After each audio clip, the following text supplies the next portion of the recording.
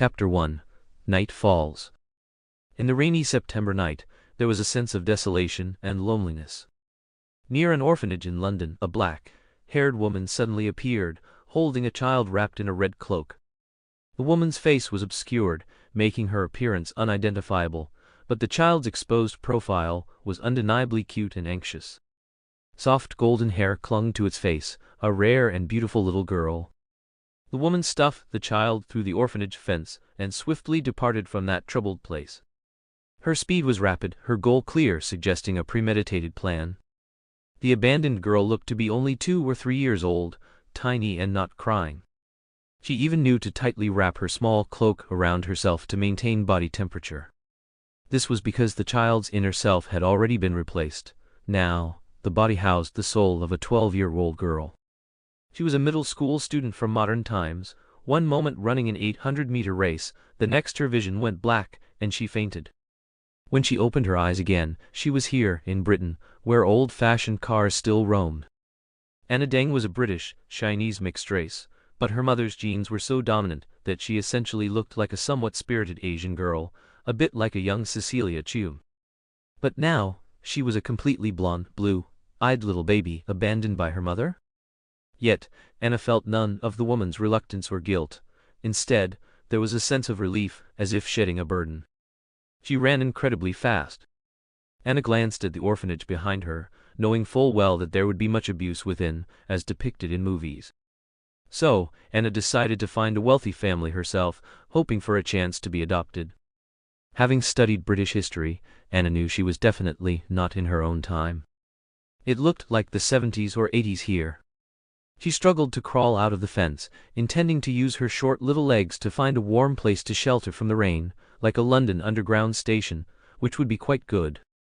Anna was truly annoyed that she had turned into a child. When others transmigrated, they either became a great beauty or a small beauty. For her, it was a tiny baby. She even had to worry if her bladder would ruin her only pair of pants. As she walked alone along the road, admiring London at night, a black figure suddenly appeared before her. No, it didn't walk from the front, nor did it appear from behind her. It materialized out of thin air, silent and full of mystery, just like magic.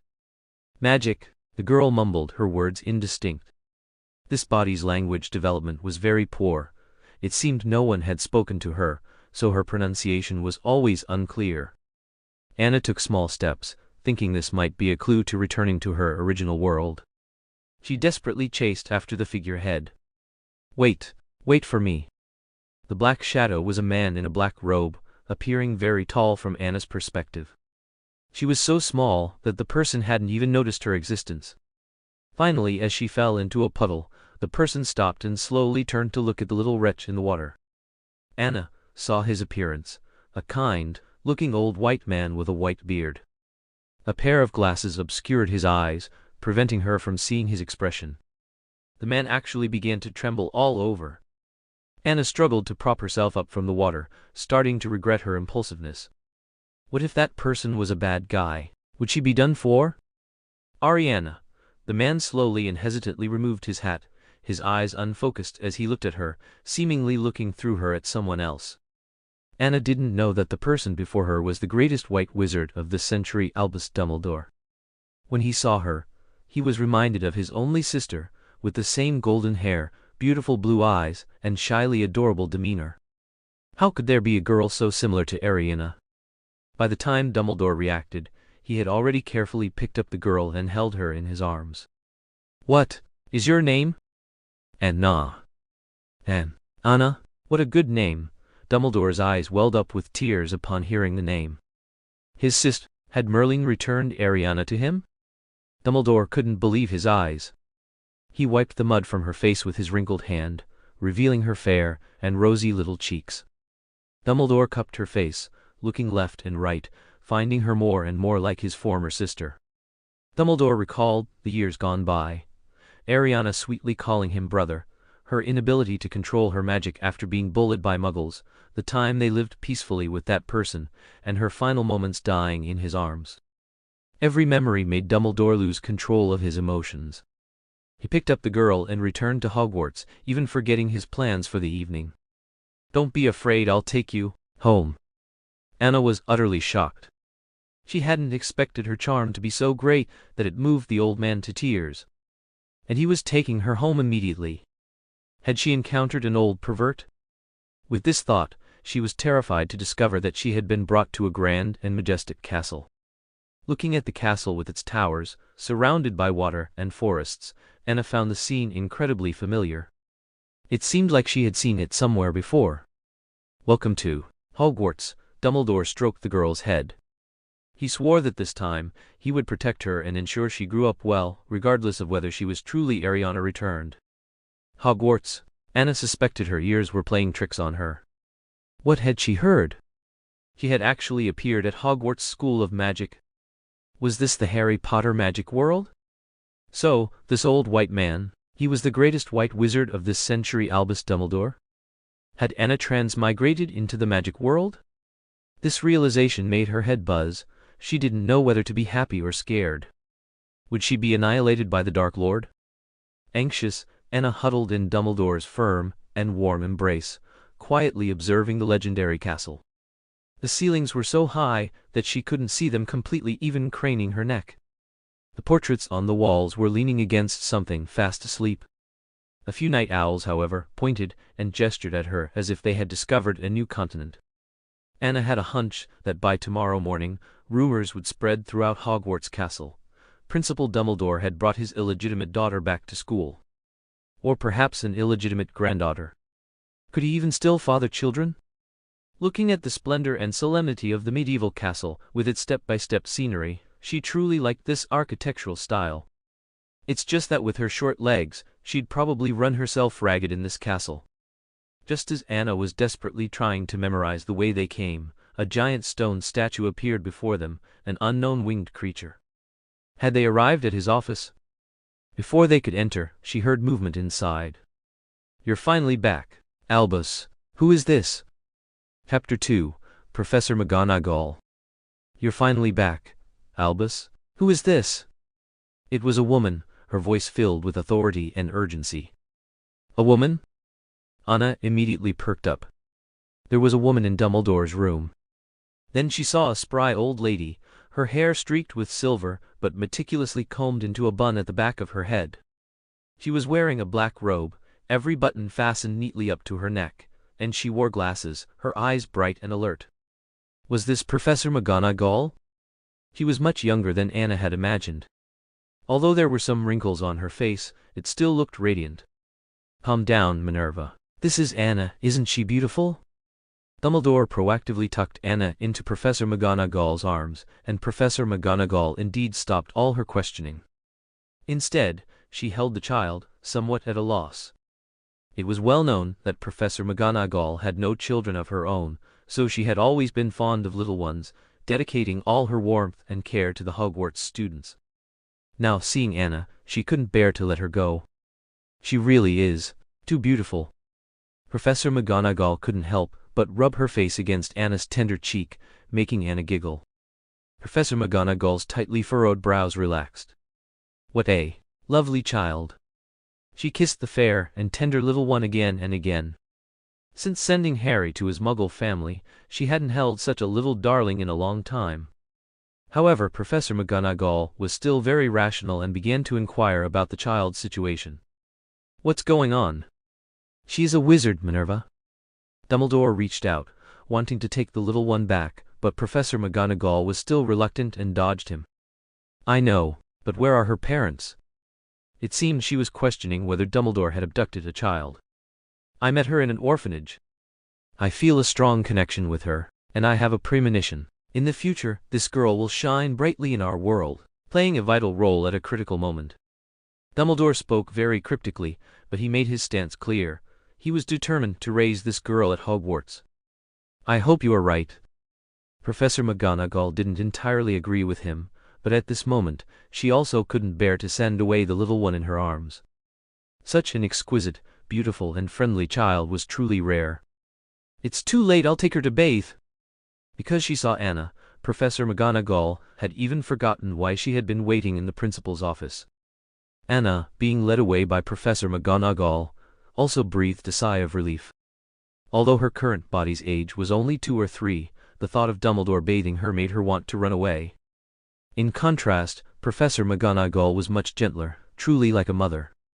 She specifically conjured a large bathtub for Anna from her jewelry box, carefully undressed her, and placed her in the tub. At this moment, Professor McGonagall discovered the necklace left by the black-haired woman, examined it for a few seconds, found the box, and put it away, knowing that it should be something that could prove her identity. Her eyes welled up. Poor little one. She wasn't even 3 yet. How could any parent abandon her? Such a lovely little one. Seeing Professor McGonagall looking at her, almost in tears, Anna was utterly confused by her compassionate gaze. She simply cupped water and washed her face, and when she looked down she was stunned. Who was this super beautiful doll? Soft golden hair, big blue eyes darting around, a small nose but with a clearly defined bridge, she would definitely be a beauty in the future. Her chubby cheeks were flushed pink from the steam, and she herself drooled just looking at them. This was too beautiful, she couldn't help but pinch her own cheek, almost making herself cry from the pain. Seeing the girl grimace, Professor McGonagall finally came back to her senses, picked up the girl to comfort her, thinking she had neglected her, letting the water on Anna's body soak her collar and chest. That night, Professor McGonagall slept holding Anna's soft, fragrant little body.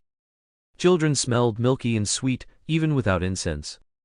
Professor McGonagall, for once, didn't use potion to aid sleep and slept through the entire night. But the next day, something utterly embarrassing happened.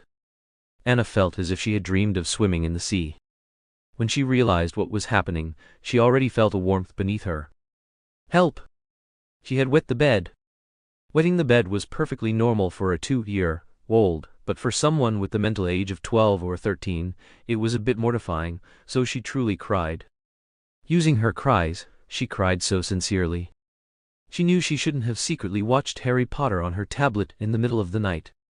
Wah! Professor McGonagall was startled awake, but showed no sign of displeasure. She gently held her on her shoulder, comforting her, every wrinkle on her face conveying heartache.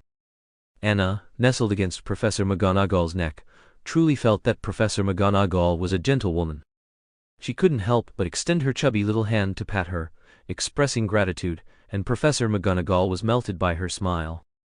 What she had originally intended to solve with a simple spell, she now, in good spirits, took her to the washroom again. Help, no bath needed. She was so old, yet someone was coaxing her with a rubber ducky to wash her hair. It was too shameful. Besides, didn't she just wet the bed? Was it necessary to wash from head to toe? Our little Anna is so well behaved.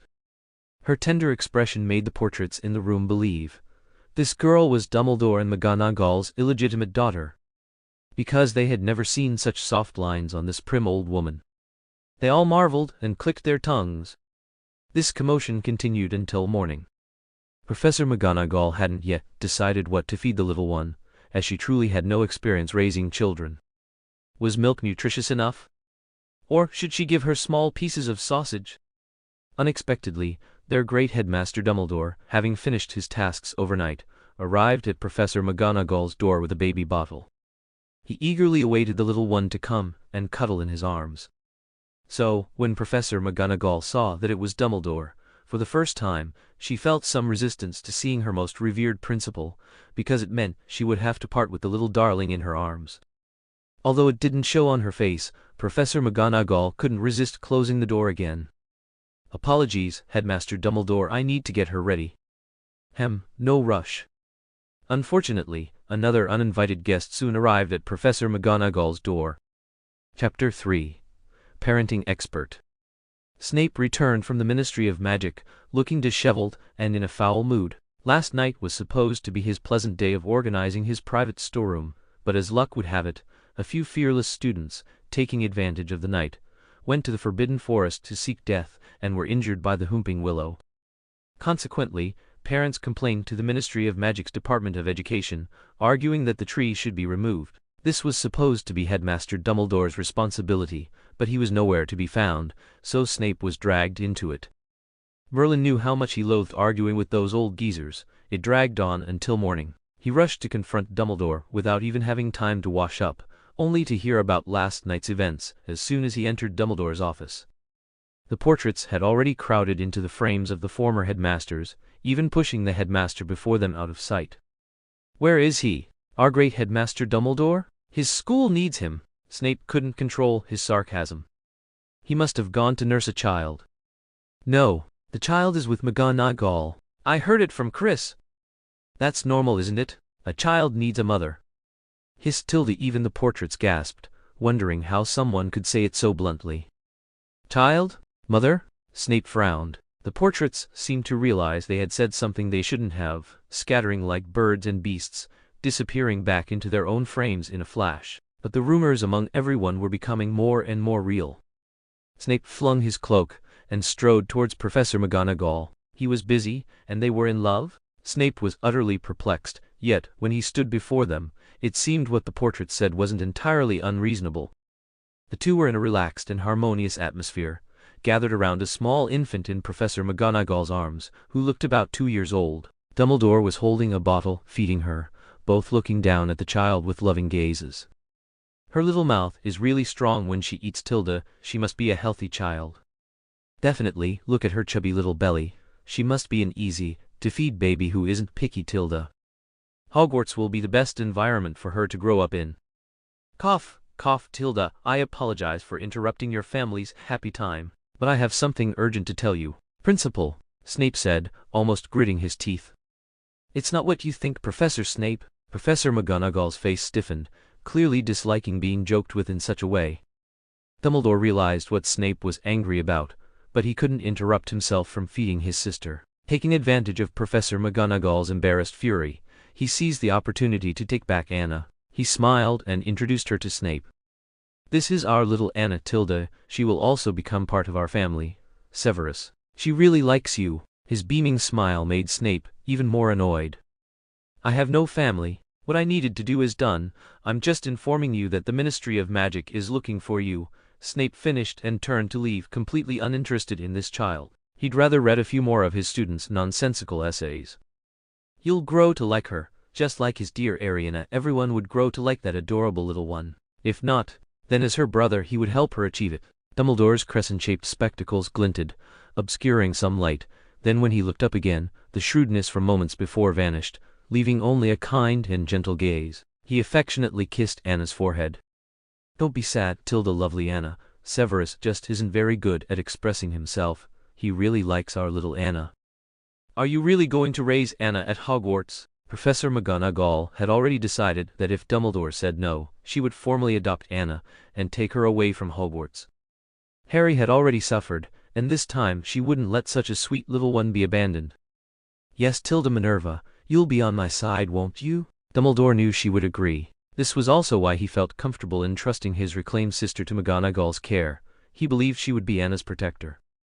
"I will." Professor McGonagall took off her reading glasses, solemnly making her vow.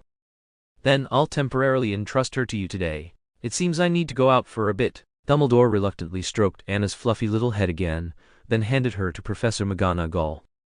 "I have several classes today, but don't worry, I have someone perfectly suited to look after her." Professor McGonagall immediately thought of a swift, youthful figure. I believe you." Anna was still absorbed in having seen the famous Professor Severus Snape. He was a very tall man, with a well-proportioned physique, and, as described in books, had an aquiline nose. His eyes were sharp and full of danger, and he was much more handsome than she had imagined. She had always thought he had a sleazy appearance. His hair was indeed greasy, but he exuded a sense of authority, like a knowledgeable old professor, even a younger one. It was the dark, gloomy aura he emitted that instilled fear, yet also brought with it a mysterious allure that was somewhat captivating. Anna was stunned. If Lily Evans saw Snape now, she would surely be smitten. Just a good wash and scrub and, never mind, maybe James Potter was even more handsome. Speaking of which, she wondered how old Harry Potter was now, and if she had missed a lot of the plot. So Professor McGonagall saw the little one in her arms, her delicate features scrunched up, looking very troubled. Why would a baby be so sad? She couldn't help but offer comfort, even though she knew Anna probably wouldn't understand. "Don't worry, that fellow has extensive experience with childcare. You'll definitely like him." Professor McGonagall patted Anna's back. She truly couldn't bear to part with this little one. What if she took her to class? The thought had barely surfaced before Professor McGonagall dismissed it herself. She probably couldn't break classroom rules. How would she establish authority in front of the students then? She quickened her pace, heading towards Hogwarts. Anna pondered for a long time, unable to figure out who it could be. Who else would be a fellow with extensive childcare experience? It couldn't be Hagrid, could it? Or Professor Flitwick. His height certainly made him seem like a king of children. No, they arrived at the Hogwarts Tower. Who could it be? Anna was getting more and more curious. Has everyone guessed who it is? The answer will be revealed in the next chapter. This time I'll try to arrange some less common characters. Hopefully someone will like it. Sob, sob, sob. The last book flopped again, so I have to work hard to update 4,000 words daily for this one. No breaks allowed. Chapter 4. Bill Weasley. Gryffindor Tower had always been the place Professor McGonagall visited most frequently, and it was also the place where she always got a headache. Every little line would cause her a pile of trouble every day. However, there was one child she particularly liked, and that was Bill Weasley. That child was not only excellent in his studies, but also very charismatic and efficient. He always completed tasks given to him very well. Most importantly, in the face of some rebellions and farces, he was always able to subtly and effectively smooth over the friction between students and professor. This was truly impressive. For example, the last time the Gryffindor Quidditch team and Slytherin were fighting over the pitch, it looked like a brawl was about to break out. But as soon as he appeared, he resolved their dispute. One must know that he was only a third-year Quidditch reserve. A popular, smart, and handsome young man, he was truly the ideal child parents always talked about. Professor McGonagall felt very at ease in trusting Anna to him, as he had already looked after many children. So Anna, from Professor McGonagall's arms, saw the young man who was the center of attention. He was much taller than his peers, appearing to be 14 or 15 though he was 13 at the time. His fiery red hair was tied into a small bun at the back of his head, and his eyes and brows exuded a sunny and handsome demeanor.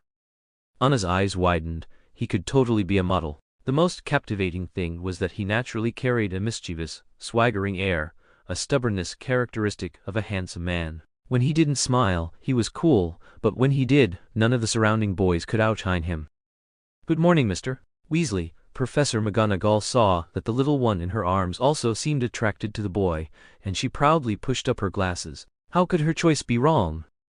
"Good morning, Professor McGonagall." 13-year-old Bill Weasley gave Professor McGonagall a cheerful bow, waving to signal his friends that they didn't need to wait for him. At the same time, his gaze was drawn to the little one in Professor McGonagall's arms. Bill Weasley certainly had extensive experience with childcare, as their family was famously fertile, but they had always had mischievous boys. He had always wanted a sister, and finally, 3 years ago, Ginny was born. However, he also went to Hogwarts for school, so he had very little time to spend with his sister. Now, looking at this soft, adorable little one in front of him, with her smooth, shiny golden hair and big, watery eyes beckoning to him, she was truly a baby from a painting. Why was she at Hogwarts? It seems you've noticed, Anna. I have something to ask of you. I hope you can temporarily look after Anna for me. She's always been very well behaved. Professor McGonagall was a bit reluctant, but she glanced at her watch. There was no time left. Of course, it's my honor. Bill Weasley readily and proactively took the little one, bouncing her in his arms. She was lighter and smaller than any of his younger siblings, looking even younger than Ginny. What had happened? How could she be so frail? Bill immediately began to feel protective of this little one, secretly vowing that he should definitely try to fatten her up. Holding Anna, Bill had already planned how to care for her. He skipped his meal and went directly to the Hogwarts kitchens to personally make something nutritious for her. On the way, Bill was playfully toying with the girl's chubby little hand, growing fonder of it with every look. The soft, bouncy feel was unique. He wondered if biting it would yield the same sensation. Perhaps the boy's gaze was too obvious, as Anna cautiously withdrew her small hand and tucked it back into her armpit, hiding it. He shouldn't get any ideas about her. At this point, neither of them had realized that Anna's strength was quite unusual. Sorry, I just wanted to shake your hand. Don't be scared." Bill chuckled, looking at the wary little one. She was clearly still a baby, yet her expressions were so rich, and she even gave him a sidelong glance. What a cute little one. He tightened his embrace. He really liked this little thing. It was much more interesting than raising an owl along the way. Familiar people would always greet Bill, curiously asking who she was. Bill would proudly tell them that she was his sister, and then Anna would see those people look terrified. Another one? Your mother? Bill wasn't angry. Instead, he had a mischievous, triumphant look, laughing so hard he couldn't stand straight. Of course not, my mom would kill him. Anna is just my sister, nothing more to say. As he spoke, he turned and gave Anna's little cheek a big kiss. Anna, dazed by the kiss from the handsome boy, shyly lowered her head. Although she was a baby now, her mental age was still that of a proper young girl. All right, he was underestimating her. Then, Anna, in retaliation, hugged Bill's pointed chin and gnawed on it. Thanks to his excellent jawline, she could hold on. Not only did she cover his chin in drool, but he also thought she was kissing him and was amused. You like your big brother so much? Anna was speechless. She just wasn't serious. She wasn't trying to take advantage of the handsome guy. Soon they passed through the corridors and moving staircases, arriving at the Hogwarts kitchens. Seeing the painting, Bill with practiced ease tickled the pair in the painting. Anna watched as a handle appeared on the painting. Welcome to my secret bay, Sana. Holding Anna with one hand, Bill made a very gentlemanly gesture of invitation. In that instant, Anna seemed to see a prince. Her eyes widened as she watched the house elves throughout the room happily drop what they were doing and gather around them. Look, Bill is here, and a baby. A baby? Oh my goodness! Hogwarts hasn't had a baby in years. Let me see. What an adorable human infant. Some house elves even knocked over a nearby jar in their eagerness to get a closer look at Anna. Other elves excitedly pulled out their small slips of paper. Excellent. I knew he'd be stronger than his father. Third year. I'm going to make a fortune. Impossible. Absolutely impossible. Some elves hugged their money bags and hid, never expecting these house elves to be so gossipy as to bet on when Bill Weasley would become a father. Later, it was revealed that not only Bill, but all the other Weasleys also had secret betting pools set up. I'm sorry to disappoint you, but this is my sister. He thought for a few seconds and added, not by blood. Then they saw some house elves dejectedly hand the galleons they had just received back to the opposite party. It turned out they weren't just betting on him, but also on whether Mr. and Mrs. Weasley would have another child. As a result, some house elves started fighting, looking so comical that Anna burst out laughing. Hearing the clear, pleasant laughter, Bill's mood also brightened, and he no longer dwelled on his family matters. Could you help me prepare some fresh shrimp and flour for Anna? He had already decided on the recipe, and the house elves quickly sprang into action, almost fighting over who would get the task. Bill leaned against the table, holding Anna straddled at his waist. He transformed an eggplant into a pink comb and conjured a few hair ties. He gently tied Anna's hair into two small buns, very similar to his own, but much cuter. Once finished, Bill couldn't stop admiring his handiwork. Finally, he cradled Anna's apple-like cheeks and kissed her repeatedly. How could there be such a well-behaved baby? Bill recalled the fear of being dominated by his younger brother's cries, especially Ron. Every time he finished washing a drool-stained bib that Ron had thrown up on, he would find that Ron had pooped again, crying annoyingly. But as the eldest brother, it was his undeniable responsibility to help deal with it. But it seemed he didn't have that same mindset towards the one in his arms. Why did she smell so milky? Even if he had to wash her 100 times, it seemed he wouldn't mind. Bill's handsome face buried into Anna's chest and took a deep breath. It smelled so good. From then on, Bill embarked on the path of an overprotective brother and never looked back. Did you guess correctly? Chapter 5. Charlie Weasley. Finally, after being held and molested for a while, Anna was placed by the boy onto a dining chair he conjured. Magically, its design was similar to a future model with 2 holes for her legs, and she was directly placed inside, unable to fall or climb out. Bill pinched Anna's little cheek. Wait till Big Brother shows you his skills. Fred and George haven't had this treat. With that, he tied on an apron, picked up a kitchen knife, and went to the stove. Looking at Bill's back, Anna almost thought she was looking at a house husband. No, a good future family man. Who would have thought that the seemingly carefree young man was actually a culinary god? Watching his skilled knife work and chef-level flipping techniques, Anna's mouth formed an O shape. He was truly essential for home and travel. Fleur was so lucky. No wonder she stayed with Bill even after he was disfigured later. Who wouldn't like a cool guy who can cook and dote on you. Poke, poke. Anna was startled by some small commotion. She looked down to see a house elf secretly poking her chubby leg. Looking up again, there was another elf standing on the table, cautiously poking her cheek. What do you want? Unfortunately, it seemed no one had taught her how to speak much, so she could only make a wah sound. She then realized, help, I'm 2 years old and still can't speak. Is this body not a dummy? Wah, she spoke to me. Claw will feed the tastiest banana to the human infant. House elves are naturally very close to humans, and all creatures in the world are more amiable towards young ones. So in their eyes, Anna was a perfect existence. Soon, Anna was surrounded by house elves eager to feed her. Unfortunately, their appearances were truly not flattering, otherwise Anna might have actually smiled at them. She could only reach out and push them away, but in their eyes, she was actively interacting with them. The house elves became even more excited. Look, the little baby likes to play with us. The overjoyed elves were almost dancing around her. She instantly became the most popular presence among the Hogwarts house elves, even treated as their mascot. She would inexplicably receive food offerings for no reason. For example, when she was sleeping, a house elf's hand would appear out of nowhere to pat her back. When she woke up, there would be an endless supply of food on the table. While eating, a hand would emerge from who knows where to wipe her mouth, and so on. This also laid the foundation for a situation where Anna would be spied on by house elves wherever she went in Hogwarts. Help, don't tip over my chair. It was Bill who discovered their ill intentions, shooing them away with a series of shoo-shoo-shoos. Still uneasy, he levitated Anna and her chair into the air, finally feeling relieved. Finally, Anna also got to eat human food. She got hungry too quickly just drinking milk. She still missed Chinese dishes. However, the baby food Bill made was delicious. Although she got it all over her face using a large spoon, she ate every bit of it. And Bill had made a lot.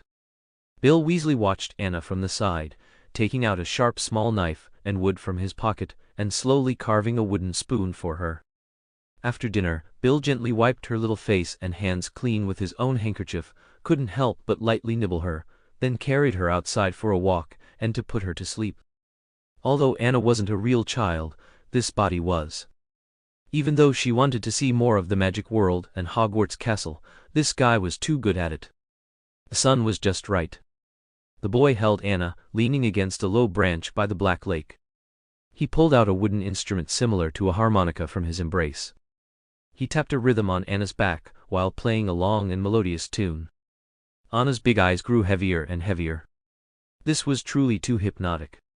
Damn him, he even knew to cover her eyes with a handkerchief to shield her from the sun. Just like that, Anna sweetly fell asleep in Bill Weasley's arms. Bill was also happy that the little girl was so cooperative and fond of him. She was truly his kindred spirit.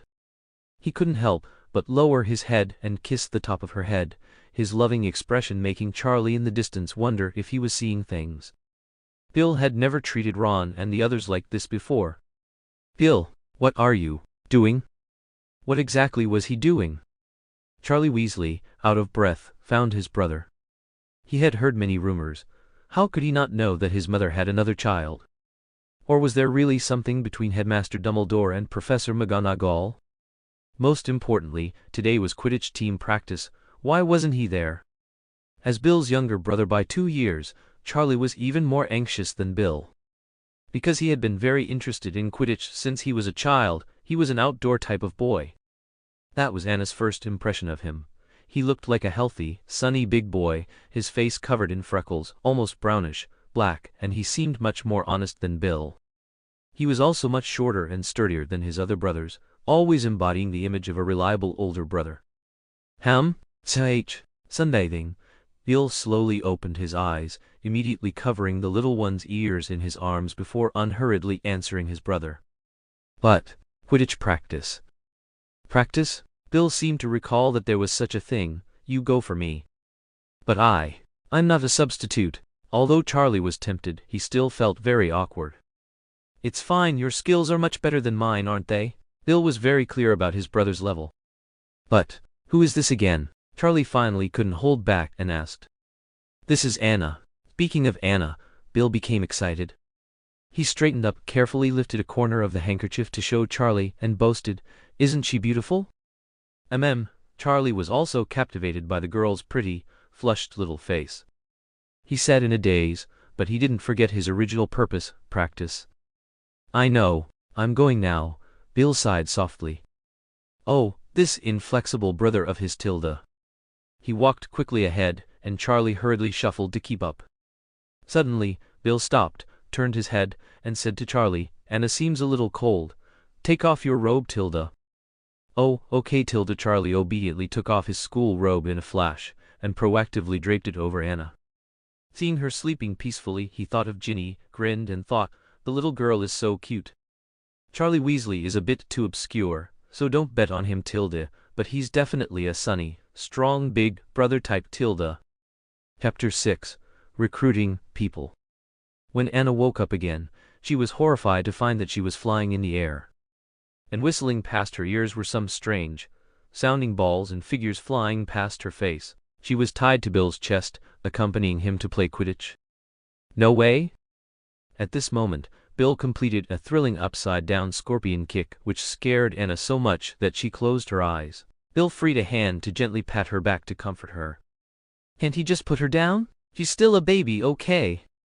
Initially, Bill Weasley did have that intention, to hand Anna over to Charlie to look after. But Charlie seemed unusually excited, rubbing his hands together, ready to take Anna. At that moment, a sleeping Anna, separated from his chest, let out an uneasy whimper. "Forget it. I'll do it." Bill's heart softened. It was better to keep her with him anyway.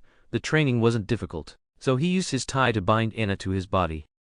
Charlie, however, watched them from below with some disappointment and worry, afraid Anna might fall. But he was always a Quidditch fanatic, and was quickly engrossed in the training match, roaring encouragement to Bill. Now Anna was awake, and had finally learned to defend her rights with crying. Bill immediately stopped the training. At first, his seniors were quite displeased with his attitude. Even though he had always been well liked by his teammates, everyone was fond of this junior. Of course, it was also possible that this was precisely why the captain disliked him. But Bill brought up Professor McGonagall. "But Professor McGonagall told me to take good care of Anna. I might need to take her back." Captain then lost his temper. "All right, then you go ahead. I will also note that you've delayed everyone's training progress this time." "It's fine. My brother can take my place," he said, then summoned Charlie. The captain was about to scoff, but the vice-captain stopped him. The vice-captain was very fond of Bill and immediately agreed. "Let Charlie try. I think he can do it." "Hurry and let Bill go. Professor McGonagall must be getting anxious." The vice-captain smiled at Bill, and when the captain wasn't looking he made a gesture that said, "He's just like that." Bill also nodded knowingly, waved his hand in thanks, and left with Anna. Charlie Weasley got this hard-won opportunity, and it was also because of this opportunity that he fully displayed his flying talent, entering the list of reserve players. In his second year, he led the Gryffindor Quidditch team to win the championship. However, at this moment, no one knew where Anna's butterfly wings had fluttered to. In any case, Bill reluctantly handed Anna over to Professor McGonagall after her class. "You did very well, Bill." "It was my duty, Professor McGonagall." "Can I still see her?" Bill's eyes never left Anna. He truly adored this little baby. "Of course, she will be staying here for now. You can visit her anytime." Professor McGonagall patted Bill's shoulder with satisfaction. He was indeed a child she liked. Anna was also reluctant to leave Bill, but she really couldn't hold it in anymore. It was too embarrassing to have an accident in front of a handsome guy. Her 2-year-old body couldn't control it. With Professor McGonagall, everyone was a woman. Her psychological pressure was less. But when it actually happened, she still couldn't help but cry her eyes out. It was so damn embarrassing. Boo-hoo-hoo. Professor McGonagall pretended to be calm and put Anna in the sink. She had anticipated this long ago, and had prepared herself mentally. But when it actually came to this situation, she was still a little daunted. "Wait, Bill. I still need your help." "Okay, no problem at all." Bill happily turned back, earnestly instructing Professor McGonagall on how to handle the current situation, including helping Anna's little bottom with a layer of baby powder, using flour as a temporary substitute since there was none, and how to wrap her in a diaper. Actually, she shouldn't need diapers anymore, but worried she hadn't learned to use the toilet herself, Bill wrapped her up just in case, which also put Professor McGonagall at ease. But for Anna, this was probably the most humiliating moment of her past decade. Being completely naked and seen thoroughly by a handsome British guy. Help! She stretched out her small hands to cover her face, trying to hide herself in an ostrich-like manner. At first, Bill thought she was crying and quickly lifted her out of the sink. Anna stubbornly held onto the faucet on the sink. She couldn't be taken away. She had to wait for Professor McGonagall to come back and deal with it. Let go, Anna. Your hands are all red. Bill Weasley finally realized how strong Anna was. Anna was only concerned with her shyness and didn't notice that she had broken off the faucet. You're amazing. Annabelle stared blankly at the little one in his arms, who was closing her eyes and struggling, and the remains of the faucet in her hand. He fell into contemplation. Could this force break his fingers? If it were a normal person, they might be afraid of Anna's unusual immense strength, but in Bill Weasley's eyes, Anna was simply a god-like being. Cool! So cool! You must be the incarnation of the god of strength. Oh, what? Anna looked speechlessly at her swaddling clothes. Help! She didn't want to be any god of strength. She was just a baby. Because Bill didn't have full confidence, he would absolutely not expose her before then, so he didn't inform Professor McGonagall about this abnormal situation. What if it was her magic acting up? It was very possible. Anna was thus handled by Bill Weasley. When Bill left, Anna didn't even lift her head to look at him. She covered her face like a quail. Embarrassed. Professor McGonagall had already noted all the steps in a small notebook. After praising Bill Weasley highly, she let him go back first. It seems Bill really likes you. Of course, our Anna is the best girl. Who wouldn't like you? After everyone else had left, Professor McGonagall transformed back into the gentlest woman, holding Anna and showering her with affection for a long time.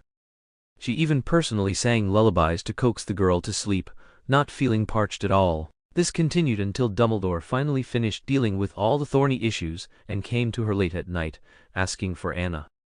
Albus? It's Professor McGonagall, who was already asleep with Anna wrapped in a cloak, looked Dumbledore up and down with some concern and shock. Was he crazy? I understand. I'm very sorry to bother you, but there's an important matter that requires Anna's presence. I hope you can understand. What important matter can't wait until morning? She's still a child. Professor McGonagall's demeanor was still very sharp, even though the esteemed principal she respected most was before her. This was too absurd. It's a secret, Minerva. I know you care deeply for the child. Dumbledore still maintained a very sincere appearance. He truly missed that little one, Anna, and he indeed needed Anna's blood to complete a protective magic. All right then. Professor McGonagall still compromised, reluctantly handing Anna over to Dumbledore. Anna slept very lightly. When she opened her eyes, she saw a somewhat tired Dumbledore. Rubbing her eyes, had she misseen? Why did the old bee look troubled? Was she going to be sent away? Little did she know it was his ruse to trick her back. Chapter 7. Diagon Alley. Anna Tilda, did you have fun? I heard you and Bill met. He's a good boy. Dumbledore still greeted her like a friend, regardless of whether she understood his age, and squeezed her little hand. Ding ding, help, why can't she make a sound? Is his name too difficult? But she could nod to him in response, and Dumbledore finally couldn't control his smile. She was indeed a smart baby. Holding Anna as if she were a treasure, he bid farewell to Professor McGonagall and returned to his own dormitory. Seeing that the little girl was still quite energetic, Dumbledore introduced the Phoenix to her. Fawkes had just gone flying that night, so there was no opportunity. Now Anna watched the Phoenix flying around her, her eyes so excited she couldn't bear to blink. This was the legendary Phoenix. The bird was born with an air of nobility. The colors on each feather were so vibrant, all the way to its tail. As she moved, scattered sparks followed behind her, truly magical. Would she not burn herself? It seems you really like Fawkes. Dumbledore admired the Phoenix circling Anna. He knew his sister would surely like it. She had always been a child who loved small animals. Anna clapped happily, sitting on Dumbledore's desk, and took the baby bottle he handed her. When did he take it out? Where did it come from? Even though she was already 2 years old and fully weaned, Dumbledore thought drinking more milk would make her taller, so he always fed Anna milk. And he even fed her himself. Anna didn't know what a 2-year-old baby was like, so she was very cooperative with Dumbledore's milk, dad mode. What a good girl, she drank it all. Dumbledore's smile was a bit overly sweet, and the wrinkles on his face crinkled. Anna associated this kind of smile with a smiling tiger, thinking that nothing good would happen when he smiled like that. And she was right. Dumbledore seemed to dislike her current outfit. He pulled out a vintage wide-skirted Gothic Lolita dress from his spatial pouch, like an antique dress old children used to wear. With intricate lace, an exaggerated cinched waist, and a very vintage wide-brimmed sun hat, Anna felt like a haunted doll from a horror movie. Surely no one dressed children like this anymore? Dumbledore was very satisfied. Ariana used to dress like this when she was little. He had searched for a long time to acquire such a dress, but thankfully, the effect was excellent. She was too cute. However, Anna was too naive. She actually met a parent with the same peculiar taste. The next day, Dumbledore took Anna to Diagon Alley to buy some daily necessities, and of course, more importantly to show her off. Anna once again experienced spatial displacement on Dumbledore's shoulder. This time, her experience was a bit better than last time, but she came out well fed, so she unfortunately spit up milk. Suddenly, in the leaky cauldron, the sight of Dumbledore, with his beard smelling of milk, holding a small baby and asking people to make way, left everyone stunned. "Excuse me, please make way. May I borrow the sofa?" Is that person Headmaster Dumbledore? It must be. But who is that child? I know, it's McGonagall's, that female professor.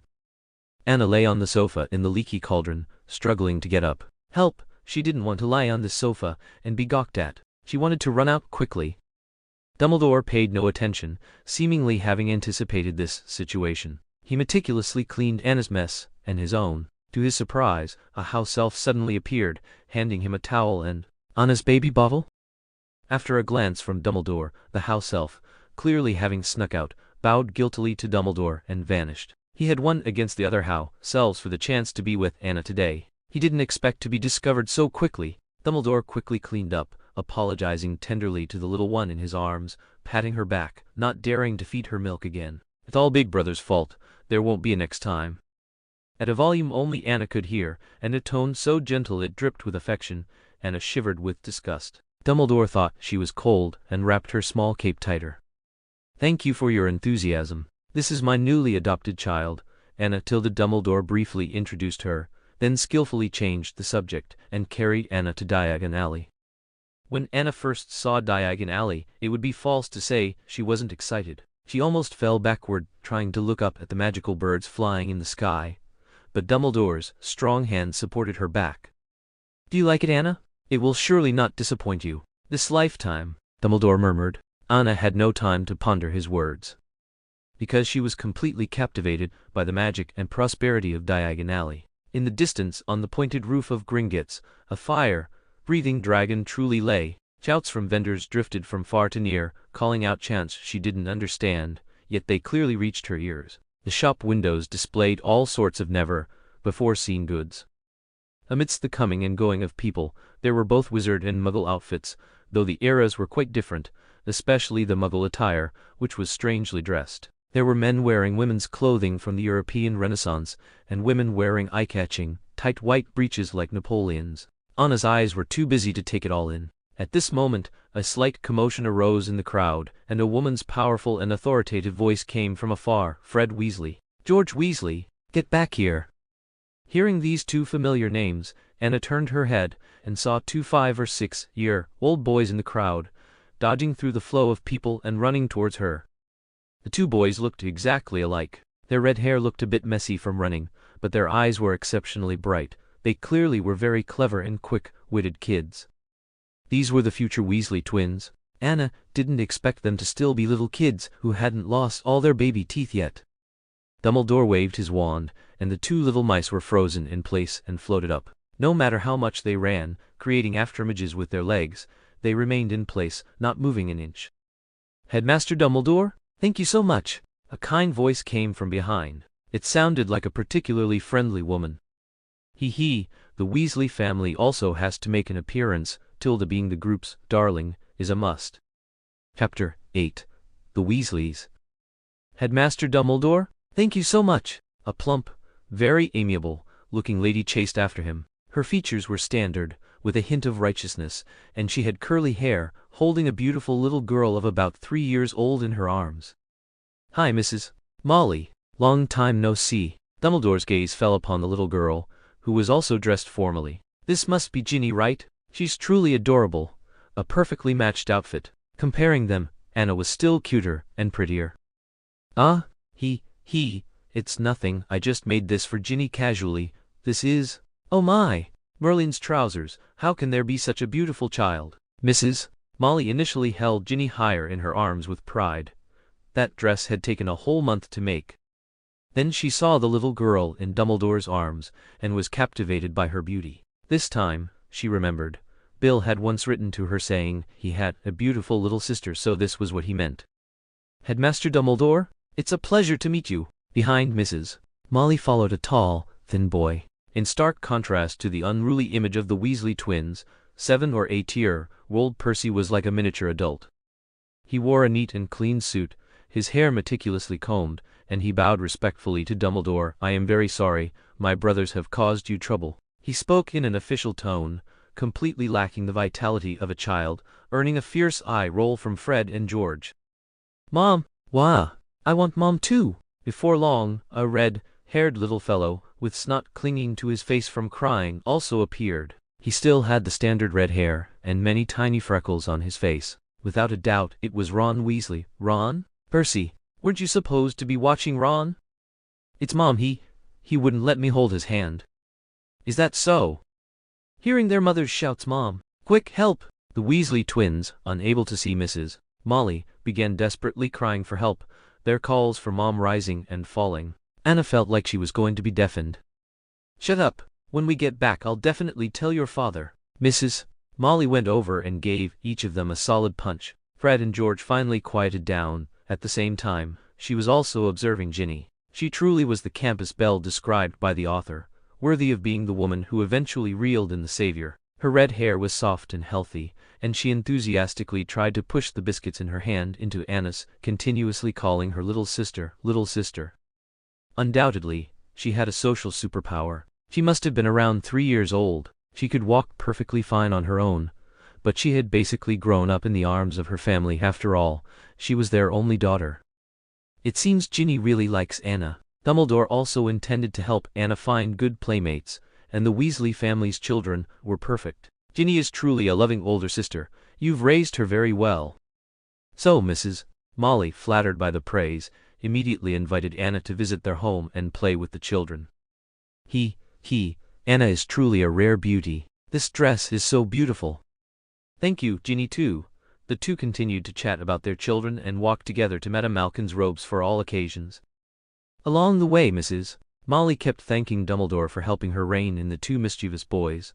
Otherwise, she really couldn't handle them on her own. She then started complaining about Mr. Weasley suddenly leaving due to Ministry of Magic business. Dumbledore was like an excellent listener, there to hear her troubles, occasionally even showing some affection. "Arthur is a good man. I've never seen any wizard love his children, his partner, like he does." As he spoke, the image of a blonde man flashed before Dumbledore's eyes again. He sighed imperceptibly. "It's all right, he already had Anna. She wouldn't leave him." "You're right. That fellow is quite responsible, I suppose. He personally tidies up Ginny every night." Mrs. Molly's mood immediately brightened, and she wished she could take Anna to the burrow to visit right now. Upon entering Madame Malkin's robes for all occasions, a lavishly dressed and fragrant woman immediately rushed over, greeting them with a smile, while instructing someone to put away the fragile items. "Your presence honors us. I apologize for not greeting you sooner." "Hi, Mrs. Weasley. Quickly put those things away." "Haha, Fred and George, both of you stand still, no moving." Mrs. Molly gave an awkward laugh, then turned and roared at the 2 constantly running boys. Finally, she handed Ginny to Percy, holding each of the boys by their collars. She remembered what Bill used to say to tame them. "Didn't you see Headmaster Dumbledore here? If you don't behave, you won't be allowed to go to Hogwarts for school." Immediately, the 2 boys became completely obedient, clustering around Dumbledore like studious little learners eager for knowledge, constantly asking questions about Hogwarts Castle. Dumbledore placed Anna on the counter for Madame Malkin to take her measurements, patiently answering their questions, but his gaze never left Anna's small body. "What a lovely darling." Madame Malkin couldn't resist picking Anna up and kissing her again. "I want to try too." Mrs. Molly, seeing the well-behaved little girl, also couldn't control her affection for Anna. She gave Anna a big hug, almost suffocating her. Ginny must have had it tough. Ginny, on the other hand, started to fuss because her mother's attention was on another child. Only then did Mrs. Molly release Anna to go and comfort Ginny. Anna stood there, a soft measuring tape moving over her body, occasionally poking her little cheek, or rubbing the top of her head, and even patting her little bottom. Seeing this, Dumbledore intervened with a silent spell, smiling as he chastised the mischievous tape measure. The tape measure finally became a bit more proper. Anna had just let out a sigh of relief when she suddenly felt two pairs of eyes fixed on her. Fred and George finally set their sights on Anna, who was playing with Ginny and Ron, while the three adults were passionately discussing dress styles and patterns in the back room. Speaking of which, how could children aged 2, 3, and 4 actually play? It was clearly Ginny and Ron treating Anna like a doll. Compared to Anna, 3-year-old Ginny was already very articulate. "I'm Mummy, Ron is Daddy, and Anna is the baby. Ron wants to be the baby too." Oh, Anna didn't want to play with them. As she backed away, she was lifted out of their encirclement by 2 tall figures. It was Fred and George up to mischief again. Anna tilted her head, looking at the 2 giants who were giving her identical mischievous smiles. Her neck hurt. "What do you want?" The next second, her cheek was pinched by Fred, as if playing with slime, and George, not to be outdone, pinched the flesh on her waist. "So soft." "You're right, Fred. Why isn't she crying?" If it were Ginny, Fred didn't dare say, she would have cried already. He was afraid Ginny would hear and tell on him. Anna looked at the 2 mischievous children speechlessly, secretly thinking that she wasn't a real child, so how could she be so easily provoked to cry? She looked towards Percy for help, hoping to get some, but that fellow Percy pulled out a book and started reading, making the most of every second. Typical of him. Anna sighed. This was forcing her hand, wasn't it? With a little effort from her tiny fists, Fred and George watched in shock as they were pushed away by the little radish, falling to the ground. Fred and George exchanged bewildered glances. What just happened? Chapter 9. Show Presence. Anna had only recently discovered her great strength, and she could control it. If she focused and concentrated, she could unleash even greater power. For instance, once she accidentally dropped a spoon under the sofa, and she effortlessly lifted the entire sofa. It was then that she truly realized her immense strength. She could even lift Dumbledore's bed if she wanted to. Was there powerful magic sealed within her body? Anna was afraid of being seen as an anomaly, so she had always hidden it well. Now a casual push from her sent 2 children, 4 years her senior, flying. Fortunately, Fred and George were quite experienced and assumed it was just her magic acting up. They quickly ran to the inner room to find Dumbledore. Dumbledore, however, didn't take it to heart. A magical outburst that caused no damage would only be a minor incident in an ordinary wizard family. He was very pleased that Anna was indeed a wizard. He picked up Anna and gave her a loving hug. "You weren't scared, were you, Anna?" He stroked Anna's full head, not planning to stay there. He suspected Anna had been bullied by those 2 rascals, otherwise, her magic wouldn't have erupted. She wasn't scared at all. It was Fred and George who were. When they left, Ginny was still very reluctant to part with her and cried. Fred and George also politely said goodbye to her. "Goodbye, little sister Anna. Come play at our house next time." The 2 boys seemed to think they had scared her, so they both made funny faces, which made Anna laugh. Then, Dumbledore carried Anna back to Hogwarts. Professor McGonagall was already waiting at the entrance of Hogwarts, constantly worried about whether Dumbledore could take good care of a child. Bill Weasley also went to find Professor McGonagall after class. All day he had wanted to know about Anna, a little worried that Professor McGonagall might not be good at taking care of children. And he was happy to help. Unfortunately, today's classes were a bit hectic. By the time he went to find Professor McGonagall, he happened to see Dumbledore bringing Anna back. At this point, the little girl was already drowsy and asleep. Professor McGonagall quickly went to meet them and took her. Seeing them, a family of 3, enjoying themselves, Bill didn't feel it was appropriate to approach. After watching for a while, he left again. "Did you encounter any danger? Or were there any people with ill intentions towards Anna? Did she cry today? Did you remember to feed her?" Professor McGonagall had been anxious ever since Anna was taken out of Hogwarts by Dumbledore, worried about Anna being in danger. "Calm down, Minerva. She's fine. Everything's fine. Everyone likes her," Dumbledore told Professor McGonagall in a soothing tone, trying to ease her mind, but he had no intention of letting her hold Anna for a moment. She's asleep. I'll take her back first, because Dumbledore didn't want to disturb Anna's rest. Professor McGonagall carefully examined Anna's sleeping, rosy face, and only after confirming she was all right did she leave with a sense of emptiness.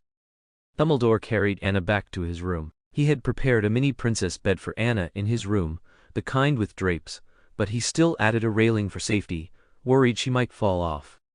He was actually very willing to sleep in the same bed as Anna, but he was afraid he might accidentally press down on her. He only wished she would grow a little bigger. He kissed Anna's cheek and placed a phoenix plush toy beside her.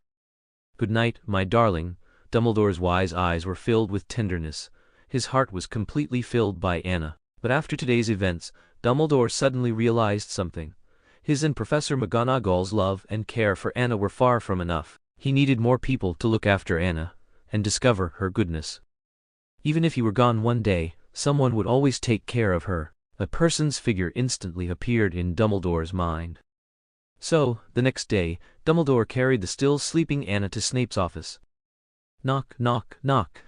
3 knocks sounded, and Snape's extremely agitated voice came from inside the office. "Who?" His Wolfsbane POTION Chinese letter had failed again, so his mood was at rock bottom. Dumbledore didn't speak but continued to knock until Snape, annoyed, had no choice but to open the door himself. "Who is it?" The moment he opened the door, he saw Dumbledore's harmless, smiling face.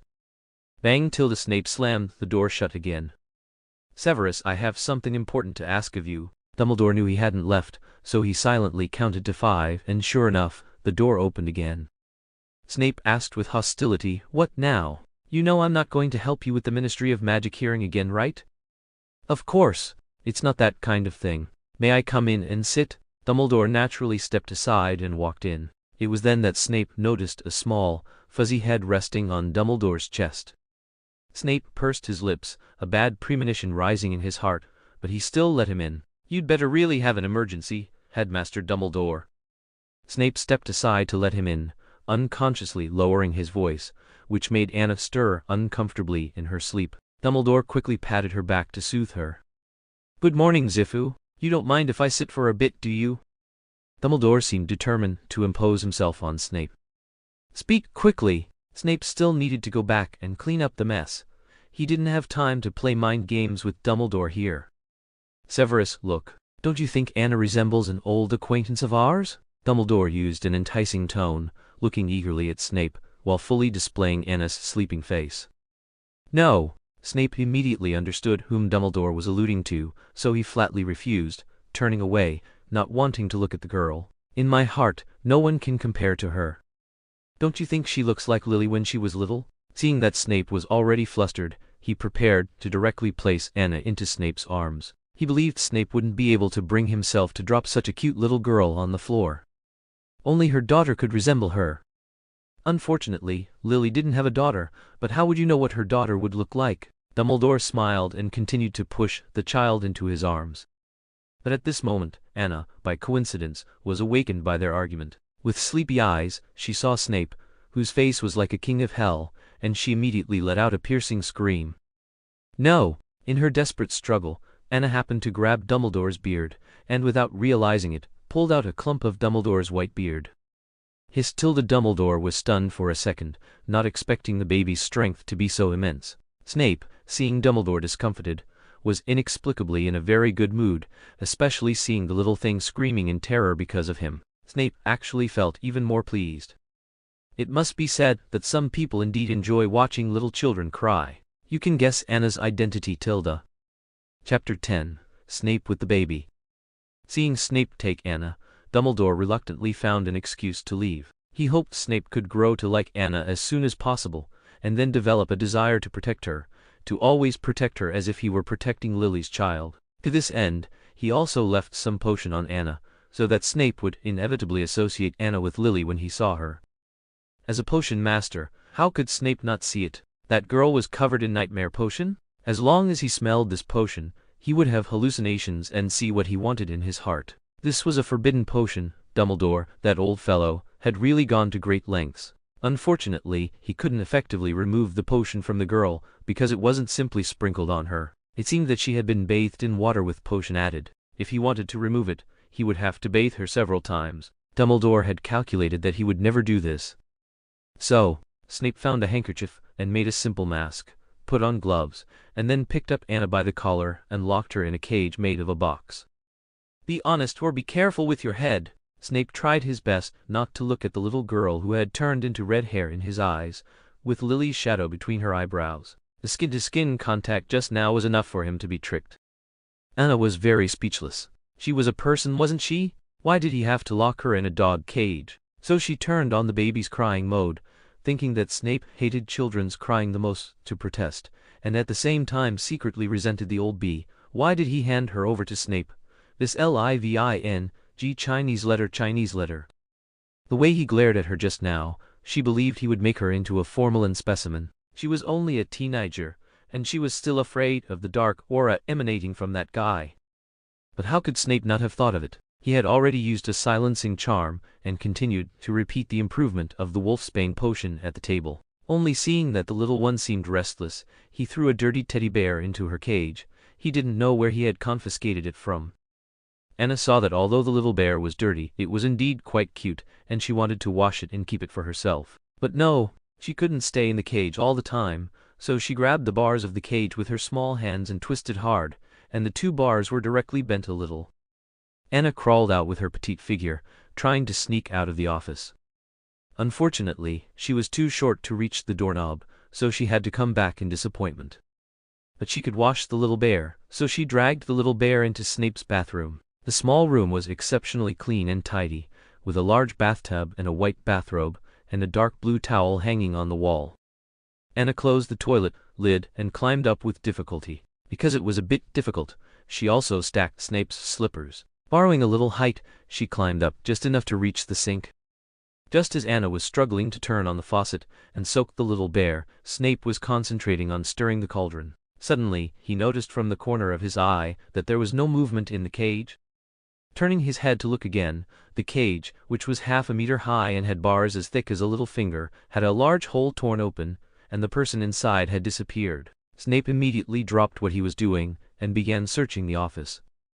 Then Snape saw the little brat in his bathroom, making his bathroom full of water and foam, even on his mirror. She herself was soaked all over and playing in the water. "You nasty little brat." The moment Snape's anger burst out from his chest, he met the little girl's startled face, so frightened and helpless, like a frightened little rabbit. In Snape's eyes, due to the effect of the potion, he saw the red-haired little guy, staring innocently with big green eyes. Lily? How could she look so much like Lily's childhood? No, that was definitely not Lily, and it was absolutely impossible to be Lily's child. But really seeing the little girl, Snape completely abandoned his anger and instead felt infinite pity, because seeing her reminded him of Lily. "You Tilda are really a nasty little brat." Snape's tone softened a lot at this time, containing a tenderness that he didn't even notice, and gently picked her up from the toilet. This time he finally gave up resisting, picked her up and looked at her carefully. These eyebrows, these features, were clearly not Lily's appearance, but he felt that if Lily had a daughter, she should look like this. There! Anna pointed to the little bear soaking in the sink, and Snape knowingly helped her pick it up, and used a cleaning charm to clean the bathroom and the little bear together, and stuffed it into Anna's arms. But Snape hugged Anna's wet little head tightly, and she felt a wet, hot liquid flowing down her neck. Was Snape crying? Anna struggled to lift herself out of his tight embrace, but he covered her head with a towel and put her directly into the bathtub. He was going to give himself a bath? She had never encountered taking a bath through a towel before. Anna showed her head again. When she was taking a bath wrapped in a towel, Snape seemed to have adjusted his emotions. His features' diamond suit relaxed a lot, and his eyes softened a lot. Those hands, accustomed to handling potion materials, were full of calluses, carefully rubbing Anna's delicate neck, feeling this incredible smoothness. The movements under his hands became more and more gentle, and Anna was almost scared into goosebumps. "You are indeed very good." After a long time, Snape made such a conclusion after observing a set of experimental data. He was right, but the bath was over, and there should be no potion residue left. But now, when he looked at the soft little one, hugging the bath towel and desperately covering her chest, it was really difficult to feel disgusted. Snape rubbed his sore eyebrows. He was very busy and had no time to play house with Dumbledore. Thinking this way, Snape packed Anna in his bath towel. He took Anna to Dumbledore's office, determined to tell him that if he encountered anything, he would indeed take care of this child. Of course, he could only ensure that she lived well during her time at school, and he shouldn't be disturbed now. But when he went to the principal's office, what greeted him was the news that the old fellow had gone to Europe on a business trip, and would only return in a month. The house elf enthusiastically introduced to the dark-faced Snape, "This is the baby's bottle, this is the baby's small bowl for eating, and this is the baby's small pillow for sleeping. Do you need me to help you send it to the office?" The house elf completely didn't notice Snape's increasingly gloomy aura, and praised Anna's cuteness and uniqueness endlessly. Bouncing and jumping, Snape snatched the big package and stormed off to Professor McGonagall. He wouldn't fall for Dumbledore's trap. That old swindler. Snape now realized that what was supposed to be a night of temporary care was clearly a long, planned scheme to pass this burden to him. Now he had to take care of this little brat for a month. Compromise he had made just now immediately reversed, and he hated Dumbledore's exploitation and his design. Snape walked with a brisk pace. Chapter 11. Hagrid. However, when Snape angrily arrived at Professor McGonagall's door, he was informed that Professor Dumbledore had taken Professor McGonagall on a business trip. Snape's mood was now at its most agitated. He looked at the little one in his arms, whose hair he had roughly dried, turning her into a little lion. She was holding a teddy bear, staring at him with wide eyes, and an amused expression surprisingly appeared on her face. Snape pondered inwardly. How could he have thought this fellow resembled Lily? She should clearly resemble that detestable Potter. She must be full of mischief. At this moment, a massive figure nearby seemed to have been silently observing. Anna turned to look and saw a man with dark brown hair, like a giant, nervously approaching her with his large fingers. Snape, if it's possible, I can look after Anna, look after the baby." Merlin knew how much Hagrid liked Anna. From the first time he saw Anna, he wanted to kiss, hug, and lift Anna high. The birth rate in the wizarding world was already low, and the chances of an ordinary wizard encountering a baby were not high, let alone a cute baby like Anna. Even Harry, Hagrid hadn't really held much. Anna was truly innocent, because with every extra word Snape heard from the house elf, his expression grew a little more solemn. And his excited rush to find Professor McGonagall, that look of collapsing relief as he pouted, was just too funny. Snape was in a fit of pique, so he directly handed Anna to Hagrid, saying, "She's yours." He turned and walked away, only to realize much later that the girl's rags were still in his hand. So Snape sighed, and had no choice but to go find that fellow Hagrid to give them to him. Actually, he could have ordered a house elf or any student to do it. But he still went himself. "Anna, Tilda baby, you are truly too beautiful." Hagrid held Anna carefully in both hands, as if she were a treasure, kissing her cheeks repeatedly. Anna felt like she was about to be pricked to death by his nose, wriggling to avoid his kisses. But Hagrid was completely oblivious, instead thinking Anna liked him very much, just like the magical creatures he raised. He happily lifted Anna high. Help! She was so small right now, this height could truly send her away, so she started squealing and protesting. But unfortunately, Hagrid thought she enjoyed this interaction and threw her even higher. "Do you like it, Anna? It can go even higher." "Oh!"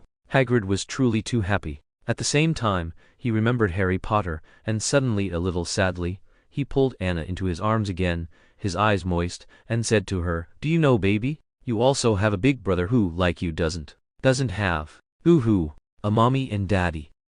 But he's luckier than you. He still has relatives with him, but it's okay. I'm your relative now too. If anyone dares to bully you, I'll teach them a lesson." As he said this, Hagrid excitedly tore his sleeve, revealing his super-developed biceps, as if someone truly threatened Anna's life.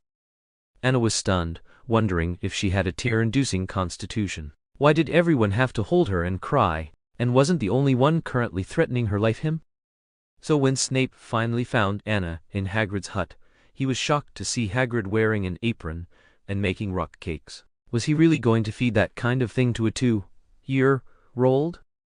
Then he turned to look for the little girl, who was wearing only a pair of white pumpkin bloomers. Predictably, they were wet or dirty and had been taken to be washed. She was lying topless on the rug by the fireplace, as if that big oaf was afraid she was cold, and the fire was burning exceptionally fierce, with sparks that could fly out at any moment and burn her.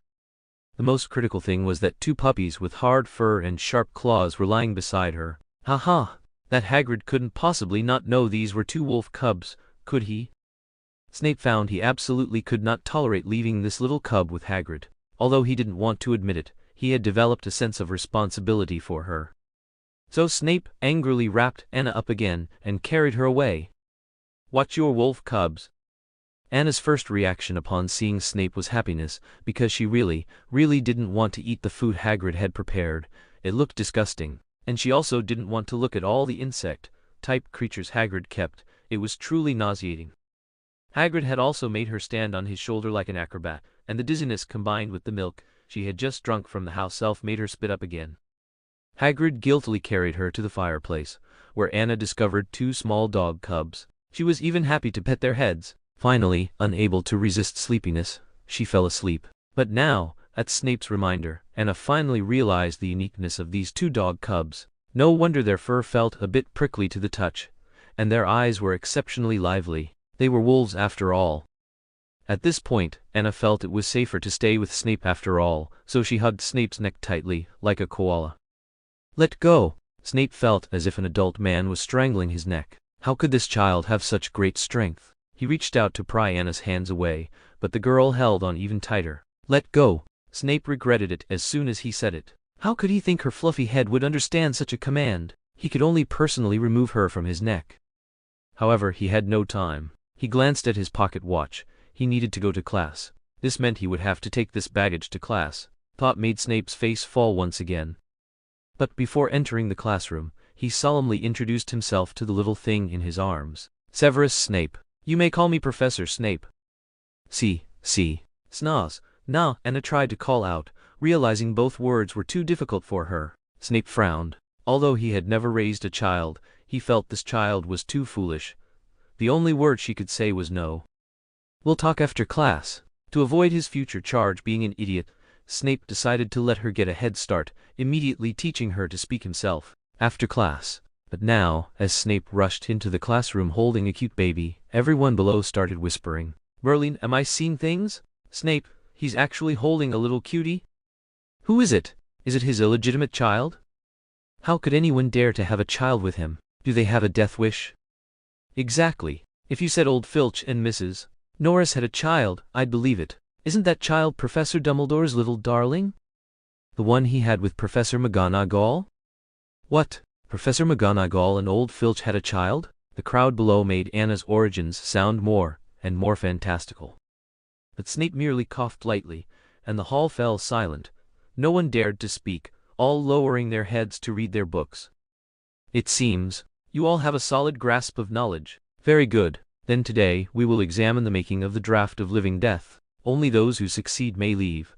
Those who fail will stay behind until they succeed." Snape instantly intimidated all the students with this move.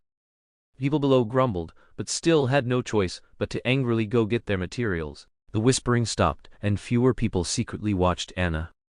Snape placed Anna on the chair in front of his podium, warning her from above, "Sit still. Please, everyone, use your lucky little hands to help me rate this. I'm truly grateful." Chapter 12. Snape's Teaching. Snape turned and got into character, beginning to monitor whether the students were seriously preparing their materials. Anna sat on the chair for a while, hugging her little bear, watching the students scurry away like mice seeing a cat when Snape passed by, which was extremely funny. It seemed to be a Hufflepuff and Ravenclaw class, and the contrast between the two sides couldn't have been more obvious. The Ravenclaw students were very solid in their studies, and even when Snape was watching them operate, they were still okay. But the Hufflepuff students really started trembling when Snape stared at them, and even though they had practiced countless times in private, several students still dropped and broke their beakers. Anna was attracted by the sound and looked over, but Snape thought she had been startled. So, while mumbling about trouble, he rushed back and cast a silencing charm near her. Anna had no idea of Snape's good intentions. Seeing him rush over aggressively, she thought he had discovered her secretly wiping drool on his coat. Terrified, she fell under the chair and hid, but because her little bear got stuck between the table leg and the chair leg, she pulled hard, causing the chair to tip over, a chain reaction. As the chair crashed down, Snape's pupils widened, fearing she would be hit. A levitation charm floated Anna into the air, and he held her in his arms. The chair fell with a thud. What did I tell you? Zifu, Zifu. Anna's accidental utterance of Snape's name was exceptionally clear. What did you call me? Snape thought his ears had deceived him. Now he urgently wanted to teach this troublemaker. Zifu. Anna was also very happy. Did this mean she would be able to speak soon? She called his name very cooperatively. Continue the exam. No whispering or cheating. Claude, you are in charge of watching them. With that, Snape took Anna into his office. He was going to teach her to speak right now. Snape now behaved like a father who had just heard his child call him father, feeling an awkward excitement. Of course he wouldn't show his sense of accomplishment, but he was always a proud man. He wanted to see Dumbledore's reaction when he returned and heard her call his name. He completely forgot his solemn vows, such as long as she doesn't starve to death and is still alive, that's enough, and he won't treat her any differently. She's just like raising an owl. Anna was placed back in front of Snape's desk, and Snape began to teach her his name, word by word. Severus. Zifu. Ruse. SS. Snape. Zifu. After repeating this dozens of times, Snape found his patience better than he had imagined. However, now he didn't want to say his name anymore. He simply switched to some simpler words. He drew an X on a small blackboard he conjured, saying, "This is no." Then he drew a check mark saying, "This is yes," and brought a plate of small biscuits, starting his lesson. "Do you want to eat?" "Yes." Snape first demonstrated by asking and answering himself, stuffing a biscuit into his mouth. Then he asked Anna the same question. "Yes." This was too simple. Anna answered immediately and received a small biscuit and a pat on the head that conveyed, "We're not close." Snape found this method very effective and taught many more simple words like up, down, left, right, front, back, eat. Most importantly, pee and poop. Snape initially marveled that this fellow was teachable and not as stupid as he had imagined. She had learned everything, but when it came to the last two words, she just couldn't learn them. Actually, Anna was very curious. Snape had explained everything very clearly before, but how would he explain pee? He couldn't actually demonstrate it for her, could he? So she pretended to be silly. After Snape failed to make Anna understand through writing and drawing on the blackboard, he conjured a small figure. Watch closely. Anna was surprised to see that famous sculpture, the mannequin piss, but only palm-sized. This is pee. Anna was impressed. He really knew how to find a way. But when she wanted to look a couple more times, the figure was gone, probably deemed inappropriate for children. However, Snape felt his teaching method was very educational. Later, he gave Anna a complete dollhouse with a bed, kitchen, stairs, and so on, all with moving little figures inside, for her to study and observe. But now Snape felt as tired as if he had attended 5 first-grade classes. Perhaps it would be better to take it slow in the future, but hearing that the little one could already communicate with him proactively, Snape felt a renewed sense of accomplishment. Zifu. Eat.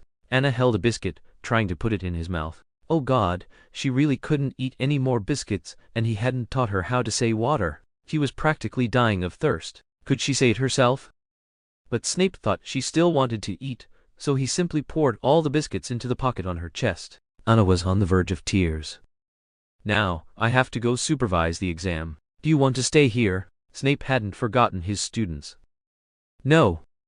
All right, but you're not allowed to cause trouble. Snape was increasingly satisfied with his educational results, seeing that she was indeed not a little dummy. Yes, Anna didn't want to stay in the office, it was too boring. So Anna followed, at Snape's heels into the classroom. Wherever Snape walked, she followed, deliberately mimicking his way of walking with his hands behind his back, which made some students laugh out loud, earning them deducted points from Snape. Snape also noticed the trickery, abruptly stopped, turned around, and looked down to warn the little kid beneath him, "Don't follow me." However, Anna was swayed by him, lost her footing, and stumbled forward, stepping on his robe and falling behind him, hugging his calf. The feeling of being hugged by the leg for the first time was subtle. Although Snape frowned on the surface, he felt a sense of being depended upon. He pushed her away, helped her stand, and awkwardly forgot what he was going to say. Anna also sensed the man's momentary stiffness. Could it be that even Snape couldn't escape the cute girl rule? Or was she really very much like Lily? Like her daughter? Anna felt the latter was more likely. So, she caught up and tried again. This time she lunged straight for Snape's thigh. Sure enough, Snape merely frowned, bent down, and picked her up without any reproach. He began his inspection while holding her. Anna snickered. This guy wasn't that unfeeling after all. Tilda, it seemed following Snape was okay, but following the handsome young man was still the best. Anna thought back to Bill, and a fresh scent and cheerful background music suddenly appeared in her mind. That was probably the impression Bill gave her. Darlings, this story is a nurturing type, so because of the age gap, the chances of the next generation appearing are higher. Tilda, this time, I'm trying to write more about less common characters. Omega letter, FF8, 9. Asterisk pat pat asterisk. Chapter 13. Room of Requests. Meanwhile, Hagrid, realizing Anna was gone, became frantic and even cried, thinking he hadn't properly secured the doors and windows, allowing Anna to be taken by a scent or other creatures from the forest. His puppies were clearly frightened. It must have been some terrifying creature that scared them. Otherwise, why would there have been no sound at all? As he ran out to search, he happened to meet Bill, who was passing by. Bill enthusiastically asked him what had happened. Could Professor Snape have taken her? At first, Bill didn't realize who the little girl Hagrid was talking about was, thinking she was a junior student Professor Snape had entrusted to Hagrid's care. Later, when he realized it was Anna who was missing, he rushed directly to Snape's classroom door. Just then, Professor Snape finished his class and came out, holding the little girl who had long since fallen asleep from boredom. Snape looked at Bill Weasley, who was suddenly blocking his path, and raised an eyebrow at his panting state. Is there something you need, Mr. Weasley? He was in a hurry to get to the Great Hall to feed the troublesome little one in his arms. Anna, is she all right? Bill took a deep breath, calming himself down, and realized he might have been a bit presumptuous, so he bowed to Snape. I apologize, Professor Snape, I just wanted to inquire about Anna's condition. She's perfectly fine. If there's nothing else. Snape's cold, drawn-out tone was enough for Bill to instinctively step aside from the stairs. Sorry. Please go ahead. As Bill stepped aside, he quickly observed the sleeping Anna. It seemed it was a false alarm. As he breathed a sigh of relief, he suddenly began to worry if Professor Snape could properly care for an infant. In his impression, Professor Snape seemed more suited to wielding a knife to kill than holding a child. So, he bravely chased after him, offering his help. Professor, I'm very sorry, but if you need help you can give her to me. I've taken care of many younger siblings, you can totally rest assured. Snape paused and scrutinized Bill. Indeed, as he said, Bill Weasley was good at looking after children, but he wasn't so helpless as to take orders from a student. So, he walked around Bill. No need. Bill looked at the girl on Snape's shoulder with some disappointment and could only give up, silently praying to Merlin for her good luck. However, things quickly took a turn. After Anna ate too many cookies and then greedily devoured a lot of dinner shortly after, she threw up again, creating a large mess on Snape's chest. At this point, Snape instantly regretted it. He picked Anna up by the back of her collar and handed her to Bill, who was at the dining table. She's yours. I'll have her things brought to you. Snape felt he had indeed been too good to her. How was Anna supposed to know that a 2-year-old stomach was so small? Shouldn't those cookies have been digested by now? But looking at the smiling handsome boy in front of her, Anna regretted that she hadn't thrown up on Snape earlier. Compared to Snape's disgust, Bill was much more at ease. He chuckled, watching her turn into a little flower cat with milk stains all around her mouth. He first placed her on the table, then carefully wiped her mouth clean with warm water. Thank you, Anna, uttered a clear sentence, causing Bill, who was in the middle of undressing her, to pause his fingers and look excitedly at Charlie beside him. Did you hear that, Charlie? Anna can say thank you. Charlie, who had been busy helping Anna get cleaned up and put on fresh clothes, also excitedly raised his head, his face flushed, and leaned over, uncontrollably giving Anna's little cheek a quick kiss. Bill instinctively picked Anna up. You scared her. He didn't want Anna to be kissed by him again. Come on, say Jeej. Jeej. Bill carried Anna to a quiet corner, wanting to hear her call him Jeej, but it was clear the pronunciation of the word was a bit difficult, and Anna's little tongue couldn't manage it. Bill had to settle for something else, teaching her Bill. Jeej's name is Bill. This was much simpler, and Anna easily called it out. Belle. Haha, yes. Bill happily lifted Anna high above his head.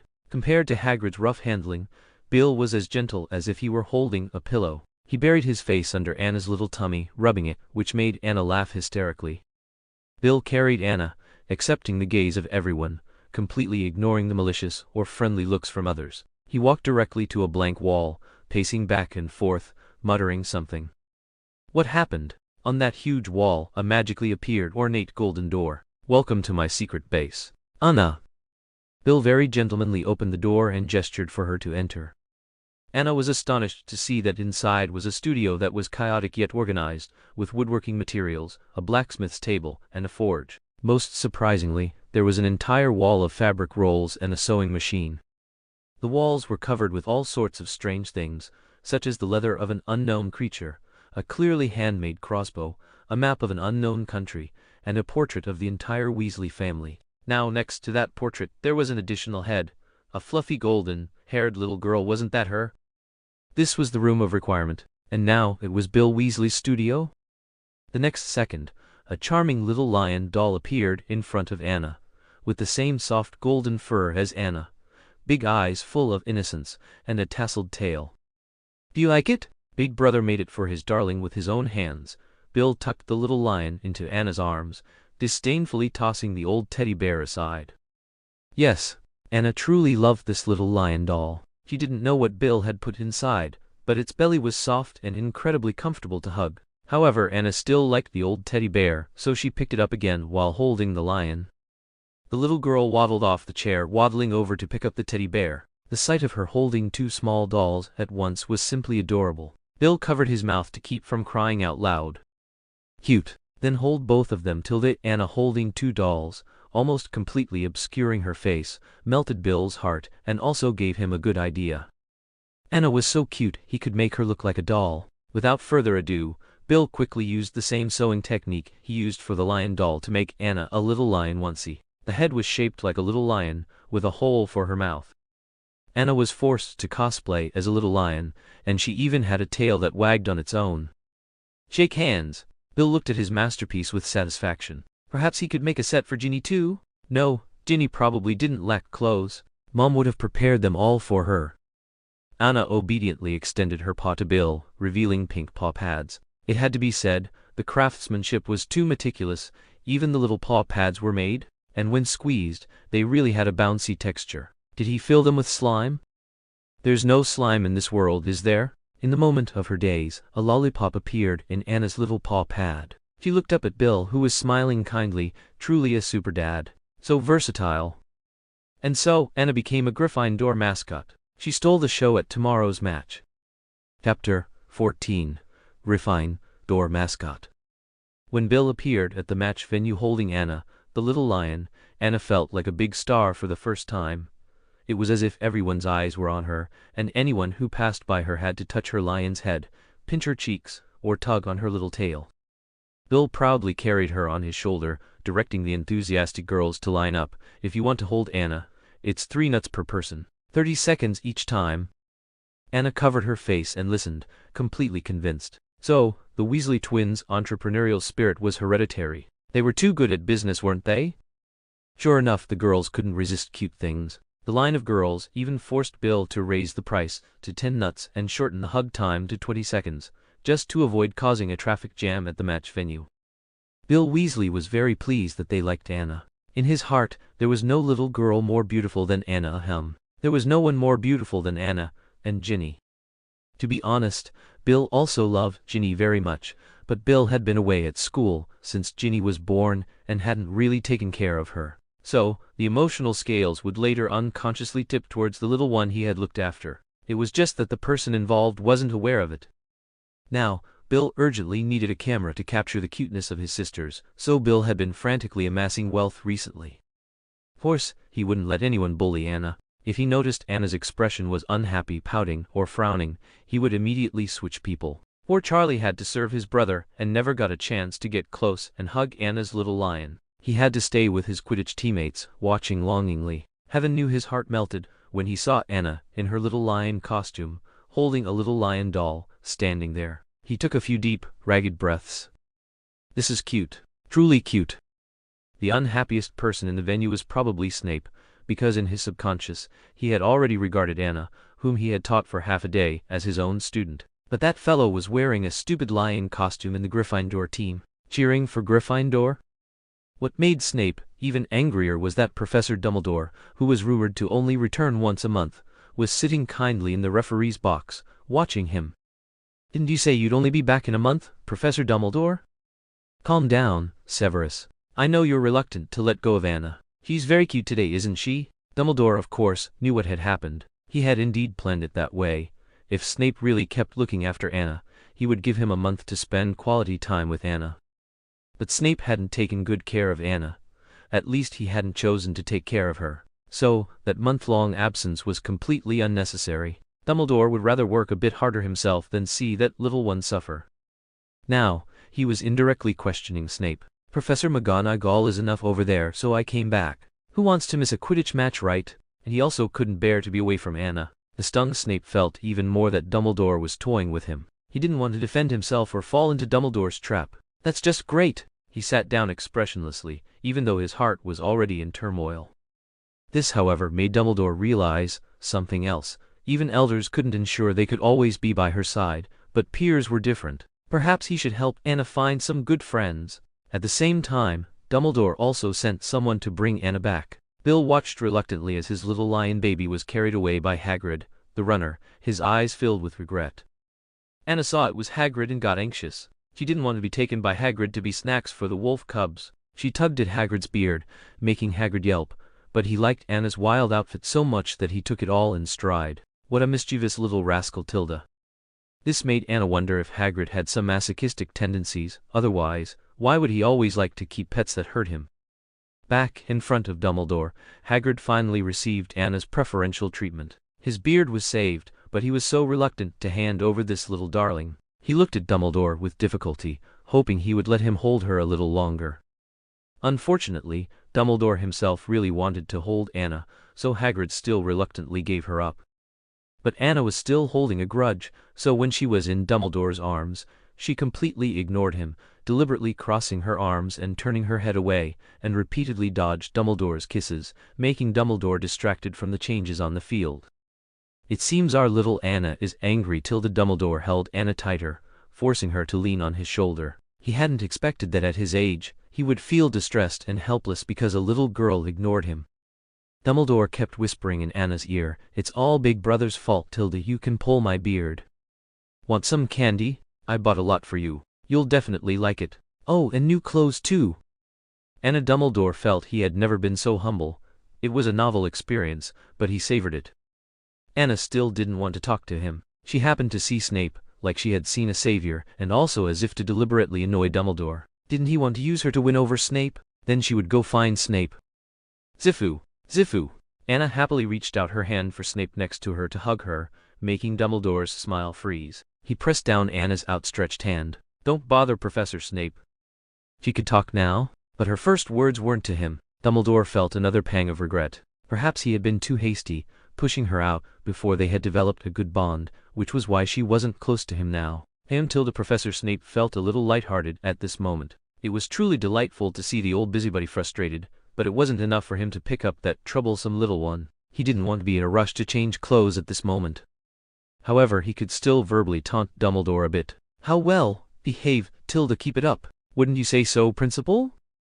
Of course, Anna is the most well-behaved child. It's just that she had never called him Big Brother. A glint flashed behind Dumbledore's spectacles. He would go back and properly teach Anna to call him Big Brother. Anna didn't notice the undercurrents between the two, only wanting to watch the match. It must be said that Quidditch matches were indeed thrilling and exciting. Slytherin's Seeker actually used a despicable trick to knock Gryffindor's Seeker off his broomstick. Charlie, who was a reserve player for the first time, was called into action, and with a few excellent dodges in the air, shook off the culprit who had tried to repeat the trick. Anna was astonished by his superb flying skills and clapped excitedly. Luckily, her little paw pads protected her, otherwise her hands would definitely have been red. Seeing how much Anna liked Charlie, Dumbledore immediately recommended Charlie to become a full member of the team, even though he was only a second-year student. Just as everyone was excited about the match, a black-haired woman in the VIP stands was staring intently at the blonde girl in Dumbledore's arms with a grave expression. Anna had no idea she was being watched by someone. Chapter 15: Celebration Banquet. The person fixated on Anna was none other than the current mistress of the Malfoy family, Narcissa Malfoy. The golden-haired child was so dazzling that it was hard for her not to suspect a connection between the child and Lucius. The Malfoy family was known for its sparse lineage, and she had always strived to expand the Malfoy family, but, so far, she had only given birth to Draco. Therefore, she always worried that an illegitimate son or daughter might appear one day. And the child in Dumbledore's arms, with that hair color, those eyes, and that outstanding beauty, made it hard for her not to suspect it was a Malfoy seed scattered outside the family. As soon as she thought of this, as the wife of a school board member, she completely lost the mood to watch the game. Especially when Slytherin was being suppressed by a junior Weasley, she glared at Lucius beside her, unable to watch any longer. She left in a huff, leaving Lucius bewildered, who thought the game was simply too ugly, completely unaware of the storm awaiting him at home. The game on the field gradually intensified, with Gryffindor gaining more points with an overwhelming advantage, and the entire venue was immersed in a frenzy. Hagrid, in particular, wished everyone in the world knew that their Gryffindor had Anna as their mascot.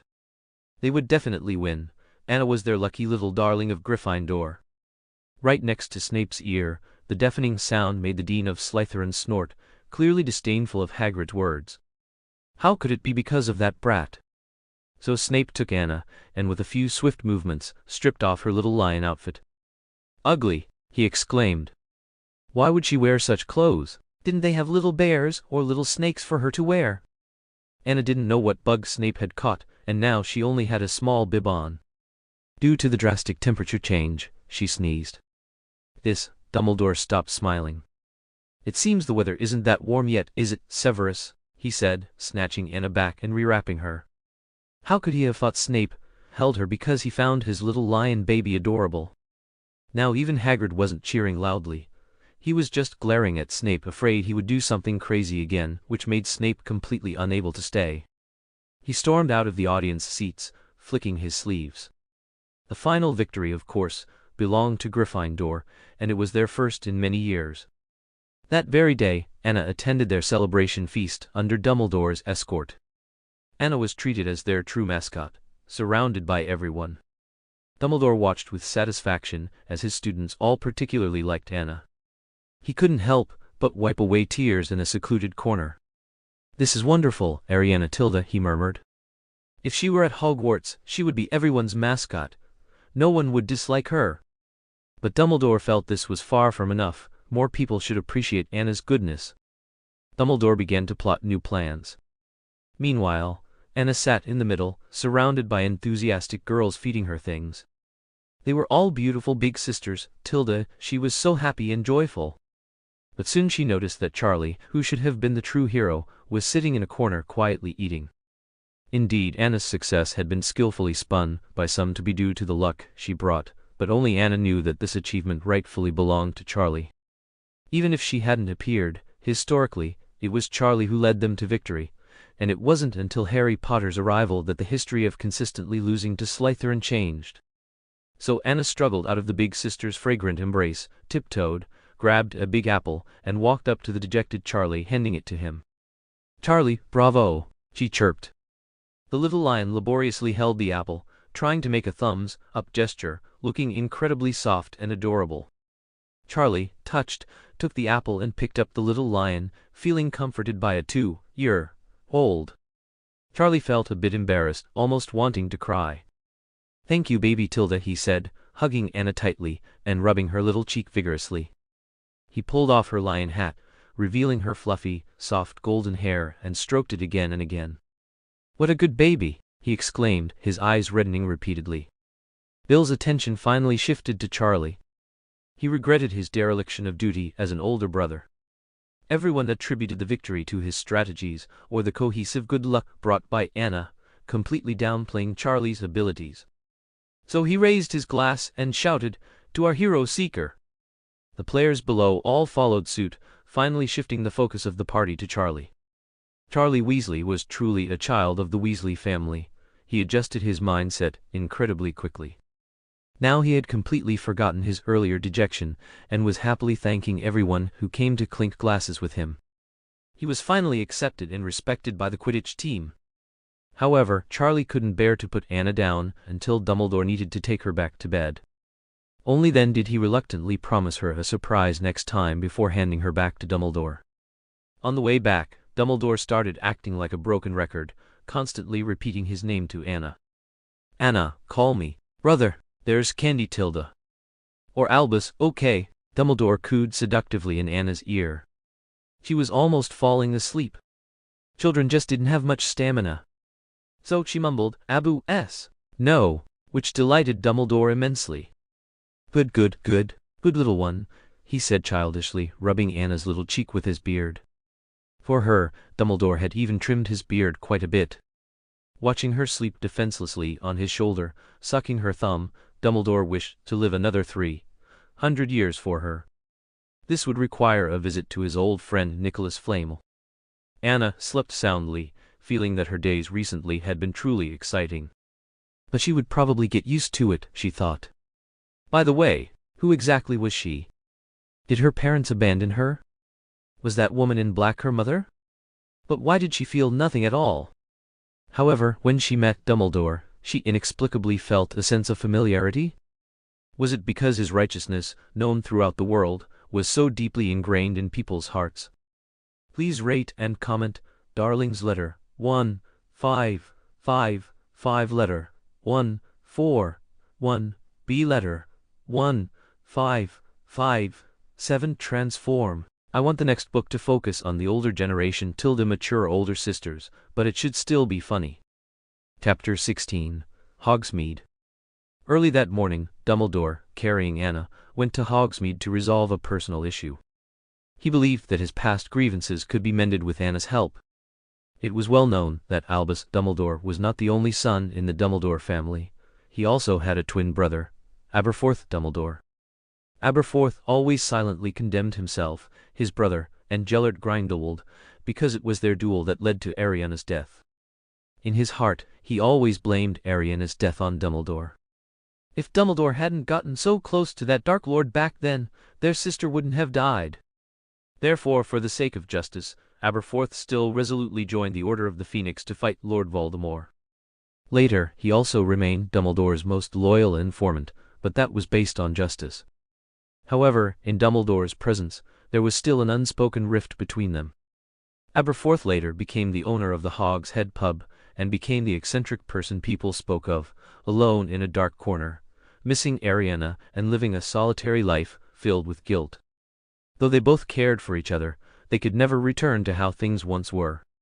So Dumbledore wondered if Anna, who so resembled Ariana, would be the key to breaking the ice between them. Anna was completely disoriented. Dumbledore had to help her get dressed. It was one of those elaborate, vintage, wide-skirted, fishtail dresses from an older era, probably Dumbledore's preference. Washing her face, brushing her teeth, wiping her hands, and even feeding her were all done personally by Dumbledore. Then she drowsily fell asleep on his shoulder. When she fully woke up, she realized they had actually left Hogwarts. Following a small path, Anna discovered they had arrived at a village. Because it was so early, the entire village was still quiet, with only the occasional sound of a dog barking. The architectural style here was similar to Hagrid's hut, likely the legendary Hogsmeade. Anna immediately perked up. Anna saw the post office, Honeyjuke's sweet shop, and the famous The Three Broomsticks pub. She wondered where Dumbledore was taking her. Was he taking her to buy sweets? However, they turned off the main street from the post office and entered a small side alley, where a small pub stood at the intersection. A tattered wooden sign hung from a rusty bracket above the door, depicting a severed hog's head, with blood seeping through the white cloth wrapped around it. Beidou. Anna looked at Dumbledore in horror. He wasn't going to sell her, was he? Was this the Hog's Head pub? She remembered it as a pub frequented by all sorts of dubious characters. Hagrid had acquired a dragon egg from here. Anna resisted, calling out, "No, no, no." She didn't want to go in. But Dumbledore patted her shoulder reassuringly and popped a lollipop into her mouth, saying, "Be good. I'm taking you to see a brother. He'll be especially happy to see you." Brother? Anna couldn't help but inwardly grumble, wondering how there could be a brother who looked even older than him. They entered the pub, which consisted of only one small, dark, and very dirty room, emanating a strong smell of goat. Thick grime covered the few bay windows, barely letting any light in from outside, and stubby candles flickered on the rough wooden tables. At first glance, the floor appeared to be packed earth, but stepping on it revealed that centuries of filth had accumulated on what was originally a stone, paved floor. Beidou. It was very quiet here. A couple of hungover figures were slumped over the few tables, their faces completely obscured. Perhaps this was the typical clientele of this pub. There was only one bartender, who looked like he shouldn't be trifled with, wiping a glass, but the glass and the rag made Anna wonder which was cleaner. "We don't serve infants here, and you don't have an appointment." "He won't see you." The bartender's withered, tree-like eyes stared intently at the child in Dumbledore's arms, as if trying to discern his true intentions. "I know, but you know he won't see you casually." The bartender put down the glass in his hand and made a gesture to leave, saying, "Get out of here before my boss wakes up and finds you." He was the one whose wages would be docked. Every time that Aberforth fellow got angry and smashed things, he was the one who had to clean up the mess. Unfortunately, Dumbledore was determined today and seemed to ignore the bartender's refusal, saying, "Could I have a drink? And a hot milk for our little Anna. Here's her bottle." As he spoke, he pulled out a few galleons. The bartender impatiently took the galleons and snatched the bottle, walking to the back. "Don't tell him I let you stay here." After saying that, the bartender poured a drink and heated a bottle of scorching milk, then left. It was time for his shift change. Go. Anna disliked the awful environment here. It was particularly stifling, making her feel like she couldn't breathe. She didn't know why Dumbledore would bring a baby to a pub. She was getting angry with Dumbledore again. Anna pouted and pushed away the bottle he offered. Didn't he realize the temperature could scald someone to death? Dumbledore, however, was lost in past contemplation. Anna had no choice but to use her crying to rouse him, which indeed worked. But Dumbledore, as if filled with remorse, hugged Anna tightly, repeating like a man possessed, "I'm sorry. I apologize. It's all Big Brother's fault." Anna knew that Dumbledore was once again lost in painful memories of the past. At that moment, she noticed an oil painting on the wall. It was an exceptionally beautiful blonde girl, about 10 years old, with clear blue eyes. Anna felt that the child's appearance was too familiar. It was as if she had seen her somewhere before. Had she met her in the past? That couldn't be, could it? A girl with such looks shouldn't be common, presumably. Wait. Why did her features resemble Anna's own? This girl looked like Anna in the future. At most, her features lacked some of Anna's delicacy and vivacity, but the more she looked, the more alike their features became. Given the tropes of transmigration novels, could this be her past life? "I don't serve brats here. Take your brat and get out." A peculiar-looking old man with gray hair and a beard descended the stairs. He was grumbling, his temper seemingly terrible, yet his features still showed traces of past nobility. After all, he was a member of the great Dumbledore family. "Good morning, Aberforth," Dumbledore greeted the old man in a warm tone. Aberforth paused, seemingly not expecting Dumbledore's appearance, and turned his head away with annoyance and resistance. "You didn't say you were coming today." "I didn't tell you in advance, because I wanted to introduce someone to you." "Not interested. If you have nothing important, just go back. You're not welcome here." But when Aberforth looked up and saw the blonde girl in Dumbledore's arms, he was struck as if by lightning, frozen in place. Ariana? Chapter 17. Aberforth, Dumbledore. "Ariana?" The old man stumbled quickly down the stairs, his eyes fixed only on Anna, a surprising light bursting forth from them. "Is that you?" Aberforth's eyes immediately reddened as he recalled the lively young girl, endearingly and timidly calling him Jeej. She was just like this girl now, and her features were so similar to Ariana's. When Ariana was born, they were all old enough to remember, so Ariana's appearance had been deeply etched into his mind since she was a child. It was hard to find a child who resembled Ariana more, perhaps not even if they had a daughter. At this moment, Aberforth fantasized, wondering if Merlin had seen how hard his life was and had sent Ariana back to his side. "Do you want to hold our lovely Anna?" Dumbledore, of course, knew what his brother was thinking, and handed Anna over. Aberforth didn't reply but still took Anna's tiny body. She was so cute and pretty, a soft little bundle, like the most delicate creature in the world. Aberforth felt like he was dreaming. "Do you remember what I taught you on the way, Anna?" Dumbledore used his trump card. Aberforth. Anna struggled to say the word, then tried to say Gij again. Aberforth immediately burst into tears, wetting Anna's cheeks. No cry. Anna even comforted the poor old man, a future hero on whom Harry Potter would later depend for victory. Clearly, Aberforth didn't want his disheveled state exposed to Dumbledore. He wasn't ready to reconcile with him yet, so he turned his back to Dumbledore. "Leave the child, you can go." With that, he hurriedly carried Anna back to his room. Soon, the bartender's voice could be heard shooing people away. "Go, go, go. We're closed today. Taking a day off. Go to another place."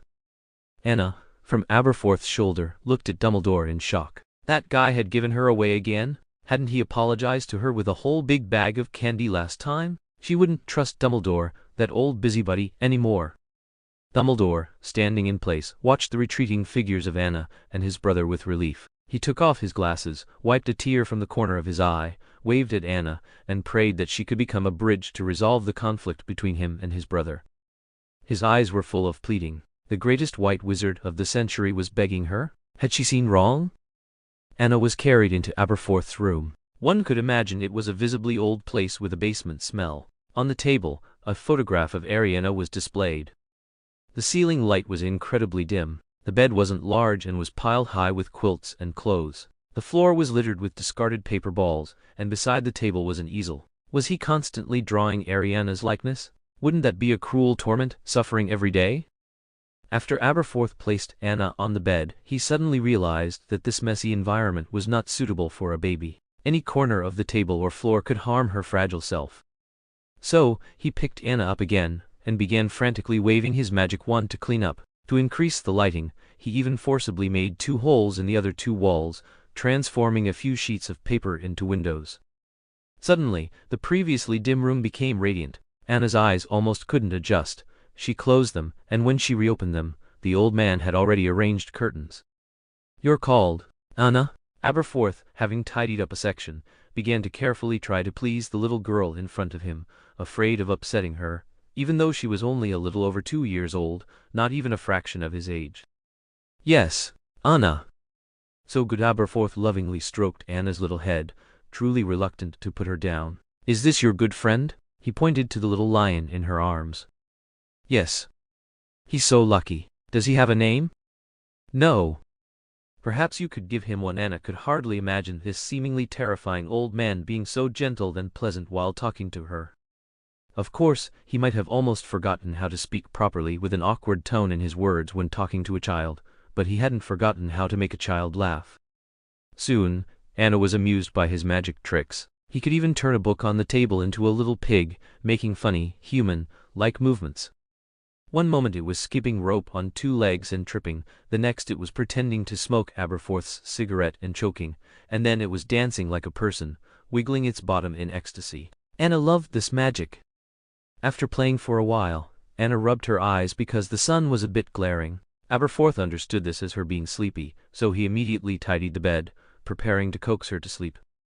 Aberforth's strategy for coaxing her to sleep was also quite hardcore. Others would tell bedtime stories, even Dumbledore would sing the school anthem to lull her, but he held her and lectured on history of magic, the kind that was meticulously precise down to the year.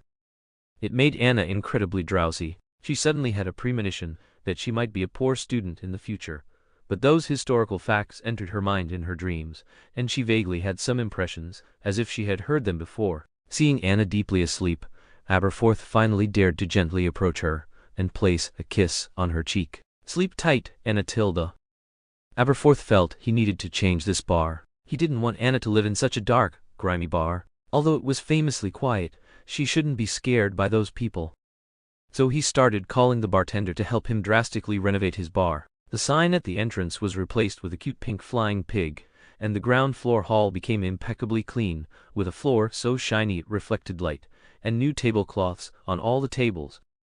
All visible liquor bottles on the bar were hidden, and even the wooden staircase was doubled in width. More exaggeratedly, it even had a slide. The entire hall also gained several bright windows, making the whole space much brighter.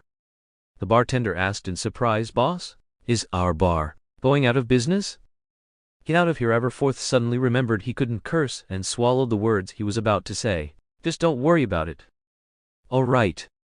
Oh right. No smoking in the shop from now on. Huh? The bartender was dumbfounded. Was there any difference between this and going out of business?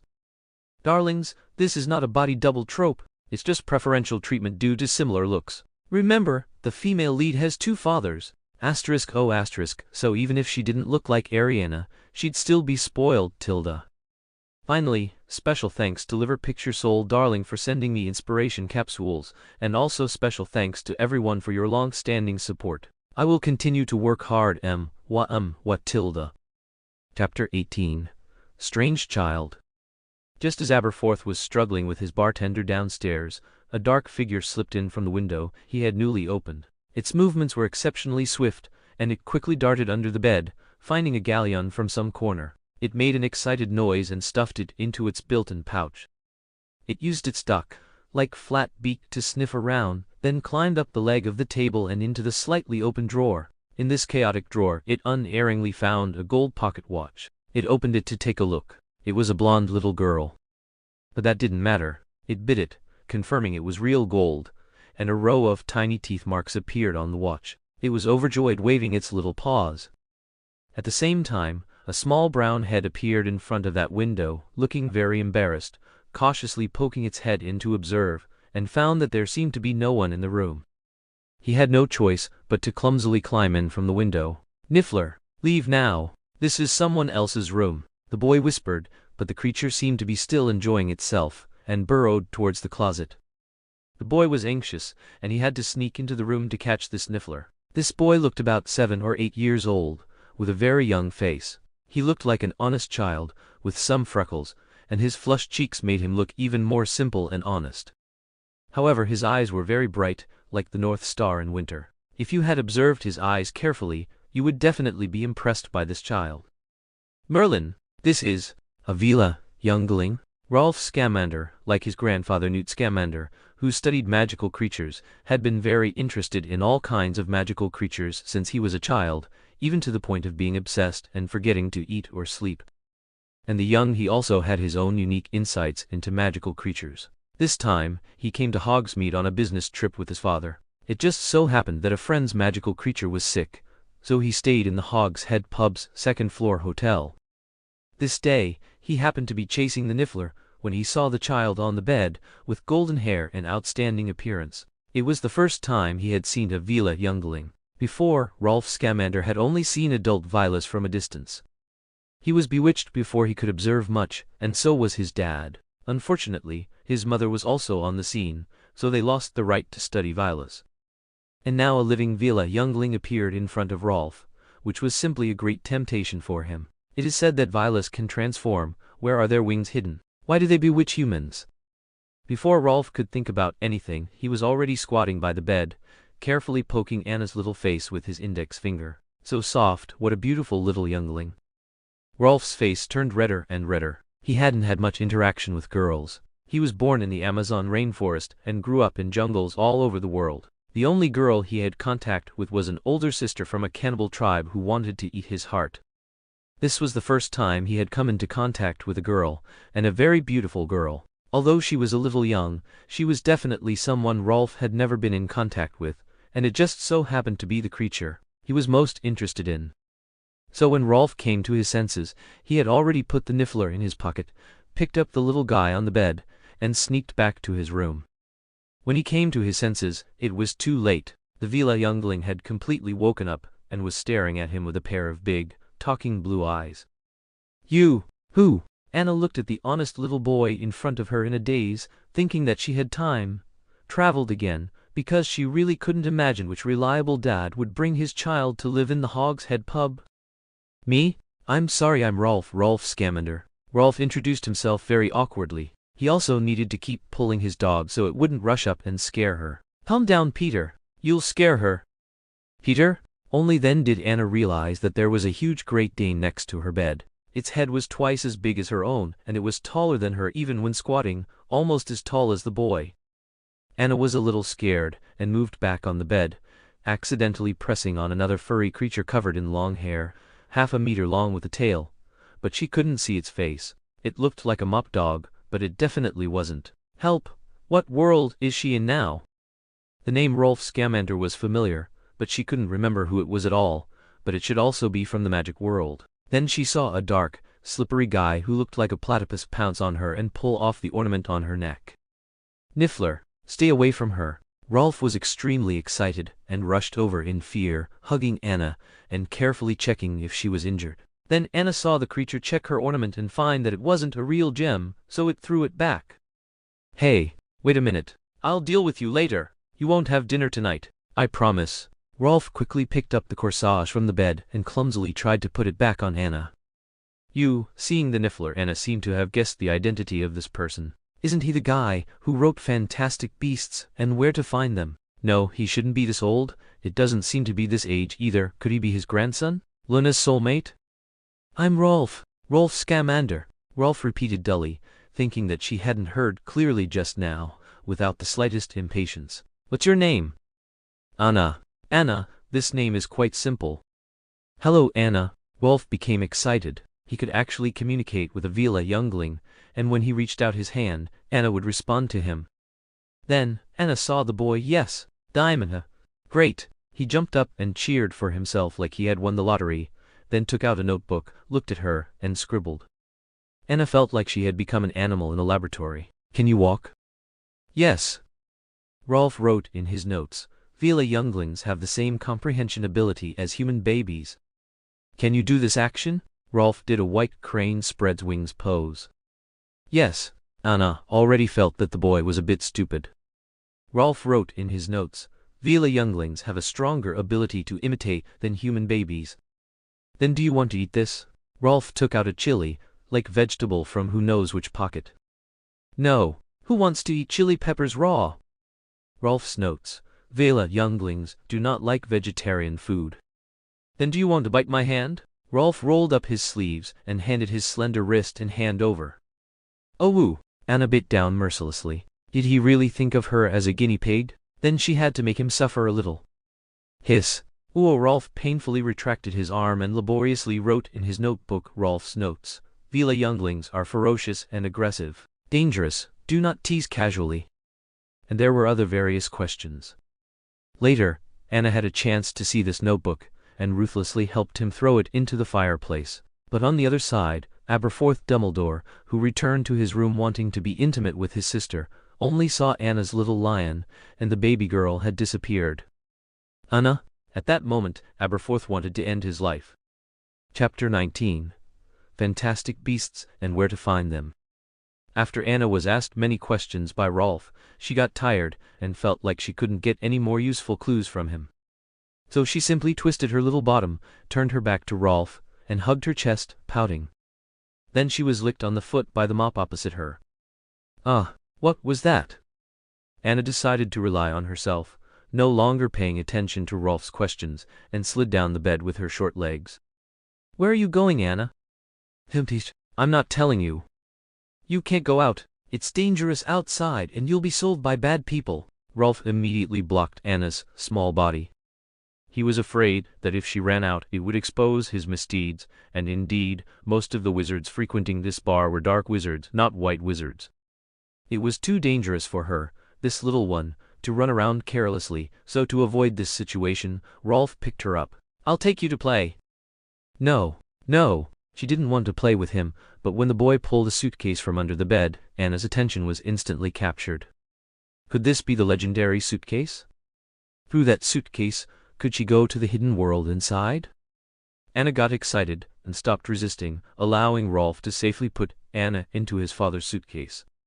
He wasn't sure how this little one had so much strength, but luckily he was used to carrying Peter and magical creatures every day. Anna was carefully placed inside the suitcase.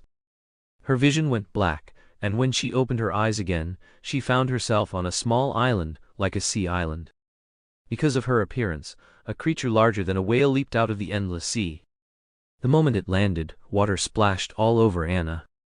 Anna couldn't believe her eyes. Magic was truly amazing.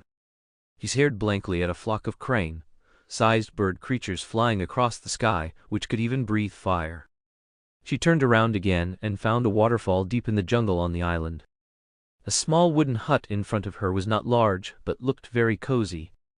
A deer-like creature walked out of it, and upon being spotted by Anna, quickly jumped back into the grass. "Hey, put down my blueprint." Rolf took off a shoe and chased after it, afraid his treasure would be eaten. After he chased it back with half a blueprint, Rolf realized that the little one was completely soaked. "Anna, did you play in the water? This won't do, you'll catch a cold." In his anxiety, he even forgot about his precious blueprint, casually stuffing it into his pocket. He took off his coat and wrapped Anna in it. "You, bad." Anna was speechless. If he hadn't brought her in, would she have gotten wet? She really wished she had learned more curse words from Snape. It was truly a case of regretting not having enough knowledge when it was needed. Then, the consequence was that she was stripped naked by a strange handsome boy, wrapped in his clothes and roasted by the campfire, while Rolf, he was dutifully bending over by the water, washing her wet clothes. Finally, he hung her clothes on the clothesline in front of the small wooden hut. By the way, didn't he have any other clothes? Why did he have to be bare-chested? "Don't worry, Anna, it'll be ready soon." Rolf was afraid Anna would be bored, so he kept turning his head and talking to her. No worries, what did she have to worry about? She was only 2 or 3 years old, so it wasn't her place to worry. Oh, that reminds me. Could she legitimately enter the men's bathhouse now? Rolf noticed the little girl's expression suddenly became strange, as if she had been cursed and turned silly. "Did you eat something weird?" He immediately rushed over, taking 3 steps at a time, picked up Anna, and tried to dig into her throat. "Spit it out quickly." Ooh. What was she supposed to spit out? The chili he gave her? She hadn't eaten anything, okay? Then Rolf's finger, which he had put into the baby's mouth, was bitten. "Oh, let go, Anna, that's not a sausage. It's my finger." Rolf thought Anna was hungry. As soon as he finished with her clothes, he started fishing again. "Wait for me a bit, there'll be grilled fish to eat soon." When Anna heard him say that, her stomach actually started to rumble. But could a fisherman actually catch fish? Sure enough, Rolf fished up countless species there. Not many of them were fish. There was a key he had once forgotten in the water, a broken leather shoe, and even a tire that had been blown in by the wind. Even the few fish he caught, Rolf fell into a state of intense admiration for them, unwilling to eat them. This South American spiny-backed fish is growing so perfectly. Look at this beautiful dorsal fin, and these hard scales. Merlin, its teeth are arranged so interestingly. Anna felt that she probably wouldn't get to eat if she relied on him, so while he was engrossed in fishing and couldn't extricate himself, she simply ran off to the side. After some thought, she targeted a creature similar to a golden pheasant, knocked it out with one punch, and was about to pluck its feathers by the neck. It had to be said that the magical creatures here were very diverse.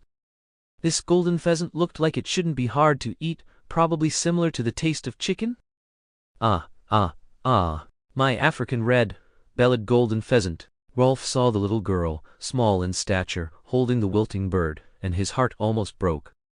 This was a creature with only over 3,000 left in the world.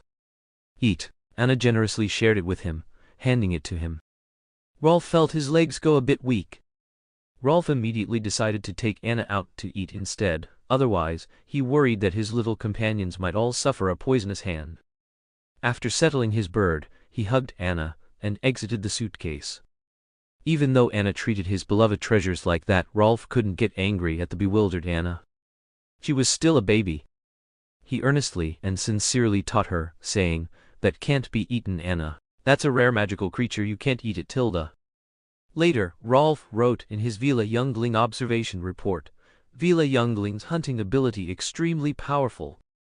Out of the suitcase, Rolf happily watched Anna finish all her snacks. Suddenly, their room door was broken open. Inspection. At that moment, Rolf quickly threw himself over Anna. Chapter 20. Consciousness. After Aberforth realized Anna was gone, he quickly calmed down. He began searching the room for clues and finally found the magical creature's claw in the corner. He suspected a magical creature had entered the room. Could it be one of the guests' pets that had carried Anna away? So, Aberforth, completely disregarding whether he would disturb the guests, broke open door after door, searching. He didn't find Anna, but he did catch a pair of wild lovers, a real thief, and someone who owed money. Aberforth then had a friendly conversation with them, which delayed him a bit. By the time they found Anna, she was being brought up by Rolf to eat. Little Anna was contentedly sucking her fingers when she heard a roar from the doorway. Then she was pinned down by the boy. "Help! I can't breathe," she thought. "What's happening? Is the wizarding world also cracking down on indecency? Get lost, you little brat." With that, Aberforth blasted Rolf away with a spell, then rushed forward and picked up Anna. His fierce expression made it seem like he was about to devour him himself. "I didn't bully her." Rolf felt the fear of being caught doing something wrong, but deep down he didn't regret it because it was worth it. "It's you." After checking that Anna was unharmed, Aberforth carefully scrutinized the little boy. He remembered his grandfather. They were old acquaintances. He knew the Scamander family was famous for producing eccentrics, so he was relieved. "Hello, I am Rolf Scamander." Rolf stammered as he got up from the ground, bowing, hoping to salvage his impression. "I just wanted to play with her. I didn't mean to do anything." "Didn't mean to do anything? Where are her clothes?" Although Aberforth had serious doubts about Dumbledore's aesthetic sense, Anna was indeed not wearing her own dress. Instead, she was wrapped in the boy's clothes. Because it accidentally got wet. The usually confident little boy suddenly remembered that Anna was still naked. The serious nature of the situation made it difficult for him to explain, and he began to stutter. "Enough, stay away from her." Aberforth also guessed that the boy hadn't actually harmed Anna, but he still disliked the boy who had taken Anna. So he left with the words, "He really is an eccentric," and hugged Anna tightly as he left. Anna looked over Aberforth's shoulder at the poor child, who was deeply struck, his head drooping, his small fists weakly dropped, looking utterly helpless and adorable. She really wanted to pat his curly little head, but alas, Anna waved to him. "We'll meet again, if fate allows." After this incident, Aberforth realized something. No matter how much he renovated his bar, it wouldn't be conducive to Anna's healthy growth. So, he carried her through the secret passage behind Ariana's portrait and returned to his Hogwarts. She would be happier growing up at Hogwarts, wouldn't she? Perhaps he could create an uninhabited, safe and beautiful home for her, and then bring her there. Aberforth's plan was well thought out. He informed Dumbledore that he would visit Anna frequently from now on, telling him to prepare himself mentally. Dumbledore hadn't expected Anna's influence to be so strong, causing his stubborn brother to fall so quickly. Dumbledore's eyes welled up again. He hadn't expected to see his brother frequently so soon. "You're always welcome." Dumbledore tried to take Anna, but Aberforth dodged him. Aberforth hugged and kissed Anna tightly again before reluctantly handing her over to Dumbledore. "I'll come see you again next time." He then took out a bag of galleons and placed it on Dumbledore's desk. "Don't let her suffer," he said before ducking back into the secret passage. Dumbledore certainly didn't lack the money from his brother, but he knew it was a brother's heartfelt gesture. Dumbledore deposited all those galleons into Gringotts in the name of Anna Dumbledore. "All of this will be yours in the future, and everything I have will also be yours," Dumbledore said earnestly, stroking Anna's little head. "Humtish." Anna turned her head away, still angry. Why was he sending her back and forth again? She wasn't some kind of gift package. Dumbledore seemed to have anticipated Anna's anger, so he deliberately said, "That's a real shame. Mrs. Weasley invited me to a party, so it looks like I'll just have to go by myself." "No." As soon as Anna heard she could go to the burrow, she instantly forgot her anger at Dumbledore. She had been wanting to explore the burrow for a long time. "Anna, go." This forced Anna to speak more and more clearly. She turned to see Dumbledore's I-knew-it smile. He opened his arms, letting the little one tug on his beard and climb onto him, dotingly supporting her little bottom. "Of course, we'll bring our lovely little Anna." Dumbledore turned and changed Anna into an even more elaborate and exaggerated dress. Anna now found it difficult to move, and a hat with a large flower was placed on her head. Even her feet, which she didn't use much, were adorned with shiny jeweled shoes. Anna now found it hard to even lift her head. Dressed to the nines like this, Dumbledore carried her into the fireplace. Soon, Anna understood why she had been dressed up this way. Because she saw Ginny, similarly dressed in an exaggerated fashion. Was this something he had arranged with Mrs. Molly? Dumbledore's appearance was met with enthusiastic greetings from everyone present. All around were men and women in formal attire. Anna was bewildered. Wasn't this the burrow? Apparently, this seemed to be a wedding, and a beach wedding at that, because she smelled the damp sea air. They emerged from a small wooden house. "Professor Dumbledore." No, it's Headmaster Dumbledore now. "It's wonderful that you could come." A red-haired man holding a wine glass appeared before them. From his appearance, he seemed to be Mr. Weasley's brother, because his hair color was too distinctive. It's such an honor, and this must be Anna, whom you adopted. She's so adorable. Congratulations, I didn't expect you to get married so quickly. Dumbledore greeted the groom in high spirits, seemingly very pleased that there was no little girl more beautiful than Anna in the entire venue.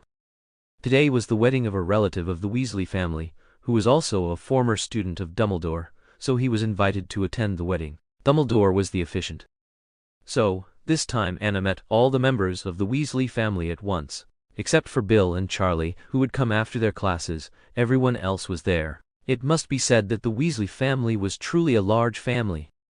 Fred and George, stop right there. A familiar voice rang out, and a scene that felt like déjà vu unfolded again. Boosting the Weasley family's favorability, it's also part of Dumbledore's plan. Chapter 21, Wedding Documentary. Two identical figures darted out from the crowd again, but this time each of them was holding a pigeon. Put those pigeons down and go back. Hurry, I'm counting to 3. 1, 2, before Mrs. Molly could finish counting to 3, the two little boys let go, and the two doves, symbolizing pure love, flew away. We let go, Mom. The two boys expressed their innocence in unison, but their mischievous expressions clearly showed they had done it on purpose. Mrs. Molly, holding Ginny, rushed over panting.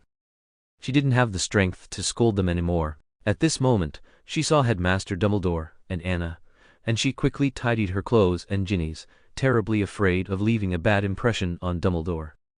Hi, Headmaster Dumbledore, you're here. Ginny, quickly say hello to Principal. Ginny politely greeted him, and at the same time, she stared with wide eyes, trying to attract Anna's attention. So Ginny snatched Anna's hat. Hey, Ginny, that's Anna's. I'm sorry, Anna, darling. Mrs. Molly eagerly pulled Ginny's hand back. It's all right, Ginny seems to like it too. I'll get you one next time. Dumbledore immediately put Anna on the ground, so she couldn't be reached. But Ginny didn't want Anna to leave her, and she also struggled to get to the ground to play with Anna. Anna didn't like playing with children, and she was afraid she might not control her strength and hurt her, so she hid and Ginny chased. May. No, Anna hiding and Ginny chasing made Mrs. Weasley extremely pleased. This was how girls should play. So cute, so loving. Mrs. Weasley recalled how her sons played, several little mud monkeys rolling in a mud puddle, or using gunpowder to blow up outhouses, or blocking goblin holes with mud, etc. She shivered, unable to think about it anymore. It would be better to let Ginny and Anna play together more often in the future. But just as Dumbledore and Mrs. Molly were exchanging pleasantries, Anna was picked up by the two little devils, one on each side, leaving her little legs dangling in the air, unable to move forward. No, Anna struggled, but the two fellows' smiles grew even brighter. Isn't this Arna? No May? Long time no see? Why are you alone? Today Fred and George were each wearing a muggle suit jacket, waistcoat style with a small tie. Their hair was neatly combed back in one direction and fixed, giving them a hint of a future slicked back style. They were dashing and eye-catching. Unfortunately, this did not include Anna. What did they call her? Nan. Oh, she could say other words, all right. No, Nan. Oh, Anna. It's not Nan, oh it's Anna. It is Nan, no, the Nan, no May who loves to say no. Fred pinched Anna's cheek again, and mischievously found a spot where Dumbledore and Mrs. Molly couldn't see, and together with George, they kneaded Anna's little cheeks with their hands. Ever since they had touched and pinched Anna's little cheeks last time, they had been addicted, feeling that the texture was just too good. When they tried it on Ginny and Ron's faces back home, not only did it not feel the same, but Mrs. Molly scolded them terribly. This time they had another chance to confirm it. Sure enough, the texture when they touched it again was extraordinarily good, completely different from a cat's paw pads, and not the same as a dog's belly. There was simply nothing better to touch. Later, Fred and George even created a magic trick based on Anna's cheeks called Baby Cheek Squeeze Fun. Because the texture was so good, they were constantly out of stock. Let go of May. Ginny followed behind, pulling Anna's little legs, trying to get the suspended Anna back to the ground. Big brothers will take you to find delicious food. That's right, there's delicious food. Fred and George each carried one, quietly slipping into the crowd. Mrs. Molly noticed and wanted to chase again, forcing down her anger. She wanted to drag Fred and George into the shed and give them a good beating right now, but Dumbledore stopped her. Don't worry, Fred and George will take good care of May. Yes. Ha ha, Mrs. Molly gave an awkward laugh. She didn't dare tell Dumbledore how they took care of Ron, or how they made Ron faint in a pile of spiders. Combination of two identical little boys holding two adorable little darlings was simply too eye-catching, and this was not what Fred and George were aiming for. So, when no one was paying attention, they tucked Anna and Ginny under the wedding buffet table. Hidden by the long tablecloth, no one knew what they were secretly eating underneath. And that's how Fred and George were, quietly reaching out from behind the table to hook one fruit after another, and some small pastries. Fred and George spread their coats on the ground, making sure not to get the May's clothes dirty, otherwise Mom would be furious. Anna looked speechlessly at the picnic they had prepared under the table, feeling a bit disgusted. Welcome to the Weasley twins' private picnic party. Fred bent down under the table and performed a traditional gentleman's bow. Now, allow me to formally introduce a guest of honor for today's party. George also mimicked Fred, but it was clear they were too cramped together and both bumped their heads, making a thud sound. Oh, be careful, Baron Fred's noble head! You should be careful of Viscount George's. The two started bickering, but it wasn't a real argument, it was more like a trick performed to amuse Anna. Ha ha ha ha, Anna finally laughed happily. These two guys were truly amusing. With their antics, it seemed like such a picnic wasn't so bad after all. The little beauty finally smiled. No, May, what do you want to eat? Fred and George finally let go of each other and started recommending delicious food to the Mays. Ginny was already used to her two brothers' eccentricities and was happily eating a small cake with her hands, while Anna was being fed by Fred and George, one spoon, one fork. Why didn't they feed Ginny? If you asked, they would say they used to do that, but now Ginny had reached an age where she wanted to be her own boss, with a very strong self-awareness. She didn't like being fed and wanted to do everything herself, otherwise she would cry, which deprived Fred and George of the fun of being big brothers. Fortunately, Anna hadn't reached that age yet, so they were going to fully enjoy the benefits of being big brothers now. Just as they were all content with the current situation, their tablecloth was pulled back, and a little boy with tear-streaked eyes crawled in. He seemed to have been crying terribly, his red cheeks looking so pitiful. Ron wants to play too. He clumsily tried to crawl under the table. Ron, don't come over. Your snot is going to drip. Ron, you stepped on Ginny's hand. Wah. No. In an instant, their under-table picnic descended into chaos. Chapter 22. Percy and Wood. Although Anna sympathized with poor Ron, she didn't want his snot to get on her clothes, so she scrambled up and fled. One person running away caused everyone else to jostle around, and the noise they made attracted others. A corner of the tablecloth was vigorously pulled back, revealing a pair of exceptionally clean, polished leather shoes. Following the legs upwards, Anna saw a refined young man. His hair was impeccably styled, and he wore a brooch on his chest. Red-haired. Who? Everyone get out. Fred and George, Mom said you absolutely cannot dirty Ginny's dress. She's going to be a flower girl later. The boy stood with his hands on his hips, exuding an air of authority, but to Anna, it was nothing more than children playing house. And Ron, stop crying. Now. He was Percy. In Anna's impression, Percy had always been a glib, fawning fellow, but now it seemed he was surprisingly clear-headed and calm. He quickly picked up Ginny, sought help from an adult nearby to fix her dress, then tugged Fred and George's ears, making them clean up under the table, and pulled out a handkerchief to wipe Ron's face clean. When he came before Anna, however, he shed his stern demeanor, squatted down to her eye level, looked at her, and said, "Nice to meet you again. Please say hello to Headmaster Dumbledore for me." As he spoke, he took a lollipop from his pocket and handed it to her. The boy was only 7, but his smooth way of dealing with people was already very practiced. Anna dazedly accepted the lollipop, not expecting Percy to curry favor with her, a 2-year-old. Then he led her, Ron, and Ginny to find Mrs. Weasley. During this time, Ginny and Ron both expressed a desire for lollipops, but Percy blocked them, saying, "Mom doesn't let you eat candy. Anna is still small, she's a little sister, so you have to let her have it." He spouted one line after another, even threatening to tell Mrs. Molly about their earlier antics, which made them quiet down, though Ginny was still whimpering. Anna dared not eat Percy's bribe lollipop and secretly slipped it to Ginny. Ron looked even more wronged, continuously pouting and muttering, "I'm the older brother. Anna is the younger sis. I have to let the younger sister have it." Anna then broke off half the lollipop and secretly gave it to Ron. Seeing Ron's dog-like eyes light up, Anna's heart finally settled a bit. Just then, a brown-haired handsome boy blocked their path. "Stop! Give the children back!" The boy had refined features, an inexplicable air of righteousness, and was dragging a broomstick, bravely spreading his arms to block them. "May I ask who you are?" Percy adopted his refined, slightly arrogant posture. "Oliver Wood," the boy proudly announced his name. "Hurry up and give the children back." Cough, cough, cough. Oliver Wood, the dullard who only loved Quidditch. He looked about 8 years old, seemingly honest and dependable, making it hard to imagine how strictly he would demand things from Harry and the others on the Quidditch pitch in the future. Wood, as a future Gryffindor, would naturally be a warm-hearted child. He had just seen a mother whose child was lost, looking very anxious. He inquired and learned it was a 2 or 3-year-old girl. He then saw Percy appear before him, sneaking with 2 girls in his arms, so he guessed that Percy might have taken the child. Full of a sense of justice, Wood thus stood in Percy's way. "These are my younger sisters, Tilda. Is there something wrong?" Percy frowned, noticing Anna's slightly parted lips, and thought the boy had scared her. He was a bit annoyed, and his tone grew increasingly unfriendly. "You scared my sister. Apologize to her at once." His almost furious tone startled Wood.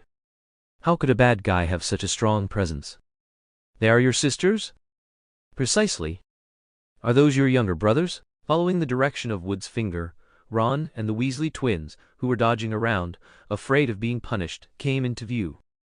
"That's right, Tilda." If he could, Percy really didn't want to admit those useless younger brothers were his, but this only made Wood's simple-minded conviction stronger.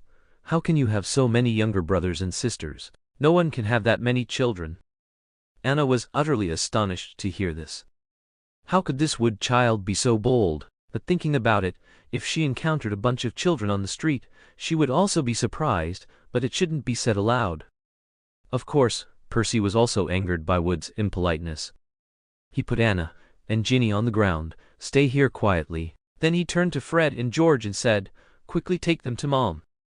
Received. Fred and George, as if receiving a military order, pulled Anna and Ginny away.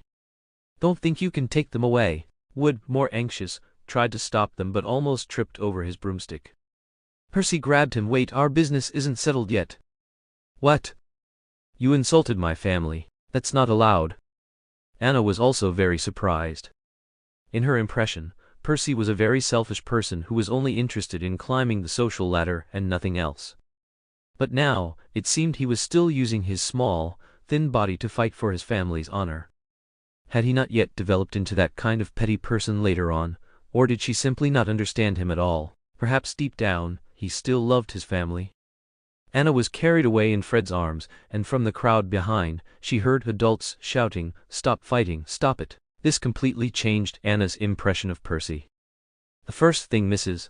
Molly did when she saw them was to give Fred and George a couple of kicks. No matter what had happened, they deserved it for daring to run around with their 2 younger sisters. Although this was a private banquet, because it was an open beach, it was inevitable that some unsavory characters might blend in. If a dark wizard wanted to abduct children for some purpose, they would have no means to resist. "My poor little princesses," Tilda then Mrs. Molly kissed Anna and Ginny on the cheeks one by one. Ron cried, also wanting a hug, but was temporarily ignored by Mrs. Molly because the wedding was about to begin, and Ginny, as one of the flower girls, had to go to the back area immediately. "Can it wait a moment, dear? Your sister must go to the beach right away." Mrs. Molly then noticed some flaws in Ginny's dress. "Fred and George, what happened to your sister's dress?" There was no time at all now. She quickly instructed Fred and George, "This is your last chance. Otherwise, you'll go straight back to the burrow with your father later. Quickly take Anna to Dumbledore, understood?" Received. "Anne, look after your younger brother." Mrs. Molly actually wanted to ask where Percy, who was supposed to be watching them, had gone, but thinking that her excellent son was probably quietly reading in some corner, she didn't want to disturb him. He was always like that. Mrs. Molly, however, did not know that her repeated indulgence was what later caused Percy's sense of responsibility towards his younger siblings and family to become increasingly indifferent. But luckily Percy met Anna. "If any darlings want to see Percy, I'll arrange it." Tilda, a conflicted young man, not yet so worldly, but much more mature than his peers. Chapter 23. Wedding Drama. "Forget it, don't bother Percy, Mrs." Molly hastily gave a few instructions and left, leaving Ron, who was crying uglily with a twisted mouth, and two boys with expressions of liberation again. "Understood." Fred and George saluted in the direction Mrs. Molly had left, then burst into roars of ecstatic joy, incidentally tossing Anna into the air, making her hat fly off. It seemed Fred and George were free again. They caught the little one, who wasn't crying or fussing, and kissed her cheeks, one on each side, almost kissing her mouth into a 3 shape. "We're free, little sister Nan." "No. That's right, now we just need to send the burden to Percy." Compared to the tearful Ron, the cute and non-crying Anna held a deeper place in their hearts. "No, that would be too pitiful for Ron." Anna used immense strength to struggle free and ran to Ron's side, lifting Ron's shirt to wipe his face, then grabbing Ron's sleeve. She signaled that Ron couldn't be abandoned. Ron, touched, hugged Anna's head. He couldn't help it, she was too small. Unfortunately, Anna couldn't stand steadily, and was about to fall when Fred and George simultaneously steadied her. In the end, only Ron fell on his bottom. "Too reckless, Ronnie." "Exactly. How will you find a wife like that?" "Learn from us." "Learn from us." Fred and George, full of confidence, deliberately performed a gentleman's bow, just like their actions under the dining table, but this effect was 10 times better. It really looked the part, a miniature version of an English gentleman. Anna just didn't know they had merely secretly watched Percy's daily training. They even often used it to tease each other. Of course, Fred and George were just joking. Why would they casually abandon Ron? Ron was the one who provided all the fun for their childhood pranks.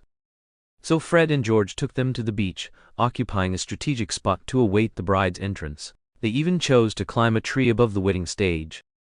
Anna also didn't understand why the wedding venue was on a floating platform on the sea, surrounded by rainforest-style scenery. Guests sat on chairs or stools made from tree trunks, emphasizing a casual atmosphere. She was lifted and carried by Fred and George to sit comfortably on a tree branch. Anna briefly thought she was a monkey, but then she saw Fred and George could even hang upside down from tree trunks. Anna felt relieved. It was just climbing a tree, after all. Unfortunately, Ron refused to climb up, so Fred and George could only let him patrol on the ground, relaying information. Even more surprisingly, Ron happily accepted, keeping watch very responsibly. She truly didn't know if he was genuinely naive or just willing to do anything as long as he didn't have to climb a tree. Anna pointed at Ron on the ground. Fred and George immediately understood, whispering in her ear, "He won't come up. He's afraid of spiders crawling into his ears." Tilda instantly, Anna understood. So that was it. Ron was already afraid of spiders even at such a young age. At the same time, from this bird's eye view, she could clearly see cages behind the stage, filled with doves. So the pigeons from earlier were caught from here. From above, Anna also saw Dumbledore at the front of the stage. He had actually changed into an unusually festive outfit, looking like a priest as he quietly conversed with the groom beside him. The groom looked exceptionally excited, while Dumbledore kept looking out at the crowd, as if searching for something. Was he looking for her? Anna really wanted him to look up at the sky. She didn't want to be a monkey, but she really couldn't get down by herself. In fairness, this viewing angle was excellent. She could even see the white wedding dress hidden in the distant jungle. Children's eyesight really is good. "Hasn't it started yet, George?" "Not yet, Fred. If it doesn't start soon, little sister Nan, no, we'll fall asleep." "You're right. It'll be a hassle if she falls asleep." Fred and George knew well how children slept. They could fall asleep at any moment. Although they were worried about Anna, the next second her cheeks were not her own again. Even while hanging from the tree, both stubbornly freed a hand to pinch her little cheeks. Anna's inner thought, who was the monkey after all? Finally, under Dumbledore's solemn, dignified, and slightly humorous opening, the wedding was about to begin. A mini-symphony orchestra suddenly appeared beside the stage and began to play music. Just when everyone expected the bride to gracefully walk down a red carpet of roses from the distant forest, a shocking scene unfolded. Only Ginny and another formally dressed little boy walked down the red carpet, scattering flowers, accompanied by magical flower petal rain. It looked as if Ginny and that little boy were getting married, and the bride was nowhere to be found. Mrs. Molly shed tears of emotion. Will her Ginny also hold another boy's hand and get married like this someday? Where's the bride? The guests below began to whisper. Had the bride seen that the Weasley family was too prolific and changed her mind? But Fred and George's reaction was different. Why did Ginny change her dress? Did Mom find out? I don't know. Does Mom look angry, Fred? I don't know. Doesn't look like it. I think so too. That's good. The two of them had no sense of urgency or unease as members of the groom's family. Instead, they were very relaxed, even betting on whether dinner would still be served on time. Just as Anna hugged the tree trunk, trying to stand up and look at the white veil in the distance, a colossal creature rose from the sea level behind them. Wasn't that the whale-sized creature she had once seen in Rolf's suitcase? A young woman was sprayed out from the creature's blowhole, like a mermaid, treading the waves on the creature's back. Behind her, schools of dolphins leaped out of the water, cheering her on. The scene was too spectacular. Clearly the groom hadn't expected such a surprise from the bride. He was so moved that tears welled up in his eyes, his hand holding the flowers trembled slightly, then he wildly raised and waved them. Lillian, do you see? That's my wife. She's my woman. Isn't she so cool? The groom erupted with astonishing energy, wildly showing off his bride. The bride was indeed beautiful. One didn't need to guess to know she was another Gryffindor, otherwise, who would come up with such an idea? At this moment, Anna spotted a familiar face in the crowd. She hadn't expected Rolf to be here, and he was standing with Wood. Interesting, they could actually chat? Little did she know, they were fiercely debating whether being a professional Quidditch player was more impressive or becoming a magical zoologist. Their argument had reached a fever pitch. Meanwhile, Anna, unluckily, accidentally broke the tree branch she was holding, and tumbled down from the tree. Anna. Chapter 24. Explode. Anna. Look out! Fred and George watched in horror as Anna fell from the tree. Despite their swift action, they only grasped at air. They looked on in terror as the little girl fearfully reached out to them, but it was too late. Anna looked up at the two desperate little boys, thinking that next time they should remember not to take children to such high places. Her heart was surprisingly calm. Perhaps having died once before, there was nothing left to fear. Finally, Dumbledore saw where his beloved sister had gone. He clearly witnessed the moment she fell, and pulled out his wand to save Anna. Many others had the same idea, such as Mrs. Molly and Bill Weasley, who had just rushed over after class at Hogwarts. Some of their spells collided and cancelled each other out, while others were too far away. What was worse, in this chaotic scene, several children experienced magical outbursts due to their intense emotions. The Weasley twins were the first to be affected. Their shouts directly shattered the pigeon cages behind the stage. The pigeons, which were supposed to be released when the couple exchanged wedding rings, now flew everywhere. And, for some unknown reason, someone had fed the pigeons something, causing them to start having frantic diarrhea. Many guests had their clothes soiled, and for a moment, everyone was in a panic, but some still remembered to save the children. And then, there was Ron's crying combined with a magical outburst, which exploded directly in front of him, creating countless small spiders. It was unclear if it was because there were many spider eggs on the ground beneath his feet, or if he conjured them from fear and a magical outburst. In any case, he fainted immediately, and many spiders crawled over his body. Anna also had a spontaneous magical outburst. A transparent halo encircled her before she was blasted away by Ron. The older the ginger, the spicier it is. She flew through the air, over everyone's heads, and landed in Dumbledore's arms. Thankfully, his clothes were still clean. After Anna returned safely to his embrace, Dumbledore's hanging heart finally settled. He then began to vigorously restore order to the venue. Quiet. Dumbledore's prolonged words echoed throughout the venue. Even on the open sea, his authority ensured that everyone could hear him clearly. Dumbledore cast a spell that emitted a yellow light, and all the wildly flying projectile warriors calmed down, slowly descending to the ground, no longer in their previous frenzy. First, gather the injured children and take them to St. Mungo's. Then he began to clean up the venue. The guests spontaneously used their wands to clear the mess. While no one was paying attention, Mrs. Molly took Fred and George aside, gave them a good scolding, and then had their father take them away. A mother knows her sons best, She immediately guessed what the two of them had done to those poor white doves. But she really didn't dare to say it out loud. Now she was cleaning the carpet for everyone, more diligently than anyone else. As for Ron, he was sent to the group that needed to go to St. Mungo's. Bill had wanted to stay with his mother and check on Anna's safety, but it seemed that the current situation required him to go along. Bill watched from a distance as the little girl in Headmaster Dumbledore's arms, still died, applauded Dumbledore. She seemed to be fine. What a brave girl, not crying or making a fuss after falling from such a height. It was truly magical. Charlie was assigned the task of looking after Ginny, but he couldn't sit still and kept helping out.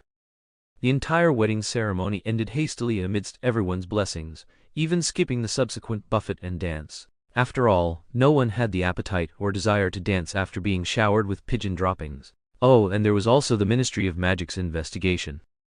No amount of cleaning could restore people's broken psychological defenses. Anna saw that the bride was almost in tears. She was truly pitiful. In the groom's arms, she said goodbye to the guests. This beautiful wedding turning out this way was something no one wanted to see. They could only comfort everyone by saying they would invite them properly when their child was born. Child? Anna's eyes widened as she looked at the bride's lower abdomen. Sure enough, the bride lowered her head, blushing shyly, and the groom playfully tapped Anna's little nose. Does Anna want a little brother or a little sister? He smiled with particular pride. Anna could only say as expected of the Weasley genes.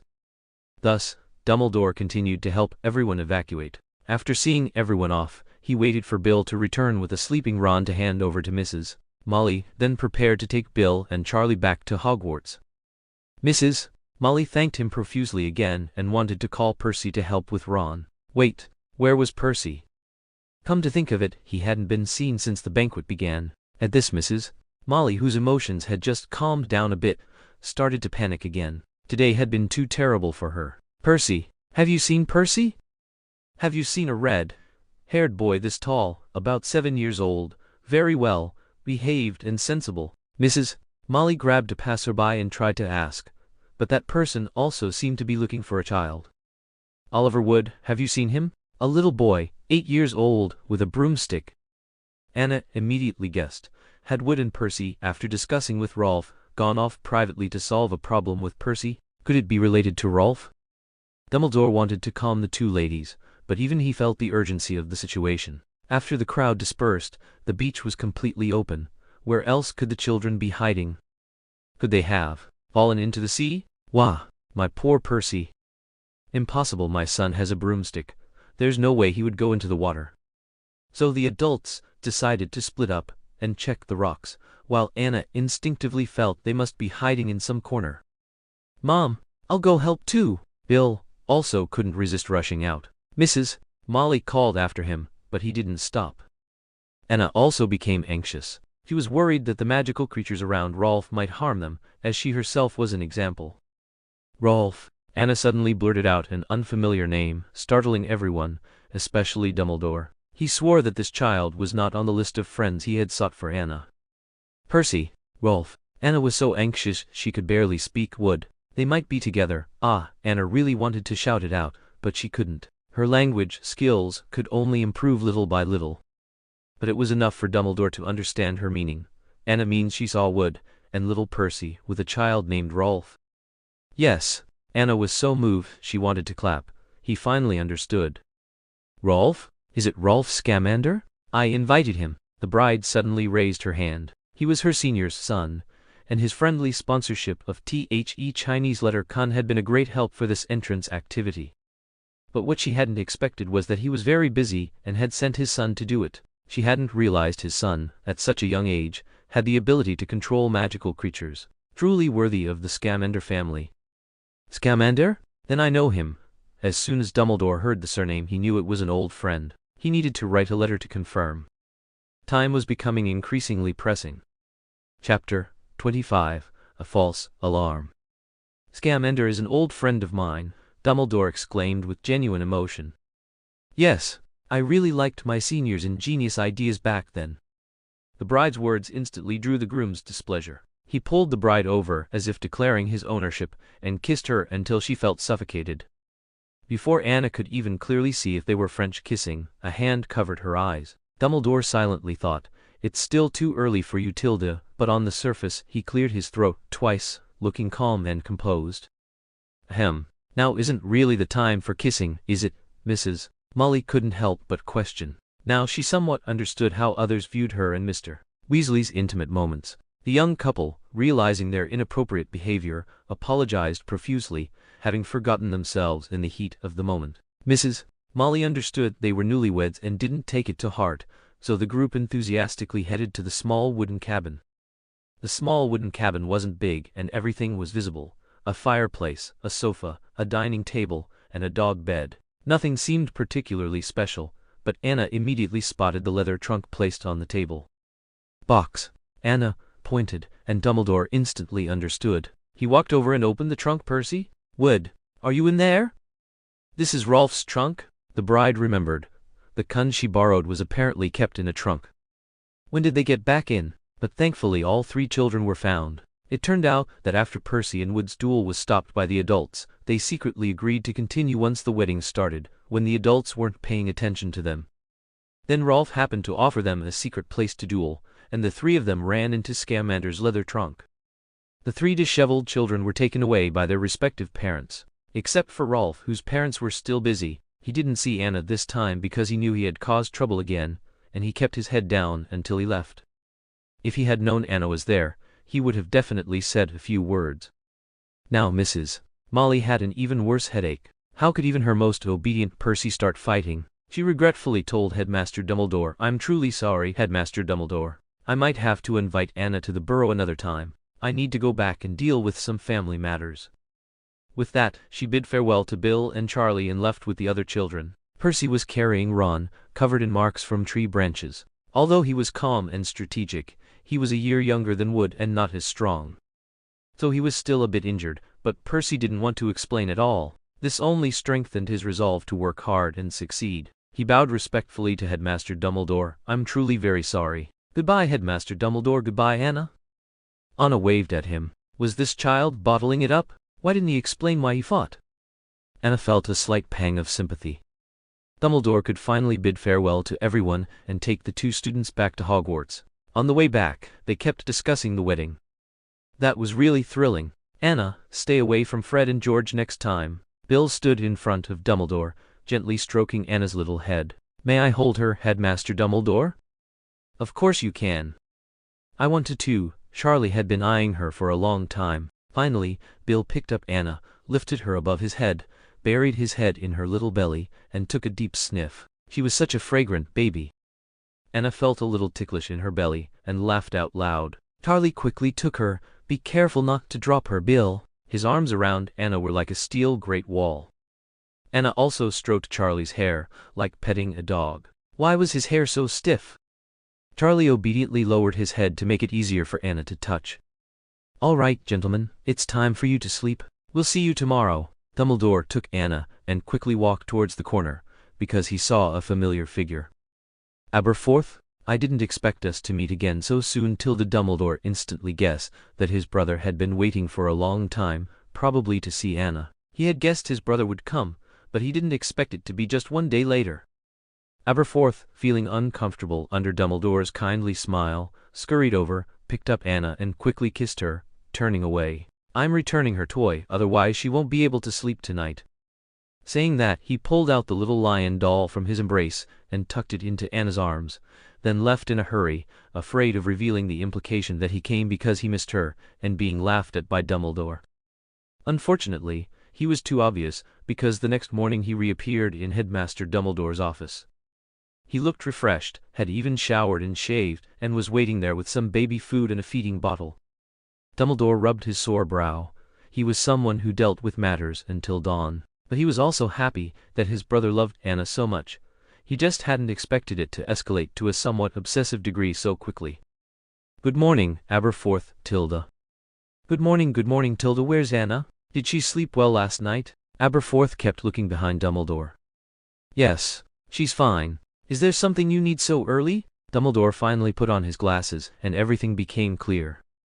"Nothing, you go about your business. I'll take her out for a stroll." With that, Aberforth went to Dumbledore's room himself. Seeing the little one curled up on the princess' bed, he showed a loving expression behind Dumbledore's back, of course. Anna was sleeping soundly, clutching her little lion, feeling as if something was staring at her, and the monster was constantly rubbing her little belly, pinching her cheeks, and pulling her hair. She opened her eyes to an old face, which almost made her cry. Aberforth said softly in what he considered a gentle voice, "Awake, little one," and then picked her up. "None. Go! Didn't you wake me up?" Anna still couldn't resist Aberforth's temptation, because he said he would take her to Hogsmeade for a stroll. Go, go, must go. She still wanted to go shopping at Honeyduke's sweet shop. So Dumbledore could only helplessly watch his brother forcibly take over Anna's washing, dressing, and eating. She even went out without being properly dressed because Aberforth disliked his aesthetic. He planned to buy Anna new clothes. There was nothing he could do, because he had indeed invited him to visit Anna at Hogwarts frequently. It was just that he came too often. Chapter 26. Hogsmeade Village Beauty. When Anna first appeared in Hogsmeade, carried in someone's arms, she caused a huge stir as most of the residents were middle-aged or elderly. The birth rate for wizards was already low, not to mention such an adorable child.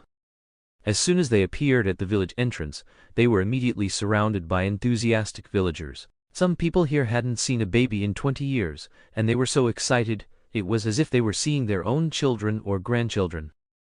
Originally, Aberforth was the most unpopular person in the entire village because of his eccentric and unlikable personality. He was the kind of person who would even roll his eyes when others greeted him. But now, with an adorable child, they all put aside their past grievances and gathered around. "Merlin, where did you buy this child? How many galleons, and do you have a source?" An old lady rubbed her hands excitedly, seemingly wanting to hold Anna at any moment. "No, this is my relative's child. Quickly get rid of that terrible idea." Aberforth didn't know how she came up with such a thought. Seeing that Aberforth could now communicate normally, everyone suddenly became even more enthusiastic, and the scene quickly got out of control. "What a beautiful little girl! Heavens, she truly is Merlin's gift. Move aside, everyone. I happen to have some little girl's clothes at home. Let me see her size. Oh please, your clothes are practically fossilized. Let me hold her. Don't you know about first come first served? Besides, don't you smell yourself?" Just as a group of old folks, whose combined ages totaled thousands of years, were about to start fighting, Aberforth finally spoke up. "Stop arguing, all of you. You're scaring Anna." "So her name is Anna, Tilda. What a lovely name. Come here, Grandma, let me hold you." "Anna, little Anna." Anna was also experiencing this kind of celebrity treatment for the first time. Although she was flattered by the praise, it was simply too wonderful, wasn't it? In school, she was always discriminated against for not being a pure-blood British, so no one had ever praised her like this before. Also, because she was the second child in her family, she was often forgotten by her mother. Her elder sister was excellent, and the first child, receiving the most love, and she had a younger brother who, being younger, was also doted on by their mother. So, caught in the middle, she had never enjoyed such star-studded treatment. Anna felt that her current life, though a bit embarrassing, made her very content. For Aberforth, if it were any other time, he would have long since lost his temper and stormed off. But today, he was very proud that Anna was being praised by everyone. It made him happier than anything else. Moreover, he needed to remain calm and polite in front of Anna. He couldn't corrupt the child. However, when certain things happened, he still couldn't help but have his veins pop out. "Put out your pipe. Don't touch her face. No swearing. Stay away from her head." After a series of warnings, these guys actually became much more well-behaved. Some even busied themselves with casting cleaning charms, and others rubbed their hands on their own clothes. Aberforth prepared to make some clothes for Anna. The villagers spontaneously cleared a path, then followed behind him, offering advice as if Anna were their own child. "I know some clothing patterns, they're all one of a kind. I'll go home and get them. Children's clothes should prioritize comfort. Last time I saw a skirt that would be perfect for Anna." Anna herself felt her head buzzing from all the noise. Had these people never seen a human child before? From that day on, Anna felt she had become the mascot, or perhaps the village belle, of the entire Hogsmeade. No matter where she went, she would encounter villagers feeding her delicious treats or giving her candies they had prepared in advance, just waiting to see her. She could go into any shop without obstruction, and some people even opened a small door in their main gate specifically to welcome her to play. For a time, Anna thought she was being treated like a dog. Even the pubs welcomed her, especially the landlady of the Three Broomsticks pub, who even prepared a mini beer mug for her and specially developed a non-alcoholic drink called milk beer just for her.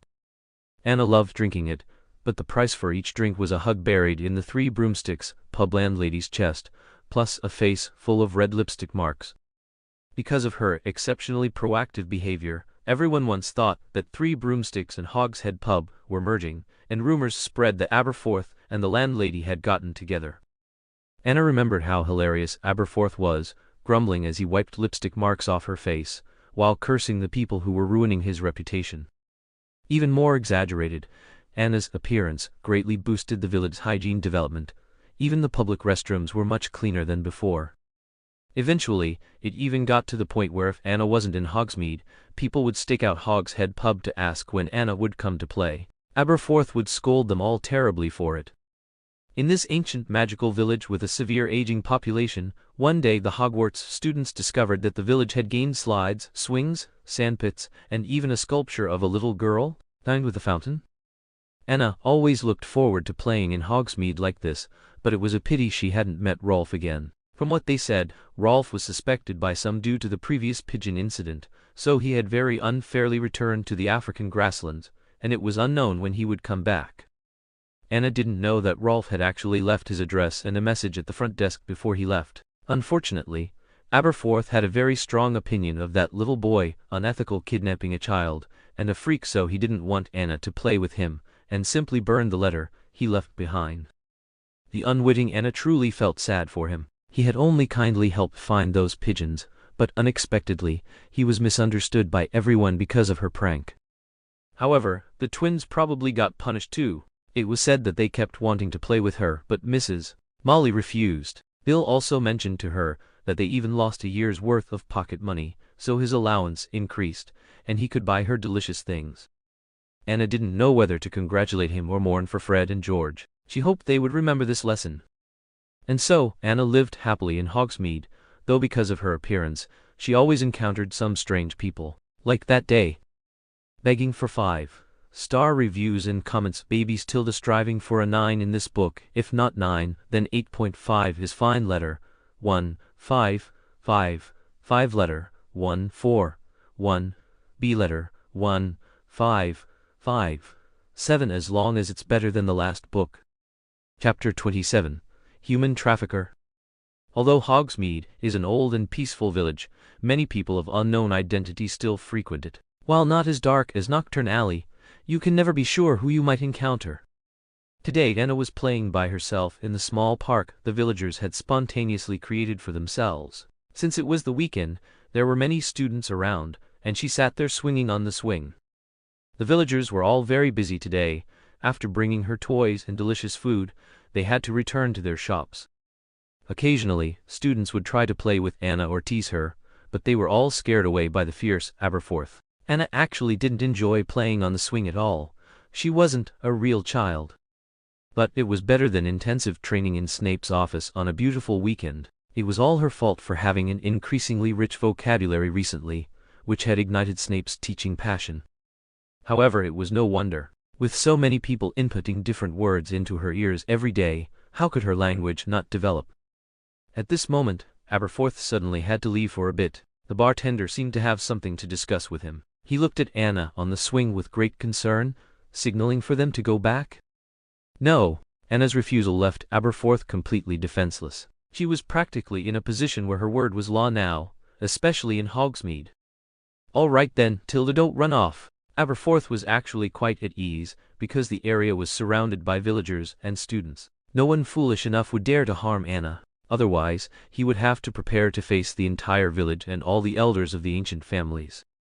But there are always some unexpected people who appear. Today old Diggory happened to be in Hogsmeade for some business. He just happened to pass by and immediately noticed the little one swinging her legs on the swing. The more he looked, the more pleasing she became. The more he looked, the more he wanted to find a companion for his son. One must know that pretty little witches are rare, and little witches who live in Hogsmeade come from good families. For his son's future happiness, He walked over and squatted down. "Little one, are you by yourself?" Anna was watching the little birds pecking for food, wondering if she should also get an owl. That way, she could receive gifts anytime. Then her son was blocked. She saw a disheveled man with thinning hair suddenly approach her to strike up a conversation, and she instantly became alert. "How about I introduce you to a big brother?" "I don't know you." Anna turned to leave but was picked up by the man. Anna started screaming loudly, struggling wildly, and finally managed to free one hand, punching him directly in the eye. She hit old Diggory so hard that he thought he would go blind in one eye. Oh, old Diggory had no idea this little lowly had such strength. Soon, his entire eye socket turned black, like a panda. Old Diggory immediately regretted it. No, she was too violent. His son couldn't take a beating. He quickly put the girl down. The moment Anna landed, she stomped hard on his foot. "Bad guy." "My daddy isn't a bad guy." Suddenly, a handsome little boy with well-defined features, about 6 or 7 years old, rushed out from behind. He nimbly leaped over the seesaw and charged in front of her, full of masculine bravado. He frowned and was about to push away the naughty child who had bullied his daddy, but then he saw such a tiny, cute little one, with cheeks puffed out like a hamster. Instantly, his imposing demeanor deflated, afraid he might scare her. She, so cute, he couldn't bring himself to do it. She'd probably cry if he even pointed at her. Cedric was helpless. "Forget it, Cedric, let's go." Old Diggory quickly pulled his son's hand, covering his embarrassing eye with the other. He wanted to leave quickly, afraid his son might get involved with this little bully. She was pretty, but inside, she was a tigress. The two of them couldn't handle her. "Cedric?" Anna was stunned. Was this handsome little boy in front of her the future Puff prince, the only excellent young man in the entire school, chosen, devoted, beautiful, and capable? What had she done? She had actually beaten up the future husband's father? Anna was so regretful her guts turned green. She had always liked Senior Cedric, and now look, she had directly offended his father.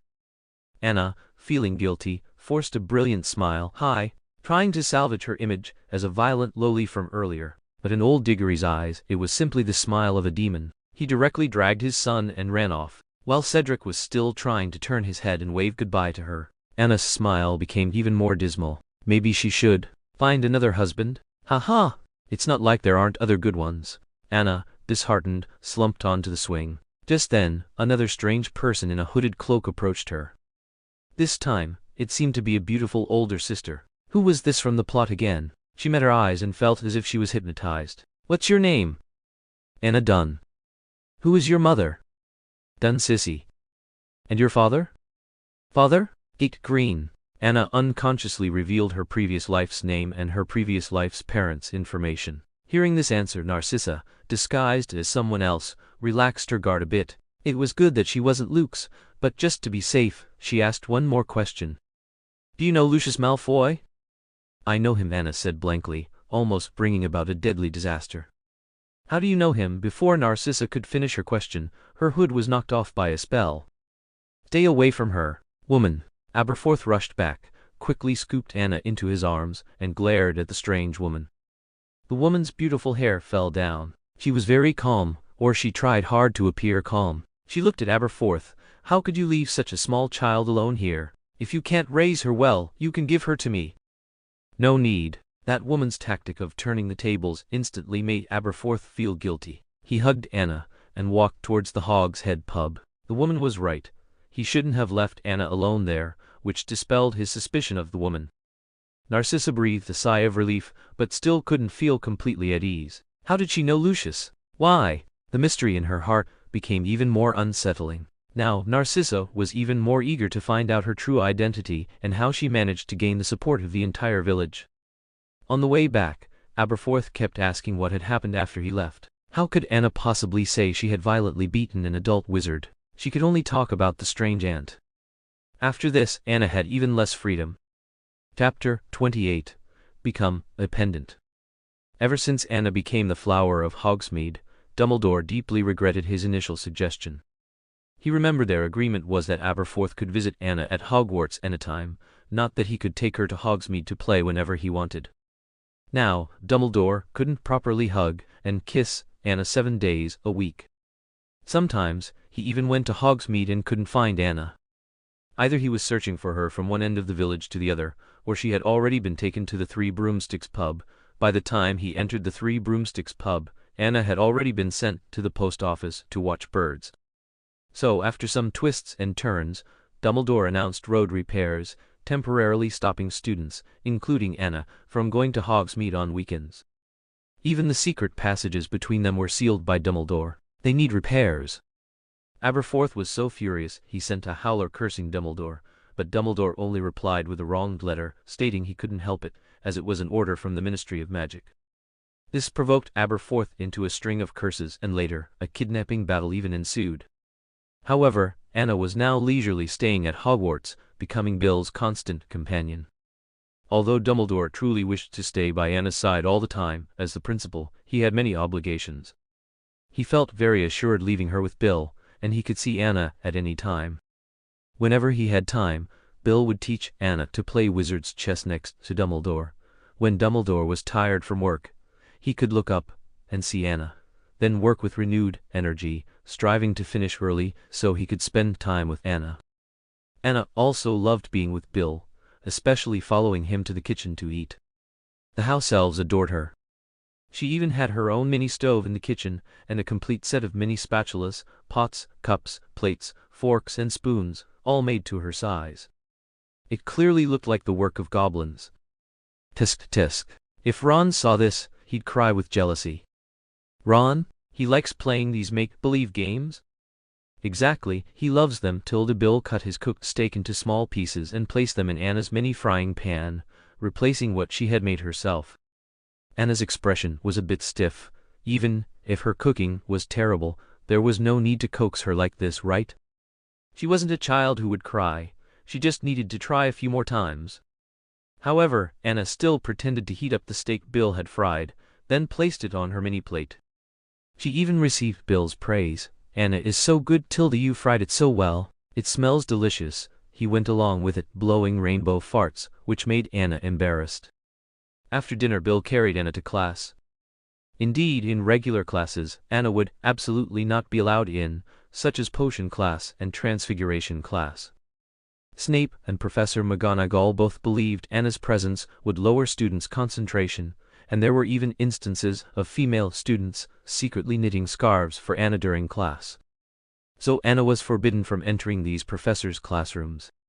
But Charm's class was different. Professor Flitwick particularly doted on Anna, always holding her in his arms during class. Anna once thought it was her height that filled Professor Flitwick with confidence, because she was the only one in the entire Hogwarts castle who had to look up to him. Thus, Professor Flitwick's favoritism towards Anna was simply overflowing.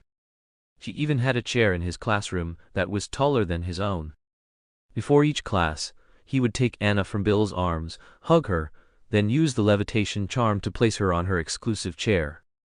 Then, he would fasten her seatbelt. Goodness, her seat was in the very front row. Anna also particularly enjoyed following Bill to astronomy class. Although it was at night, watching the Zing Zing star while Bill whispered stories about them in her ear was quite romantic. It was just that the main professor was a bit strange.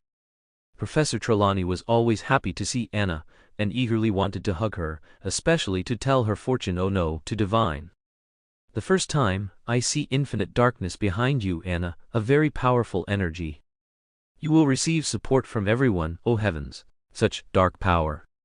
The second time, Anna, you must be careful to stay away from people in gold and black recently. They will cause you severe injuries. Light ones will disfigure you, severe ones will cause you to lose your life.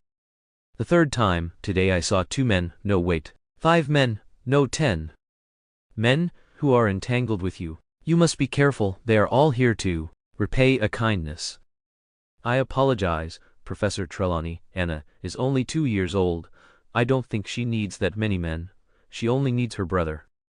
Even the good-tempered Bill began to feel that Professor Trelawney was a bit out of touch with reality, thinking she had truly gone a bit mad. He never again allowed Professor Trelawney to divine for Anna. He didn't want these inexplicable divinations to eventually turn into curses and harm his little Anna.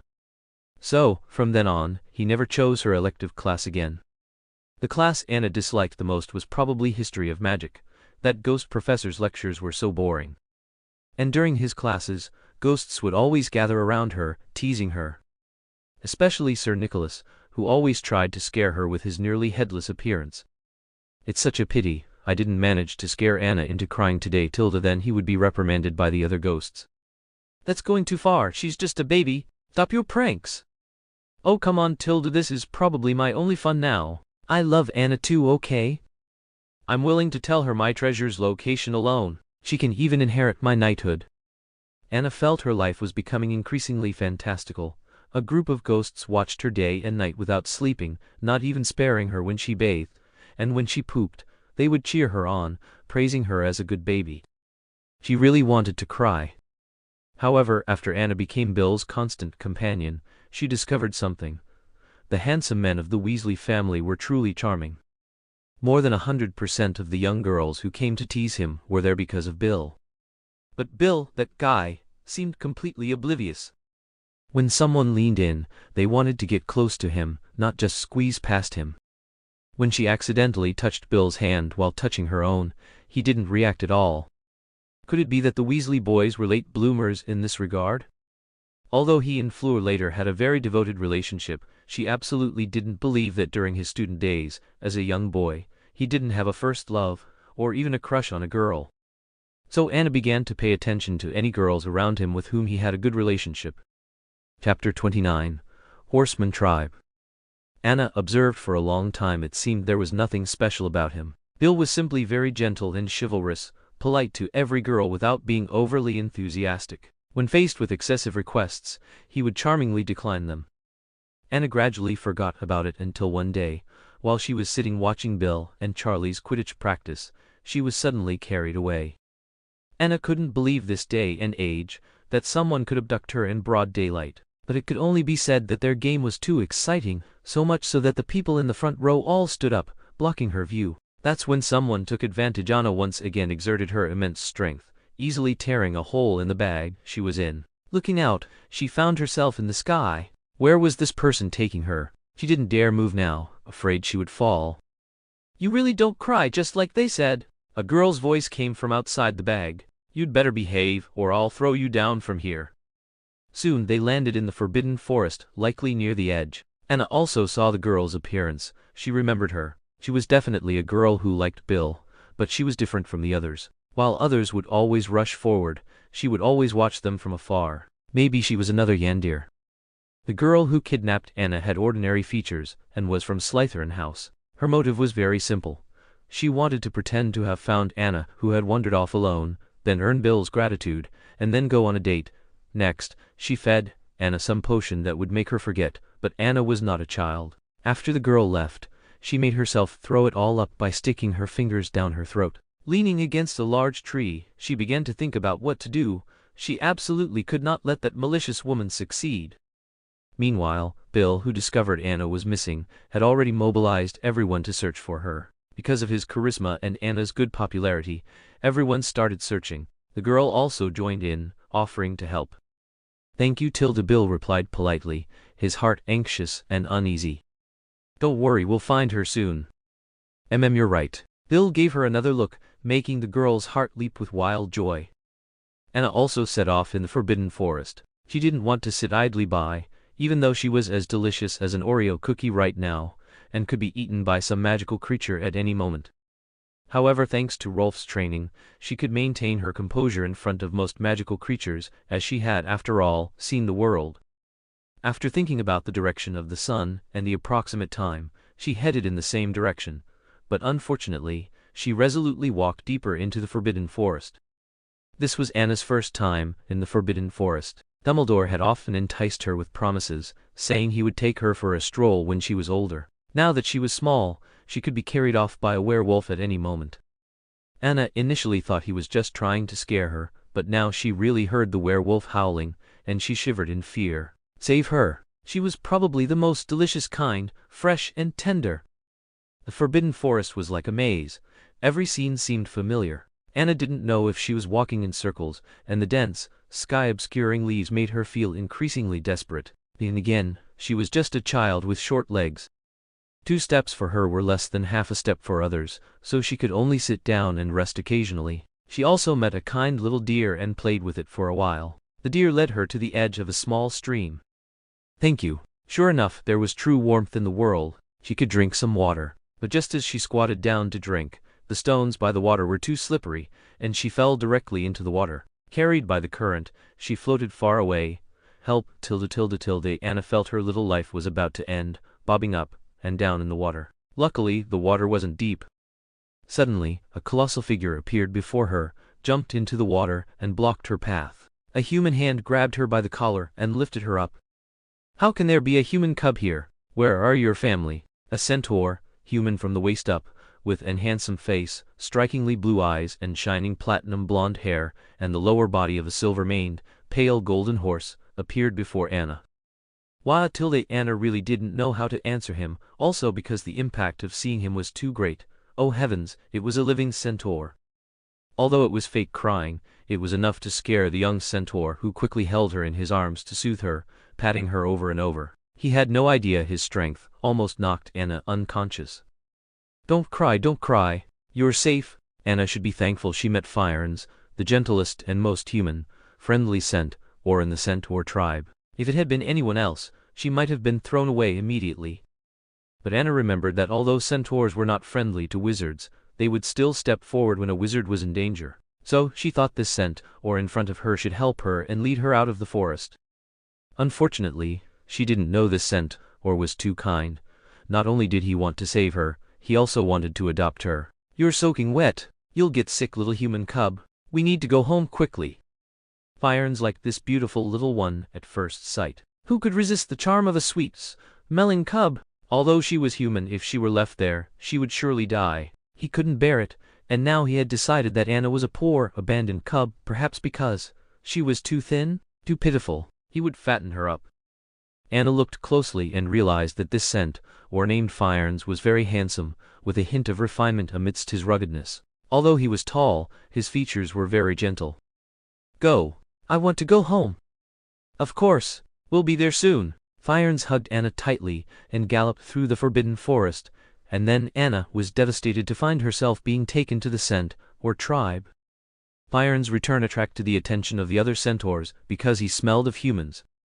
"Firens, what are you doing? Why bring a human cub back?" The centaur Bane was the first to step forward. He and Ronan were centaurs who always believed that the centaur's responsibility was to remain neutral observers. They also intensely disliked wizards. "She was abandoned, just a little cub. I couldn't let her die out there, and Anna is very well behaved," Tilda Firens said, holding Anna up in his arms for them to see. Anna, being a wise girl, flashed a brilliant smile at the two centaurs who stood like sentinels. "Big brother tilde he secretly," she grumbled, "be content, Dumbledore and Aberforth never got this treatment, "I am not your big brother," Bane immediately retorted, but his tone was clearly less intense than before, because the little human cub in front of him, a tiny bundle, looked at him with innocent big eyes, pitifully soaking wet, with soft golden hair plastered to her forehead. No matter how you looked at her, she made anyone's heart soften. "She's really pretty. She's just too weak. Can you raise her?" In Ronan's eyes, she was also such a fragile and beautiful little thing. He poked Anna's chubby little cheek, and, instantly, her fair skin turned red in that spot. "Don't touch her." Bane didn't know what was happening, but as if possessed, he bumped Ronan away, not wanting him to hurt her. However, such a reaction was too out of character for him, so he added, "Be careful, she might be poisonous." "How could she be poisonous?" "Who knows? Whatever tilde, if the leader decides to throw her out, I won't care." Bane turned and went back into the tribe, no longer hostile towards Anna. "We must be the tribe's darling in the centaur tribe too." Chapter 30. Cursey the Pony. Anna was carried into the centaur tribe. It wasn't large, but it looked very cozy. There were dozens of houses made of wood and grass, and the largest one in the middle was probably where the tribal leader lived. Anna was a bit nervous because she had been stared at again on the way. Although the centaur tribe also seemed sparsely populated, she only saw one centaur, about 5 years old, jumping around Firens like a flea. "She's so small. Can she walk? Can she talk?" "Tessie, don't scare her." The centaur's mother pulled her son back, looking at the little girl with some wariness, yet unconsciously drawn by Anna's cuteness. The centaur mother, already full of maternal love, began to worry if her people would kill her. "It's all right," she's very brave and well behaved. Do you want to hold her? Although Fyarns wanted to go home immediately and dry her off, he gently allowed the centaur to hold her to make a good impression on his people and help her stay in the tribe.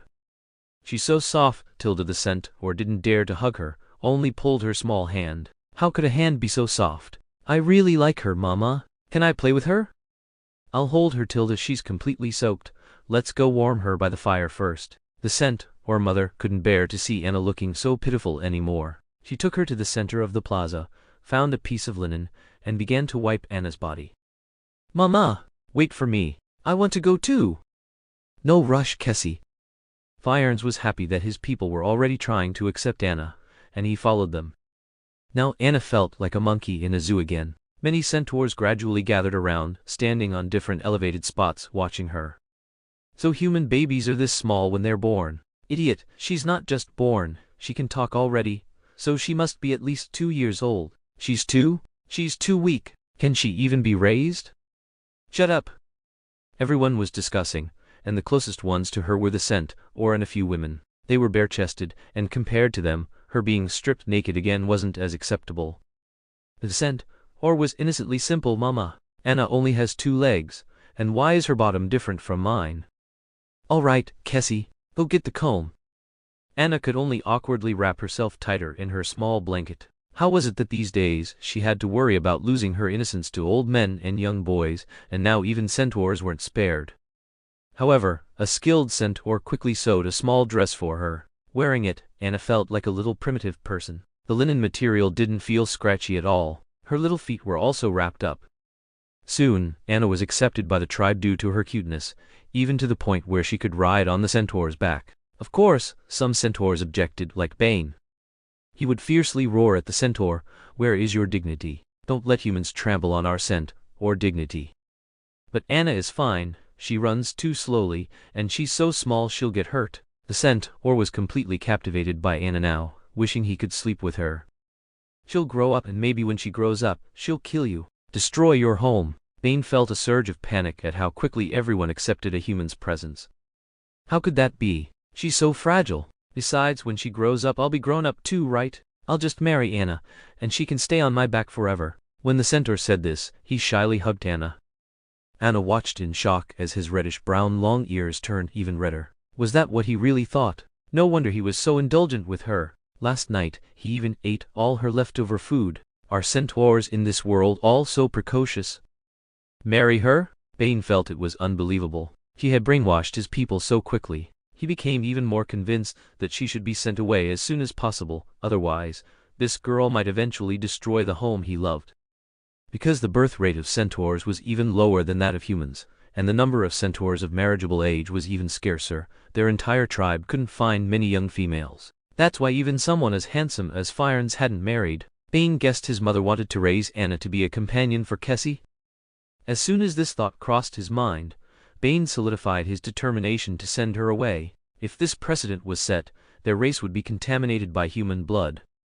In the centaur's arms, Anna felt the scrutiny from the one named Bane, which made her very uncomfortable. So, she patted Kessie's chest, scared. Kessie immediately hugged Anna tightly, his heart aching. Don't be scared, I'll protect you. With that, he ran off, only stopping when he got home and kissed Anna's little cheek. From now on, we won't play with Uncle Bane. He doesn't like Anna, so Kessie doesn't like him.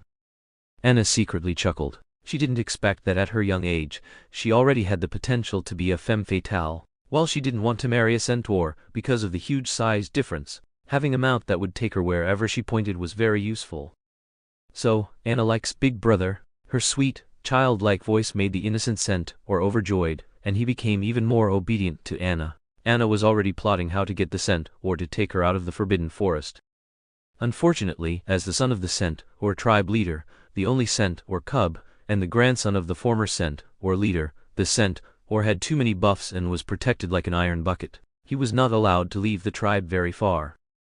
At most, he could go fishing by the river, and there were guards watching. Anna sat on Kessie's back, hugging his waist, feeling incredibly troubled. She had been here for 3 days, eating tasteless grilled fish for 3 days. Her mouth was so bland she could taste a bird. She wanted to go back to Hogwarts, to eat steak, hamburgers, and fries. Finally, one day, when Bane was responsible for guarding the scent, or while he played by the river, he took advantage of the scent, or going down to catch fish. Bane turned, picked up Anna from the riverside, and ran off. Anna had been looking forward to this day for a long time. She knew Bane would definitely not allow her to stay in the tribe, but he wasn't so hard-hearted as to kill her, so he sent Anna away. He found a wizard he somewhat trusted, and gave the child to him, asking him to find a good home for Anna. They had known each other for a long time, since his student days. Because he was half a werewolf, Bane didn't consider him a completely evil wizard. He and his foolish companions often came to the Forbidden Forest to seek death, and they got to know each other over time. Now he was doing some odd jobs, but that person was still reliable, so entrusting Anna to him was absolutely fine. Even if something really happened, it was just her bad luck. He hadn't reached the point of fully treating her as a future scent or cub like his own people did. So Anna saw Bane hand her over to a scruffy, bearded man with an exceptionally gentle demeanor. He looked particularly haggard, and his brown hair gently embraced her. Was she being passed around and given away again? Chapter 31. First Meeting Lupin. Anna was a little resistant to the man in front of her at first, pushing away his approaching face with her small hands. "Your beard is pricking me to death, baby! Get away from me! No, no, no!" "It seems the little one doesn't like me much." Remus Lupin smiled helplessly. It seemed that children instinctively feared him. Was it because he was half a werewolf? "She should dislike me more than you, Lupin," Bane said, feeling a strange twist in his heart. It seemed he wasn't as repulsed by the little person as he had imagined. "Ha, I'll be taking the child now." Lupin gave an awkward laugh, unsure how to respond. He wasn't very good at dealing with Bane. Firearms would have been a bit easier. I wish you a good price." "Don't worry, I'll find her a good home." Lupin understood Bane's meaning. He actually still cared deeply about the child, so he gave him a guarantee. "Whatever you say." The cold-faced but warm-hearted Bane escorted them out of the Forbidden Forest and watched them disappear from sight before turning back. Upon his return, he went directly to the centaur tribe leader to receive his punishment. He allowed Kessie to furiously pound on him without dodging or resisting. Finally, the centaur cried until his voice was hoarse and was carried away by his mother. As he was forcibly taken, he was still shouting, "Give Anna back to me. She's mine." In the end, this matter was left unresolved within the centaur tribe. After all, Bane was a young pillar of the centaur tribe, and everyone understood his intentions. So, after he was punished, everyone tacitly agreed not to bring it up again. Perhaps only the innocent scent, or would forever resent Bane. Even Firearms couldn't treat his brother with the same unreserved trust as before. Meanwhile, Bill hadn't found Anna at the edge of the Forbidden Forest and quickly reported it to Dumbledore. Dumbledore initially thought Aberforth had secretly come to Hogwarts and taken Anna, so he didn't pay much attention to it. Instead, he reassured Bill, saying it was fine and Anna was safe. But 3 days passed, and when Aberforth finally took a detour through the Forbidden Forest to Hogwarts to demand her return, they realized they had made a grave mistake. And the girl who had captured Anna also revealed some flaws, due to her guilt, leading to her discovery. Anna was now out of the Forbidden Forest in Remus Lupin's arms, heading to a secluded small hotel in Nocturne Alley. That was all he could afford. Anna looked at the less than 5 square meter room. A bed, a table, a dilapidated wardrobe, a sink with a mirror, and even a small stove squeezed in. She felt immense sympathy for Lupin's plight. He should have been a vibrant and outstanding young man, but because of a hateful werewolf, he was now neither human nor ghost. Every full moon, he would run deep into the quiet Forbidden Forest to vent, or curl up in a cave until dawn. Despite all this, he even spent his day's food money to buy her candy. Anna couldn't bear to eat it. "Little Anna doesn't like candy? What a well-behaved baby." Lupin was a little surprised. He remembered Harry's eyes lighting up at the sight of candy when he was her age. Thinking of Harry, he wondered how he was doing now. He must be 4 years old by now. Lupin recalled Harry's parents, his companions, and his happiest student days. He then fell into despair, sitting on the edge of the bed, burying his head in his arms. Anna didn't know how to comfort him, so she just hugged his neck and kissed his cheek. "Don't cry, uncle." Comforted by Anna, Lupin suddenly snapped out of his memories, opened his arms, embraced Anna, and fell onto the bed. "Thank you, Anna. Uncle won't cry. Anna is such a gentle little girl. If I get the chance, I'll introduce you to a little brother. You'll definitely become good friends." "A little brother." Why was everyone trying to introduce her to a little brother? They were too enthusiastic. That day will come. Lupin looked steadily into Anna's big eyes. She wouldn't understand. He meant that he would also reconcile with Harry and take good care of his life. Now, he needed to work hard to earn more money. Although Anna was truly adorable, Lupin knew he wasn't good at taking care of children, and following him would only lead to hardship. He had just heard that Malfoy Manor was looking for an adopted daughter, but one condition was that she must have blonde hair, consistent with the Malfoy family's hair color. Initially, Lupin thought it was to make their family look neat and tidy, but it was actually another one of Narcissa's schemes. She deliberately let it be known that Draco was too bored and needed a playmate. In reality, it was to see if Lucius would use this reason to bring back his illegitimate daughter. But after so many days, Lucius showed no reaction at all. He even helped her find several 5- or 6-year-old blonde boys, which of course drew strong dissatisfaction from Draco. However, Narcissa gradually forgot her original intention over time. She thought she had been overthinking it. If it really were his illegitimate daughter, Lucius would have sent her over long ago. But, that day, she didn't expect Remus Lupin to bring Anna over. Anna also hadn't imagined that the good home Lupin spoke of would be such a grand wealthy family. From the main gate to the mansion, they walked for 20 minutes. Such a large yard should be called a manor, right? Wait, how did she see peacocks roaming freely in the garden? This reminded her of a family. Could it be the House of Malfoy? Or do all wealthy pure-blood families like to keep such creatures? However, the butler's words completely confirmed to Anna that this was Malfoy Manor. Although you don't look like this child's father, it's worth noting that this child currently seems to best meet the Malfoy family's standards. Some people even sent children with albinism. Their hair couldn't be considered blonde. Anna's small head continuously surveyed the luxurious and elegantly tasteful Malfoy Manor. Every small detail was handled perfectly, even the doorknobs bore the House of Malfoy crest. She was a little excited. Could she finally eat proper food?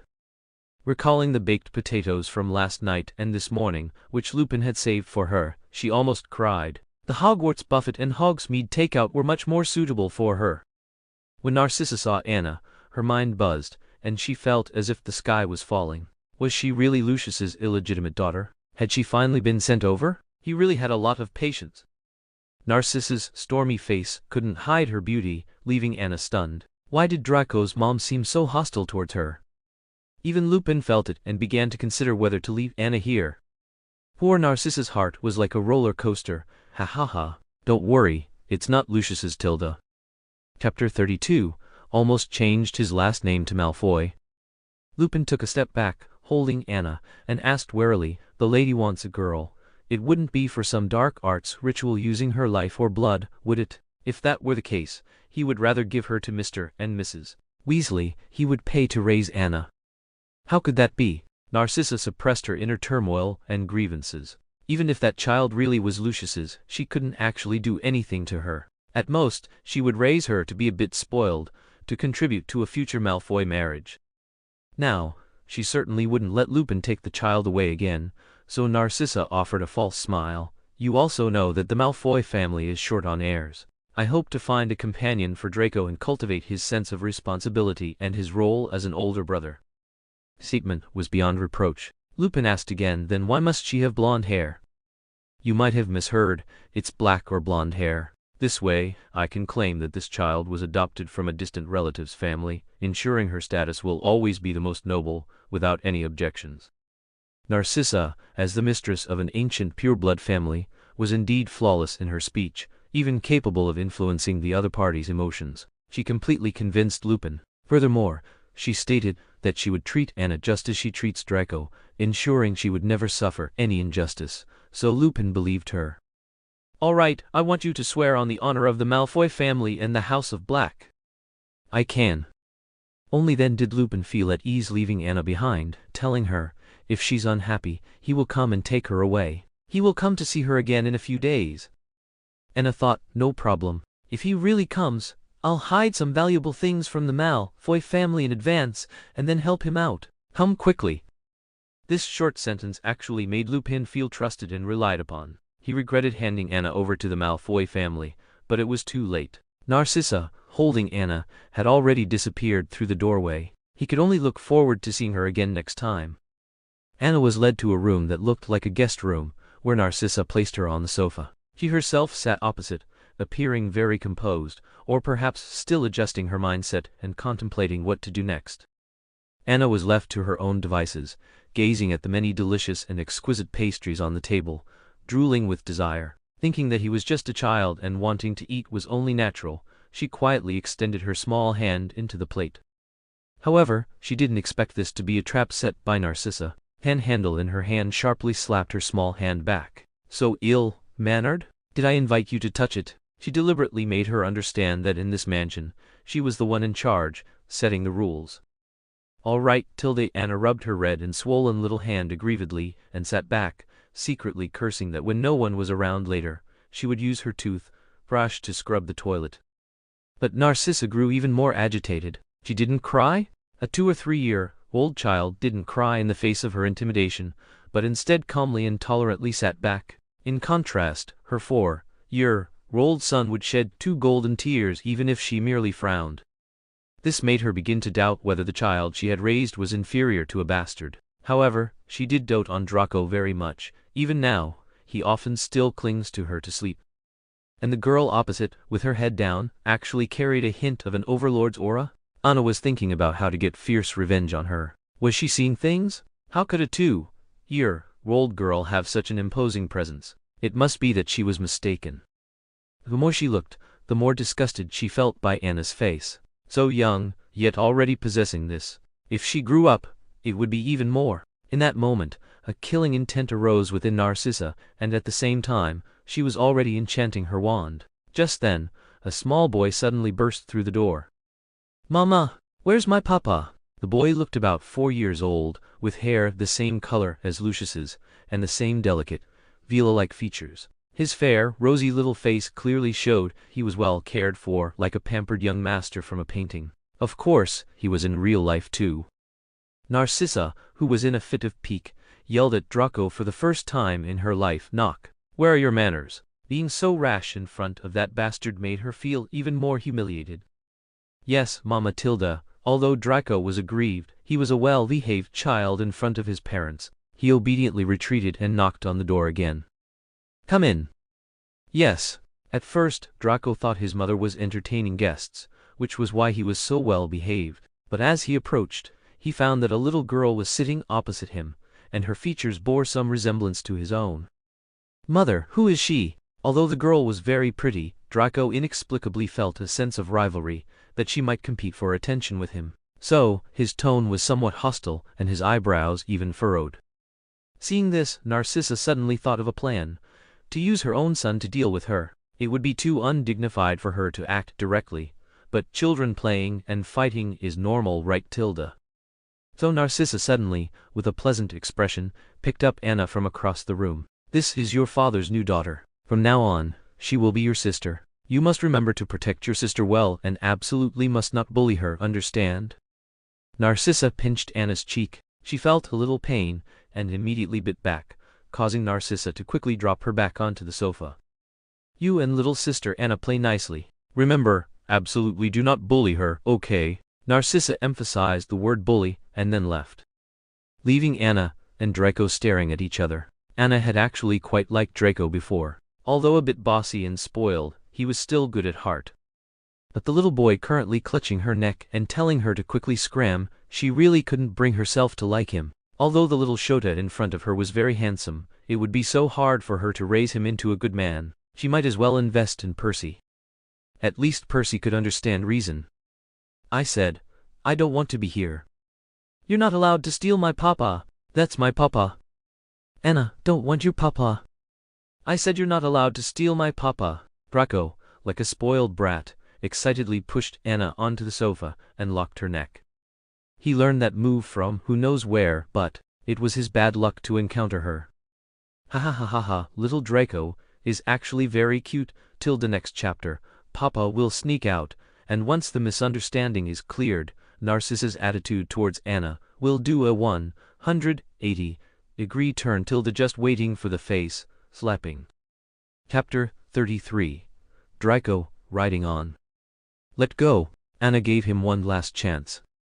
"Don't you dare order me around." Draco roared at Anna, while the little girl beneath him kicked him in the stomach. Draco's eyes widened as he saw himself getting further and further away from the girl. Had he actually been kicked flying by her? Anna was not some helpless child. She possessed strength more terrifying than an adult's. Thus, Draco flew back 3 meters, landing heavily on the carpet.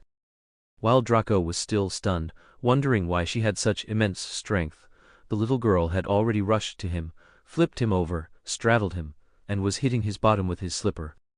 "That's for bullying, Anna. Bad boy." Anna was taking out all her recent grievances on Draco. Little Draco was momentarily bewildered. He had actually been beaten, and was unable to struggle. Humiliation made him burst into loud sobs. "Wah! I'm going to tell my dad. He'll kill you. You're bad. You bullied Anna first." Each smack Anna delivered echoed loudly, and she felt incredibly satisfied. How dare they casually bully her? She could at least beat this little brat. Narcissa had no idea that she had expected her son to teach a lesson to that unknown illegitimate daughter. Instead, when she arrived with Lucius, she only saw her cherished son pinned beneath that little brat being bullied. What are you doing?" Narcissa watched, distraught, as her son was bullied, unable to control her emotions as she shrieked. "What is going on here?" Lucius had heard Narcissa say she had something important to discuss and wanted him to meet someone. He never expected to see his son being beaten by a tiny person. Narcissa had originally brought Lucius to prove her innocence, that she hadn't instigated Draco to bully that wild child. But in the end, it was her own son who was being bullied. Anna stopped when they entered, slowly got off Draco, and tossed his slipper away. "He started it." "Wah! Mommy, Daddy!" Draco cried even more miserably, then rushed into Narcissa's arms. Narcissa hugged her son, her heart aching. She had never even laid a finger on him. What exactly is going on? Lucius was even more confused now, and Draco's crying gave him a headache. How could he be bullied by a 2-year-old girl? He'd be embarrassed to even tell anyone. But hearing this, Narcissa also felt wronged. Wasn't this all his doing? He had brought his illegitimate daughter back, and he was questioning her like this, and even bullying them both. She began to wipe away tears. "It's all because of you." Lucius rubbed his aching brow. "Me?" At this moment, Draco, emboldened by his parents, jumped out. "I don't want a sister." "Daddy, she dared to hit my bottom. Quickly teach her a lesson for me." He tugged on Lucius's robes, pointing at Anna with an arrogant air. "Why did she hit your bottom?" "He hit me first." Anna was neither humble nor arrogant, not acting like a 2-year-old child. "She's lying." Draco was an expert at making unreasonable accusations. But Anna wasn't afraid. "I'm not. If you don't believe me, use a time turner." Anna wasn't sure if that was the right term, but she believed the Malfoys understood, because their expressions changed, especially Narcissa, who even forgot to cry. Upon hearing this, Narcissa wondered how she, at such a young age, knew about a time turner. Then she looked at her son. Her mood sank even further. Lucius couldn't help but look at her with higher regard. So young, yet calm and quick-witted in a crisis, she was definitely a talent with great potential. Wait, he suddenly felt this little girl looked familiar. Is your name Anna?" "Yes." "Anna Dumbledore?" "She's a Dumbledore? From the Dumbledore family?" A huge weight suddenly lifted from Narcissa's chest, but it was immediately replaced by overwhelming regret. She hadn't expected her to truly be a relative of that old Dumbledore. How could she have been so rude to her? Everyone in the wizarding world knew that no one would openly oppose Dumbledore. It would be career suicide. How did she end up here? Narcissa picked up Anna, hoping to salvage her image. Unfortunately, Anna completely ignored her. She got lost in the Forbidden Forest, and Dumbledore is searching the entire world for her. Saying this, Lucius snapped his fingers, and Dobby respectfully produced a newspaper with a large photo of Anna, exactly as she looked at the wedding. The photo of the beautiful baby girl even boosted the newspaper's sales. People, with or without children, bought it to hang as a poster, especially pregnant wizards who wanted a daughter. With such looks, she would likely be found quickly even if stolen. Anna at this time had no idea how many romantic entanglements this simple wedding photo, showing her in a vintage dress and smiling brightly, would bring her in the future. And now, how many bounty hunters were searching for this little girl, because her life was very valuable. Dumbledore quickly extracted information from the suspect provided by Bill. After confirming Anna had been abandoned in the Forbidden Forest, he immediately suspended classes for the entire school, and all staff members split up to search the Forbidden Forest. And that girl was also expelled for violating school regulations. Not only that, she was reviled by all the students. They all loved Anna, who was like a mascot, especially the Gryffindor students. When she left school, she was crying, covered in rotten eggs and vegetables, while Bill and Charlie rode brooms in the air, writing her name in magical fireworks. Diamond suit despicable and shameless. It was said that the girl later went to school in another country and never returned to Britain. Dumbledore entered the Forbidden Forest and first sought out the werewolf tribe, then questioned the Centaur tribe. He learned that Anna had been given away, but because Bane refused to betray the wizard, he only knew that Anna would be given to a good family for adoption.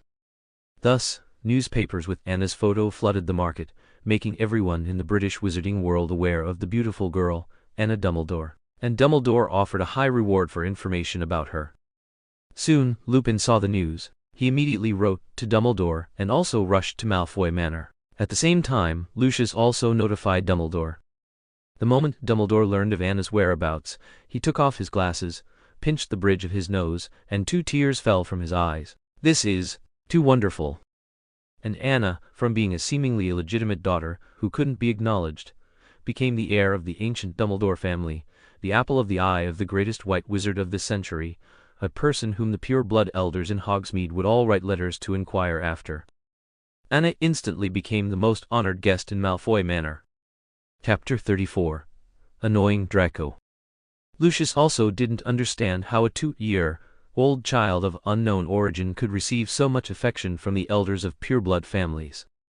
Ever since they learned of her identity, countless letters from the elders of the 28 pure-blood families in Hogsmeade arrived, openly thanking the Malfoy family for taking care of Anna.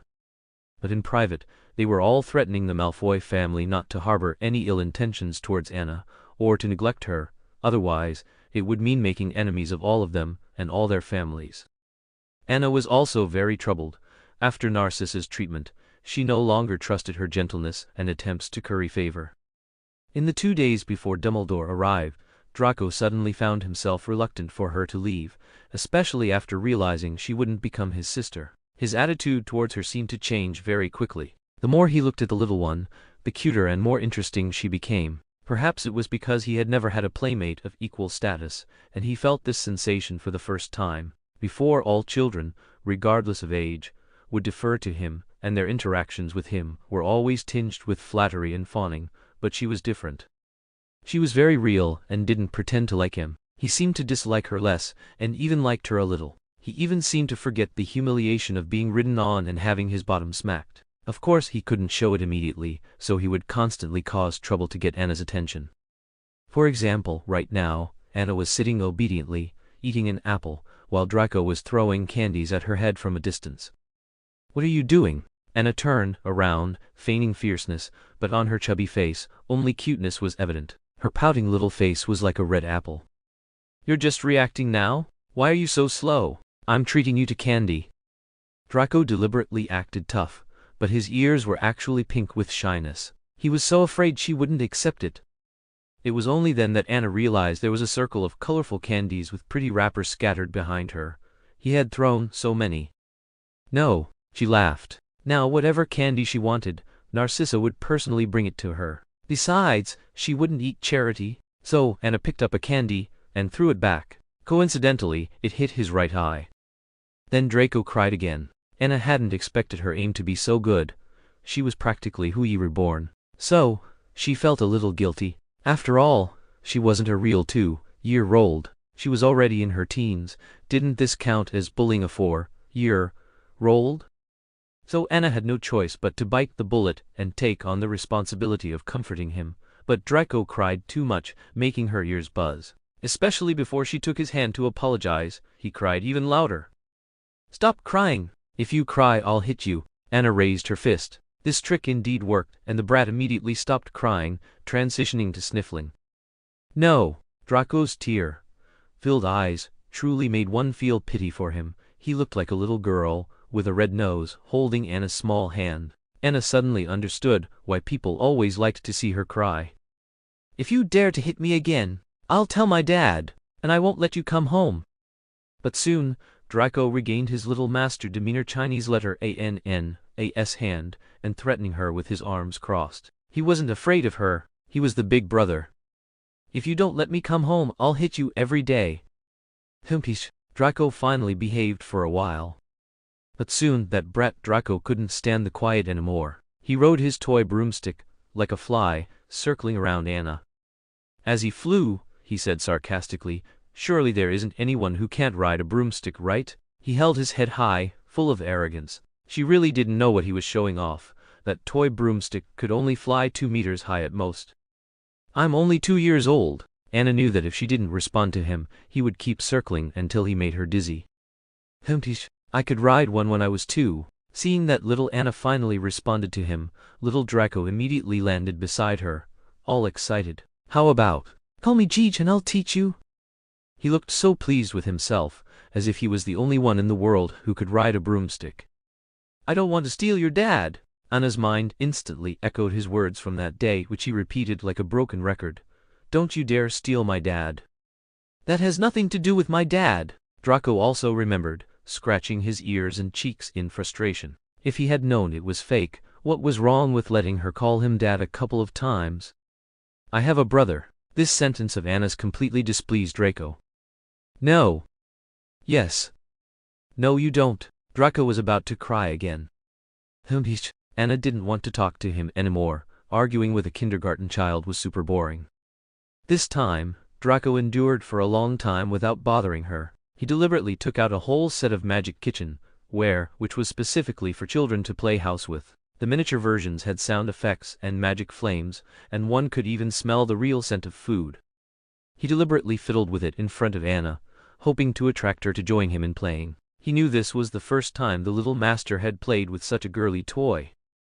Unfortunately, Anna already had a set of real miniature kitchen ware, so she wouldn't be attracted by his toys. She glanced at them from afar and then paid no more attention, finding the Wizarding World children's books she was reading much more interesting.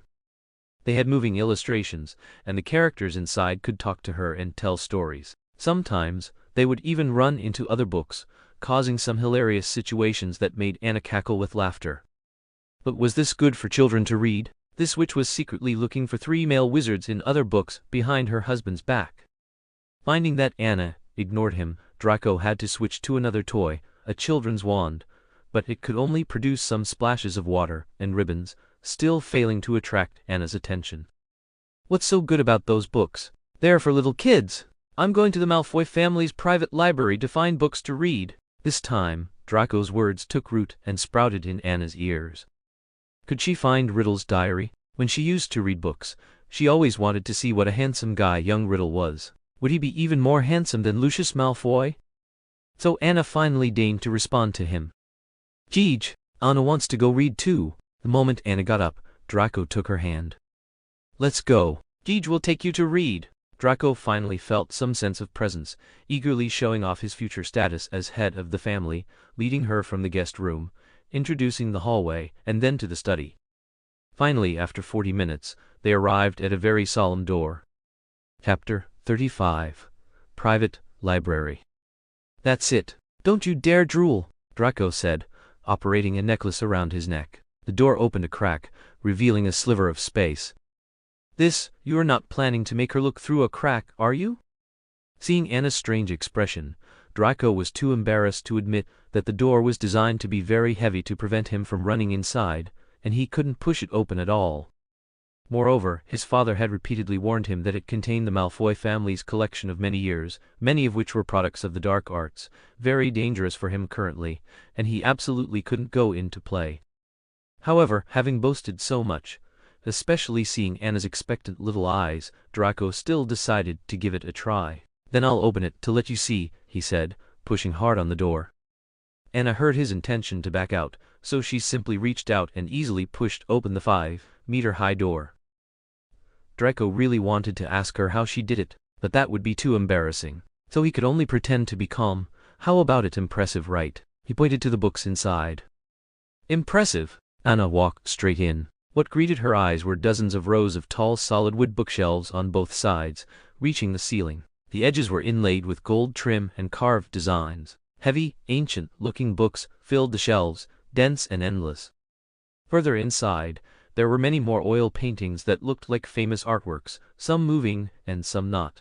Of course, a pure-blood family wouldn't be without an impressive desk, on which sat a solid wood globe and some sand tables. So where would Riddle's notebook be stored?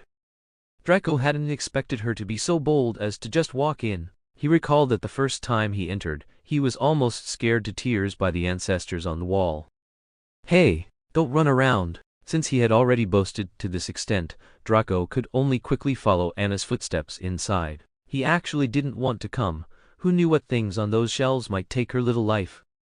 "Don't touch anything. If you break it, you can't afford to pay for it. Or if you get blown to pieces, I won't be responsible for putting you back together." Although Draco said such strange things, he was genuinely worried about her.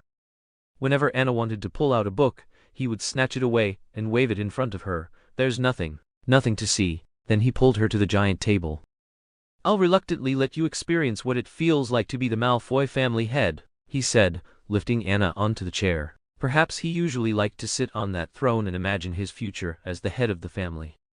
The chair was very high, and for-year-old Draco found it a bit strenuous to carry Anna. His little face was flushed red, and he even lifted one leg for leverage. Finally, Anna managed to climb up. "How about that? You're too heavy." Draco, however, was thinking, why does she smell so good? Did Mom secretly use a different shampoo on her? "You're just too weak. Bill carries me with no effort." Who is Bill? Draco thought that name sounded terrible. Very jarring, especially when he learned that this was the brother she spoke of. "Don't forget you're in my house now. You can only call me Big Brother," Draco said domineeringly. Anna didn't bother arguing with him and pulled open a drawer, finding some unfamiliar items neatly arranged inside. "Don't rummage." Draco got anxious and quickly picked Anna up. Predictably, Anna's leg hit something with a loud bang. Hearing it, Draco instantly became very flustered. "Are you okay?" "I'm fine." Before Anna could finish, Draco hoisted her onto his shoulder and rushed to find Narcissa.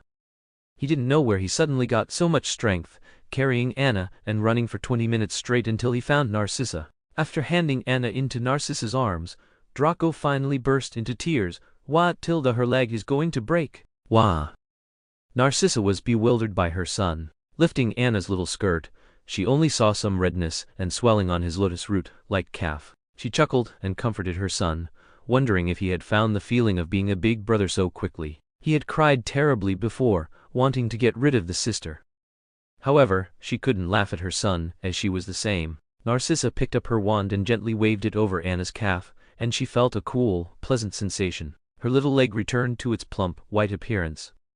"Draco, you need to learn not to panic in situations. Look, your sister isn't even crying." Tilda Narcissa returned to her gentle demeanor, taking out a handkerchief to carefully wipe away Draco's tears. "Mom, I'm just worried about her." He couldn't say what was on his mind, so he quickly closed his mouth. That evening, to reward Draco's bravery, Anna personally put her chicken leg onto Draco's plate. She hoped he would continue to be brave, and not be so childish anymore.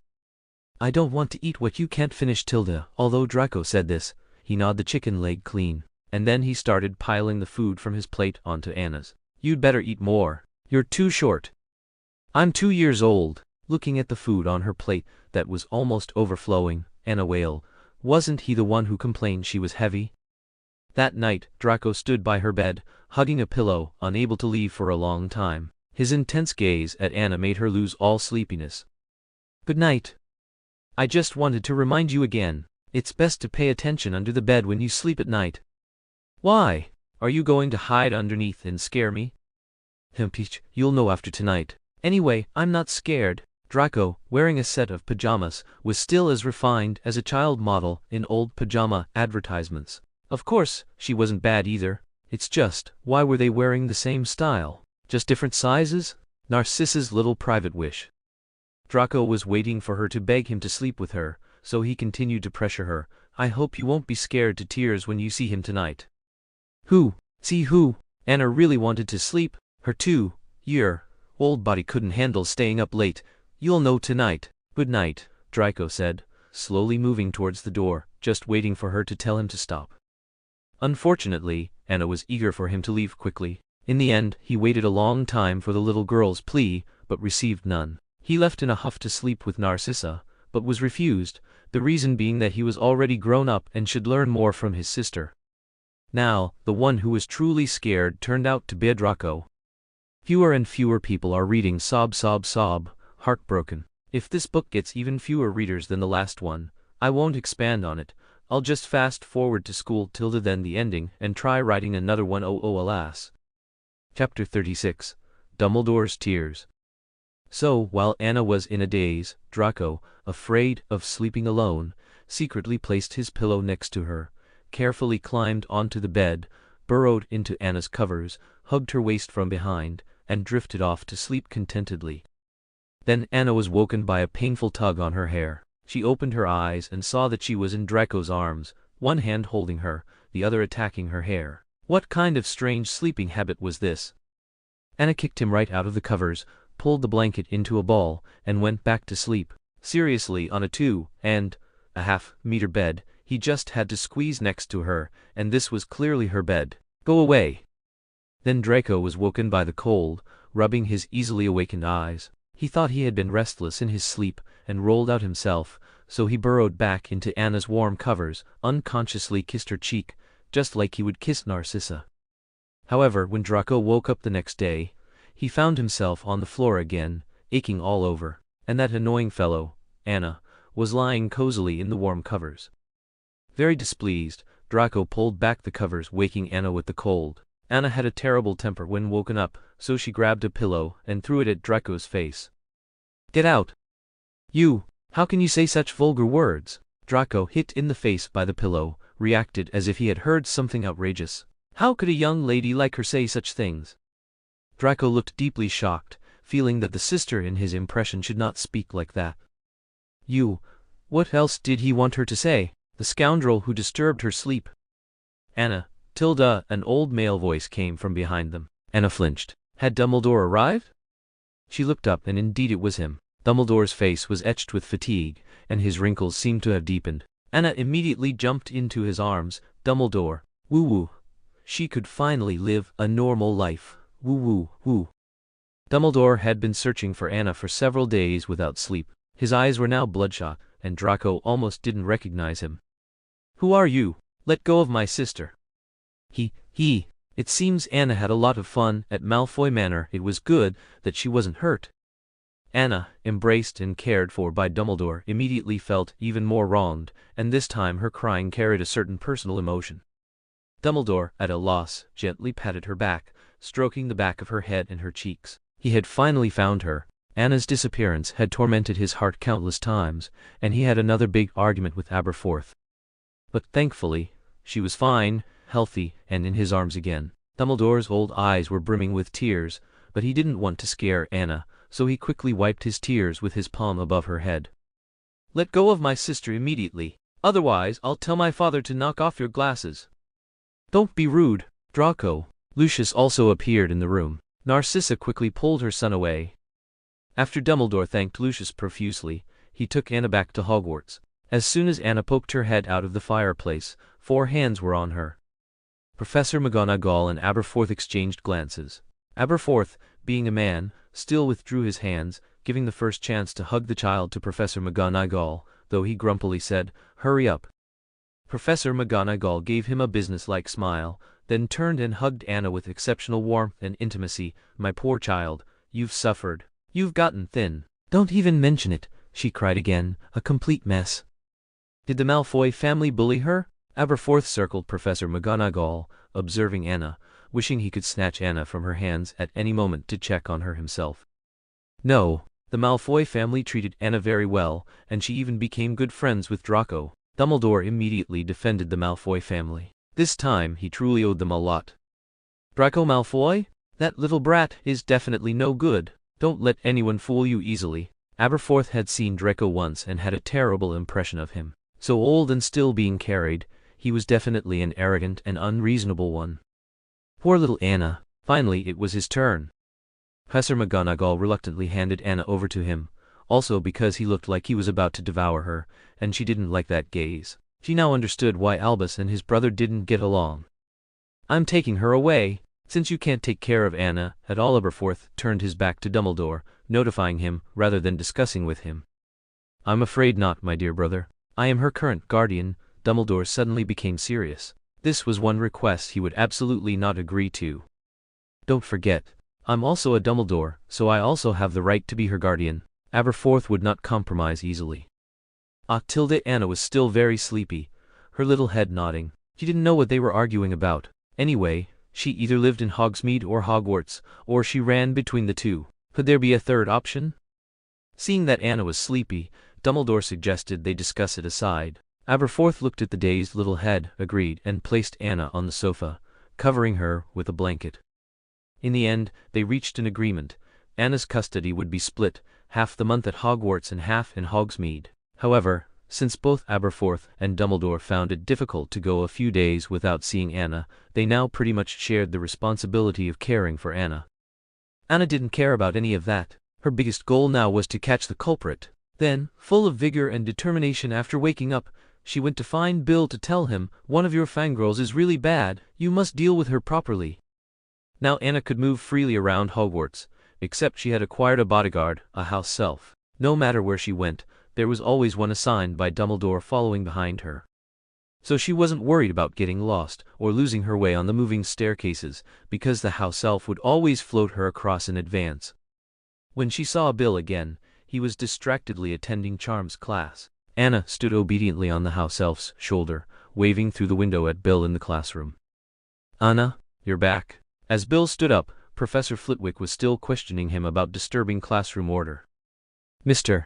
Weasley, is there a problem? You need to raise your hand." "Wait, is that Baby Anna?" Professor Flitwick also got excited, but unfortunately as soon as he got down from the high platform, he was submerged by the surging crowd. "Slower, slower. Everyone back to your seats. Let your professor go first." Professor Flitwick struggled to weave between their legs. He wanted to see the child. "Don't block him." Bill immediately pulled her into the classroom through the window, hugging her tightly to his chest, his eyes red. "I'm so sorry, Anna. I lost you. It will never happen again. Believe me." Chapter 37. Invitation to the Burrow. From Bill's description, Anna learned that the girl who bullied her had been expelled, and Bill had also given her a good scolding, which finally made Anna feel much better. After this incident, every time Bill took care of Anna, he dared not leave her alone. He would either entrust her to Charlie or keep her by his side. At the same time, he became even more distant from those charming ladies.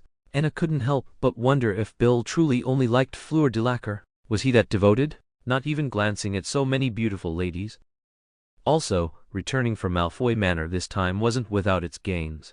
They all started fussing over Anna's hairstyle. Because Narcissa would braid her hair, this really opened up a new world for these old men. Finally, they could braid her hair. Right, why hadn't they thought of it before? So every day, Anna would have a different number of braids on her head, related to the day of the week. That day, Dumbledore, in high spirits, carried her to the Burrow again. The reason was Ginny's birthday today, and Mrs. Molly had specifically asked Dumbledore to bring Anna, as Ginny had cried several times, wanting to play with Anna. Dumbledore, of course, couldn't bear to refuse a cute little girl's birthday wish, especially since he could empathize so much now. Otherwise, what would happen when it was Anna's birthday and she couldn't invite any children her age? Dumbledore decided that in a few days, he would put Anna's third birthday party on the agenda, and discuss with his brother how and where to celebrate it. This was a big day, Anna's birthday party. For Anna, playing at the Burrow was an extremely joyful thing. It was finally time to tour the Burrow. She was really looking forward to its structure. Anna stepped out of the fireplace in Dumbledore's arms. Although the flue network was convenient, it was too smoky every time, and she sneezed several times in a row. "Merlin, did you see that? She actually covered her mouth herself." Mrs. Molly was completely charmed by the little girl's elegant and adorable way of covering her mouth with both hands when she sneezed. She looked at her son Ron, who was wiping his snot with his sleeve, and sighed. "Welcome, welcome. A warm welcome." Fred and George also rushed out, running circles around them while waving confetti fragments from their pockets everywhere. "Stop it, Fred and George." Mrs. Molly didn't want Dumbledore to lose his composure as soon as he arrived, so she resisted the urge to tie them both up. "Okay, Mom." "Yes, Mom." Fred and George stopped, But then, they pulled out small instruments from their pockets and blew into them. This time Mrs. Molly was truly angry. She smacked each of them on the head, and they quieted down. "Pick up all the paper on the floor, with your hands." Mrs. Molly accidentally burst into her lion's roar and then gave Dumbledore an apologetic, embarrassed smile. "I'm so sorry, Professor Dumbledore, for making you witness such a scene again, Tilda." "Not at all, not at all. I was naughtier than them when I was a child, Tilda." "Really? This doesn't concern you too. Hurry up and pick." Fred and George were originally curious and tried to chime in, but were yelled at by Mrs. Molly again. The scene was so amusing that Anna couldn't help but laugh. Mrs. Molly finally relaxed her brows when she saw Anna's smile. "Anna, sweetie, let me hug you. Come, I'll take you to play with Ginny. She should be waking up soon." Dumbledore still had things to do and needed to leave. Before leaving, he very solemnly asked Fred and George, "Can you take good care of Anna and ensure she doesn't get hurt at all?" "Of course.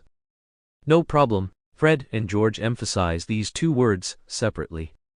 Dumbledore patted them both on the shoulders. "I trust you," and then left. Fred and George looked at each other with a sense of pride at being entrusted with such an important task. Anna's big eyes surveyed the entire house. Although it was filled with old furniture and showed signs of mending everywhere, it was truly warm and comforting, just like her own home. Especially that classic clock, where each hand had a picture of a Weasley family member, and there was even one of Anna herself. It was that photo from the newspaper cut out, shrunk, and placed there. Anna was particularly excited when she saw it. "And Anna." "That's right, and little Anna. Anna is Bill and Charlie's little sister Tilda. She's a Weasley family sis." Mrs. Molly warmly introduced her to Anna. "Mum, Tilda, what are Fred and George arguing about again?" Percy, whose reading was disturbed, stormed downstairs. But when he saw Anna, his tone suddenly softened considerably. "Anna's here too. Is Principal Dumbledore here as well?" "He just left." "Why didn't anyone tell me? I didn't even get to say hello to him. How rude." Percy's face was twisted for a moment, but he quickly composed himself. "Never mind." Then he turned and said gently to Anna, "Welcome to the burrow." Anna nodded. That Percy fellow sure loved to study, so early in the morning. Anna was placed on Ginny's small bed. It was clear that Ginny was very pampered, as she was the only child who slept in Mr. and Mrs. Weasley's room, or perhaps she was simply the youngest. But her small bed, which looked like Mr. Weasley had handmade it, was very sturdy and decorated like a princess bed, with pink netting and pretty tassels.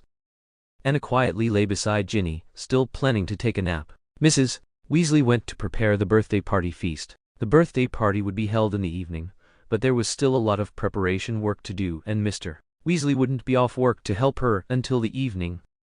So Mrs. Molly was very busy. She let Anna sleep a little longer. But just as Anna was about to drift off, those two rascals, Fred and George, scooped her up. "Let's go, Non. No, May. Your big brothers will take you to play." "No. Who wants to play with you guys?" Anna was about to shout, but had her mouth covered, and was hoisted onto a shoulder. "You'll love this adventure. Let's prepare a surprise for Ginny together." As soon as Anna heard this, she stopped struggling. Indeed, she hadn't prepared any birthday gift for Ginny. Perhaps Fred and George were really planning to make a thoughtful gift for Ginny this time. So Anna obediently stayed on their shoulders, carried all the way to the vegetable garden. The posture was quite strange. They stood side by side, and she lay sideways across their shoulders like a carrying pole, with them carrying her as if they were balancing a load. "What kind of surprise are you giving?" Anna was finally put down. Standing in the vegetable patch, she always had a creepy feeling on her back. "Watch closely," Fred and George replied in unison again, and at the same time, they moved a large stone away from a hole. They rummaged and rummaged inside, then suddenly brought out a baby gnome that was wailing. Anna was really about to cry from how ugly it was. The little thing was less than 30 centimeters tall, with a disproportionately large head and a pair of sturdy feet with protruding bones. Its two very bulging eyes were somewhat frightening. "What is this?" "A gnome, of course." Fred even lifted the little gnome's hand. "Doesn't Ginny like dolls? Isn't this a living doll?" "Exactly. We just need to dress it up a bit, and Ginny will definitely like it," George chimed in. It was hard to imagine what their two brothers' aesthetics were like. "This doll? This is cute." Anna really wanted to immediately withdraw from their surprise gift segment. She didn't want Ginny to resent her. That's right, you can even feed it. Isn't it much better than a fake one? No, Maymay is still cuter. Fred and George both freed their other hand to pinch Anna's little cheek. Thank you comparing her to a gnome. Chapter 38 Birthday Party. It was only after Anna's terrified screams that Fred and George managed to shut the baby gnome back into its hole. As Anna finally dared to breathe normally, she heard Percy's voice from above. Don't bully her. You two go play by yourselves. It turned out that Percy, who had been studying in his room, had heard their commotion and had specifically come to uphold justice. We weren't bullying her. Exactly, we were playing. Fred and George waved their fists at Percy upstairs. Percy always tried to discipline them, but they only wanted to listen to Bill and Charlie. Percy would always report them to their mother, so his younger brothers didn't like him. You just wait, I'm coming down right now. Percy recalled the scene from the last wedding and was truly worried that those two would cause trouble again. The girl had just been found. If anything were to happen at the Burrow, how would the Weasley family explain it to Dumbledore? So, just as Percy was coming downstairs to take Anna away from the two little devils, Fred and George quickly carried Anna and squeezed into a nearby, larger gnome burrow. Oh no, before Anna could react, she was shoved inside, with Fred and George completely disregarding their image as they squeezed in. The three of them were pressed together like a meat sandwich. Anna didn't know whose body part her foot was on, nor did she know whose chest or waist her face was pushed against. Stop pushing. Further in, Fred, my foot can still be seen. This is the limit. In the darkness, Anna began to ponder why she had agreed to come out with them. This burrow must have had a small opening leading outside, so there was still a faint light, allowing her to see some blurry outlines in front of her.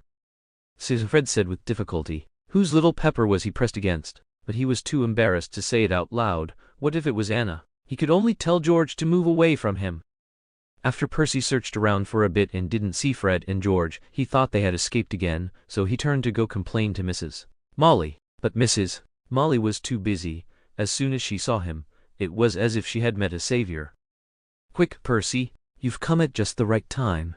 Help me bring the plates over, and can you help me stir this? Percy got so busy that he forgot about his intention to complain. After Percy left, they scrambled out, looking disheveled. George came out first, then pulled Anna up, and finally Fred, whose face was unnaturally flushed. Why is your face so red, Fred? Is it that hot? Huh? No. Fred vaguely brushed it off, picking up Anna. He couldn't possibly talk about his little pepper, could he? It was too embarrassing. Let's continue. Oh right, Ginny's present. The two boys eagerly began preparing a gnome doll for Ginny. They started sewing skirts from scraps of cloth they found. Surprisingly, they even made a hat for the baby gnome that looked quite decent. Anna chose to pick a bouquet of fresh wildflowers from a nearby flower bed, intending to give them to Ginny as a birthday present. By the time she wiped her sweat and tied the flowers, Fred and George's birthday present was also ready. They even found a beautiful box to put the baby gnome, dressed in a floral skirt and wearing a little yellow hat, inside. Anna shook her head sympathetically. It wasn't that she didn't want to help them. It was that their enthusiasm was simply too strong to dampen. During lunch, the two brothers furtively took their lunches and ran to the back of the burrow, secretly feeding Ginny's birthday present. Mrs. Molly noticed them. Fred and George, you haven't been secretly keeping a pet behind my back, have you? No. No pets. Fred and George explained very earnestly to Mrs. Molly that they weren't keeping a pet, but a present. They kept glancing at Anna, who was obediently eating with a spoon in her high chair. They were worried Anna would expose them, but Anna was completely engrossed in Mrs. Molly's excellent cooking, too preoccupied to notice anyone else. Mrs. Molly was actually moved by their sincerity and tentatively assumed they wanted to secretly feed Anna. Don't feed it too much, there's a turkey feast tonight. Yay! Yay! Fred and George jumped 3 feet high, hived each other, and bumped their bottoms together. The series of movements was fluid. Anna was eating happily when Ginny pulled her away again, insisting on playing with dolls. Anna cast a pitiful glance at the mashed potato salad in her bowl, and reluctantly gave it up. It was okay, there was a big feast tonight anyway. Compared to Ginny, she had far too many toys. Every day she would receive toys sent by Owl from Hogsmeade. Some were diverse and some even carried a hint of dangerous dark arts, but they were truly fun. So when she saw Ginny had the same type, she knew those toys were likely quite old, perhaps even older than Snape. And gradually, she also owned many Muggle dolls. It seemed Mr. Weasley had given them all to her. Finally, the busy birthday party began, and Dumbledore also arrived with a cake and presents. Mr. Weasley brought back 2 bouquets of flowers when he got off work, a large one for Mrs. Molly and a small one he tucked into Ginny's hand. The sight of the 3 of them hugging and kissing each other was seen by Ron, who cried for flowers too. Fred and George then picked up Anna, mimicking their affectionate display, except the kisses that should have been between a man and a woman were instead planted on Anna's cheeks. "You've worked hard, my dear Tilda." "It's what I should do, Tilda, mua mua mua." "Mua mua mua," Tilda. Fred and George deliberately pinched their voices to imitate their overly sweet talk, which made Anna utterly disgusted. She kept pushing their heads away from her poor face. "None. No. No," Anna wailed until Dumbledore pulled her out of their embrace. "Be gentle with girls, gentlemen." He lovingly took out a handkerchief and carefully wiped her face, cleaning off all the drool. It was then that the couple noticed Dumbledore was also looking at them ambiguously, making them blush. After all, the reason for their expulsion was quite disgraceful, making them embarrassed to show affection in front of Dumbledore every time. "Ahem, Headmaster Dumbledore, you've come too, how welcome. Please, take a seat." "Haha, it seems our Ginny is going to have another little sister." Dumbledore winked mischievously and sat down, still holding Anna. "No. Oh, that won't happen." Molly glared at Mr. Weasley, who was so embarrassed he nearly choked. "We already have no May," Fred quickly replied, helping the couple find a way out of the awkward situation. "Exactly. Anna is Ginny's sister, ha ha ha ha. That's truly good news, isn't it, Anna? You have a sister now." Dumbledore felt that his goal in the Weasley family had been achieved. There was no more reliable partner than the Weasley family. Dumbledore gazed at Anna's innocent little face and secretly vowed, "I will pave the way for everything for you, my dearest little Anna." Chapter 39. Reporter Interview. Anna had a wonderful time at the birthday party, except for a minor incident when Fred and George brought out that box. A startled gnome baby scurried out of the box, dashed across the dining table, crashed into Ginny's cake, and then, covered in cake, fled all over the room. Everyone immediately descended into chaos, trying to catch the gnome, and the lively scene reached its climax. Fortunately, Anna had climbed onto Dumbledore's shoulder in advance when they brought out the box. Clutching his beard and standing on his shoulder, she had prepared herself.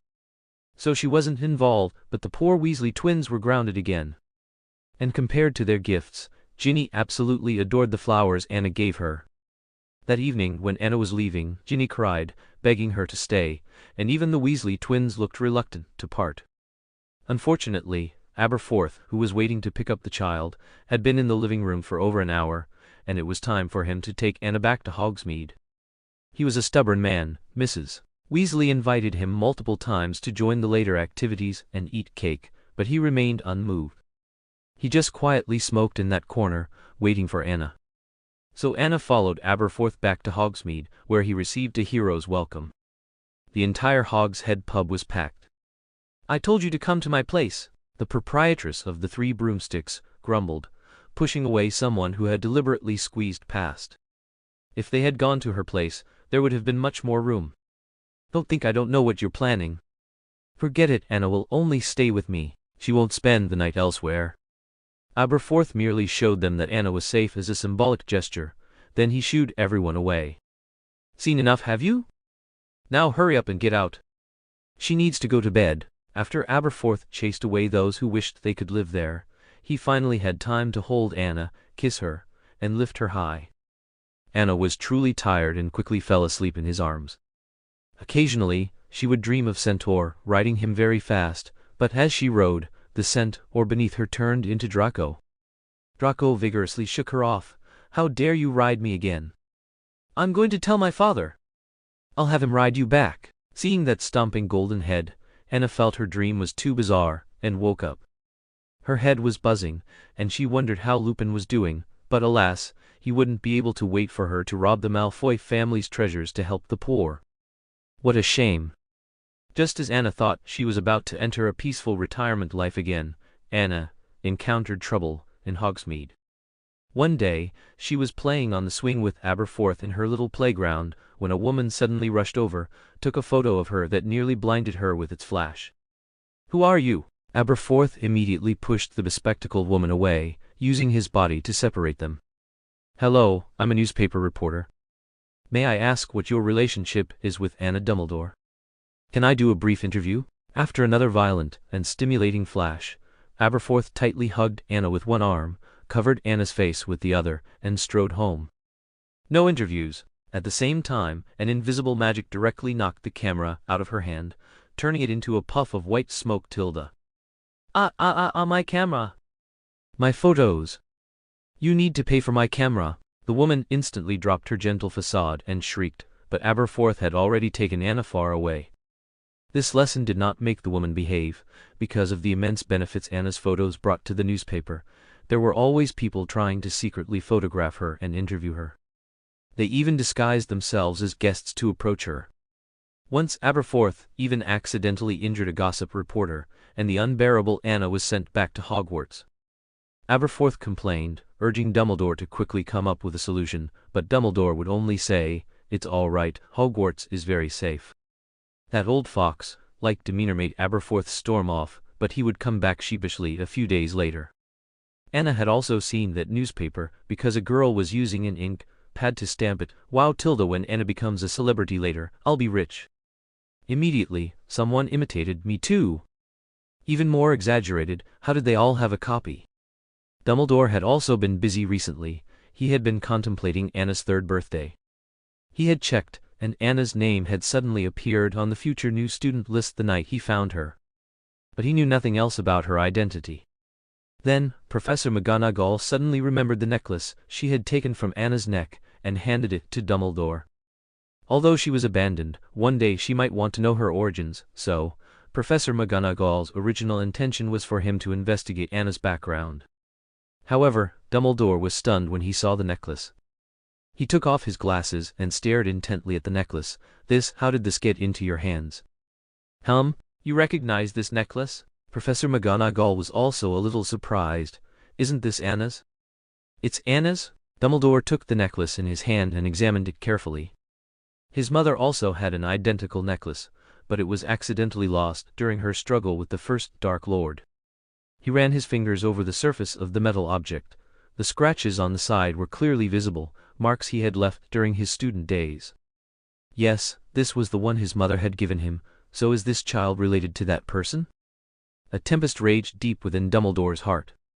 He was supposed to be imprisoned there, and Lord Voldemort had only recently been defeated. What did Anna's appearance represent now? Dumbledore dared not think, but as soon as he thought this child might be related to Grindelwald, he wanted to immediately hold Anna in his arms. "Please call Bill for me, I want to see Anna." He turned around, his eyes filled with unease and nostalgia. Anna, suddenly called back this time, thought something had happened, but Dumbledore just held her tightly without a word, seemingly constantly pondering something, or perhaps reminiscing about the past. He stroked her back, and after an unknown amount of time, finally whispered in her ear.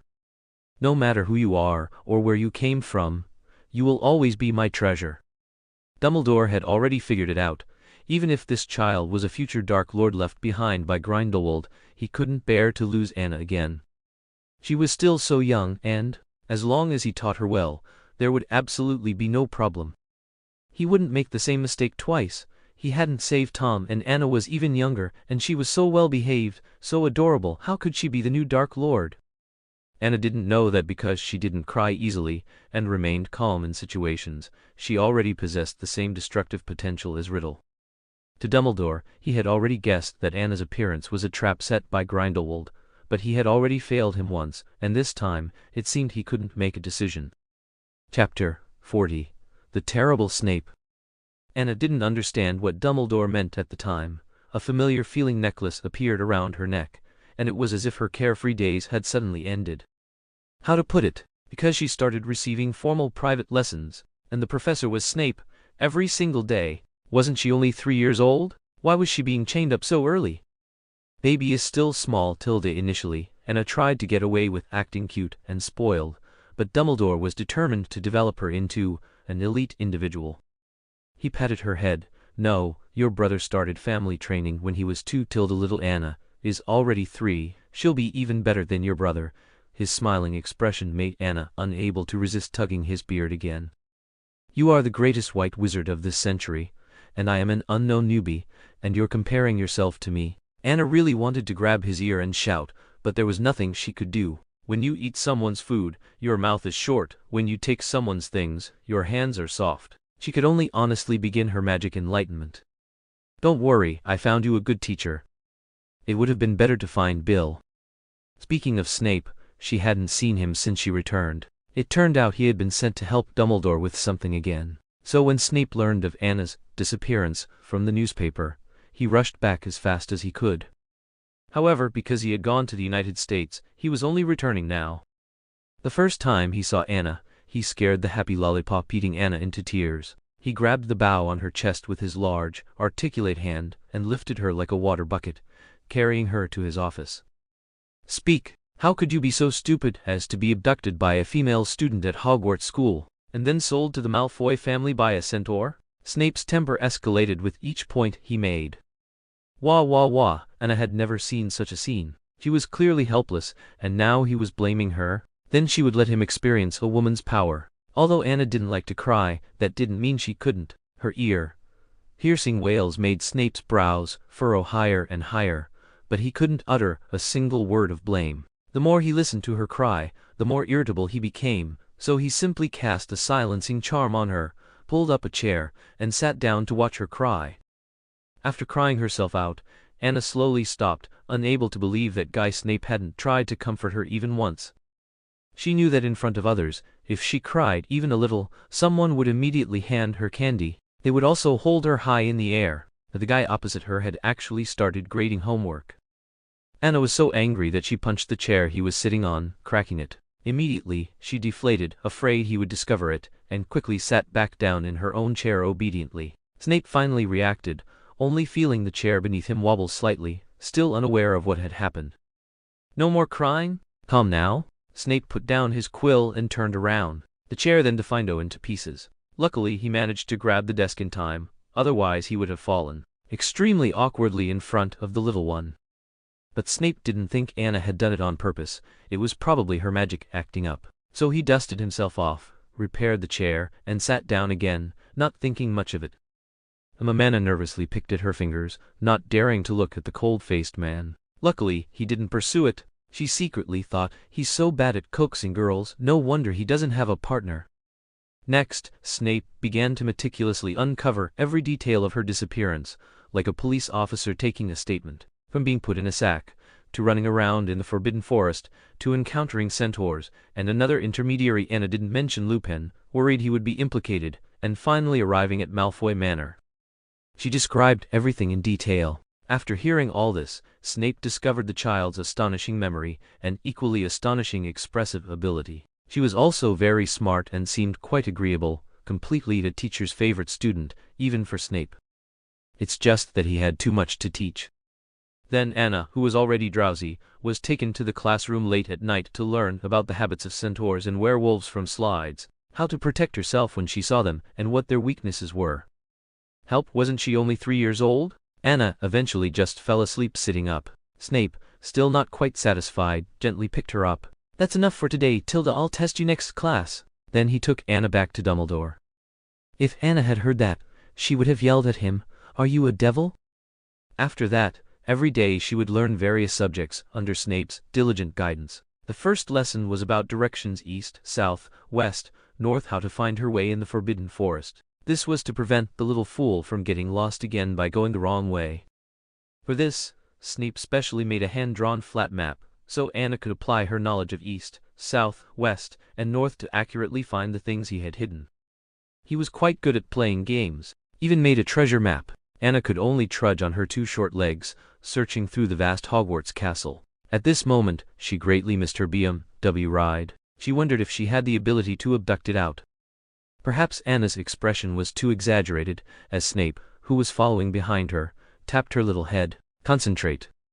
Anna could only continue to study the blueprints diligently. This was life-threatening. He was smart enough to be afraid that if she went the wrong way, he would be implicated, so he tied a retractable rope around her waist. He would only follow when she found the right direction. Anna had just been going up and down the moving stairs by herself for 20 minutes. She knew which floor to go to, but she was too short to see the full picture, so she couldn't figure out the pattern of the stairs' movement. She was sweating from climbing the stairs, while Snape, holding a long string, was leaning against a distant window reading a book. "Hurry up! It's changing again!" Snape pointed indifferently, and Anna was carried back to her original spot by the stairs. Anna was about to cry, when suddenly a house elf's hand reached out from under the floor and quietly pointed her in the right direction. That's right, she still had connections. This was also part of her strength. With the house elf's cheating, Anna quickly found the lollipop he had hidden. Snape was also a bit surprised. Anna's speed was actually twice as fast as he had imagined. "Not bad," he said, throwing the lollipop into Anna's arms as a reward. Anna finally completed her day's learning. Unfortunately, the same trick didn't work at all the second time. Snape yanked out the house elf hidden under the floor. Anna immediately behaved, but she still had her ghost friends Tilda. At worst, she still had the murals on the wall to help her. Chapter 41. Strict Teaching. After several clashes, Professor Snape had thoroughly realized the connections of that person. Students, house elves, and ghosts helping her slack off was one thing, but how could there also be professors pointing out the way, afraid she might get tired? Even more exaggerated, one time he went to Principal Dumbledore's office and happened to see Dumbledore hunched over, painstakingly writing ABCs. He even deliberately blurred the handwriting to make it look like a child's notes. Professor Snape slammed his hand on the table. "If you want me to continue teaching, you'd best correct her attitude towards studying." Professor Snape flung his sleeve and left Principal Dumbledore's office in a huff. Dumbledore rubbed his nose a bit awkwardly. "Can I help it?" Her pouting was really hard to refuse Tilda. Although he wanted Anna to grow up as quickly as possible, he hadn't expected Professor Snape's intensity to be so high. Seeing the little girl looking listless every day made Dumbledore's heart ache. Professor Snape would understand him when he knew what it was like to feel heartache. That's why Dumbledore helped Anna with her homework. He even snatched this task from his brother. Anna was truly working hard. Actually, the 26 letters were very simple for her. The problem was that Professor Snape required her to write them in a cursive, connected script. How could she remember that? She wouldn't even need to go to school later. Was Professor Snape really preparing to turn her into an English lady? Her small hands already found it difficult to hold a pen, and he still wanted her to write beautiful cursive? Anna could only seek outside help. This time, having been caught, Anna also truly felt Professor Snape's anger. He actually refused to teach Anna anymore. Anna felt a bit lost with this sudden freedom. Really? Professor Snape wouldn't be messing with her, would he, only to punish her by making her write even more letters? Anna didn't dare to act rashly, so when it was time for class, she obediently knocked on Professor Snape's office door again. For a long time, Professor Snape didn't open the door, and then another hand helped her open the door from the inside. "Thank you," Anna thanked the air, and then the hand patted her head. Professor Snape seemed to be bathing in the bathroom. She sat back in her exclusive little chair. A house elf even pushed her chair to the table and handed her a tray of small snacks, so she could eat while waiting. Anna truly felt too fortunate. No wonder those pure-blood families were willing to enslave house elves. They were simply too useful, like 10 Filipino maids. So, when Professor Snape, suppressing his teased anger, came out after his shower, he found an extra person in his room, the culprit who made him so angry. "How did you get in?" Professor Snape roared, then saw those damned snacks, and those damned house elves. Dumbledore should fire all those meddling creatures. Knocked Anna, startled, quickly swallowed a bite of pie, but accidentally choked. Why were children's throats so narrow? Cough cough. Uncomfortable. She was actually going to choke to death on a piece of apple pie. Wah! So embarrassing. "You!" choked. Professor Snape quickly picked her up, seeing her pale face, difficulty breathing and cold sweat. "Hold on!" He instinctively reached out his index finger to try and clear her throat, found it a bit too deep, then turned her over, patted her back, and then pressed on her chest and abdomen. Finally, after several repetitions, Anna spat out the piece that had choked her. Anna burst into tears the moment she breathed fresh air. That feeling of suffocation was truly too painful. Why was her life so miserable? She sat down on the floor, feeling wronged, and reached for a towel to wipe her tears, but found she couldn't pull her towel. How could that be? She was a super strong girl, so she pulled a little harder and succeeded. Stop! It was too late. Professor Snape's only bath towel around his waist was pulled away by the little girl to wipe her tears. Professor Snape was both angry and annoyed, yet couldn't warn the little girl that this was inappropriate behavior. He quickly turned and went back into the bathroom. When Anna realized what had happened, she cried even more sadly, "Mommy, she's not clean anymore. She doesn't want to see an old man's little pecker."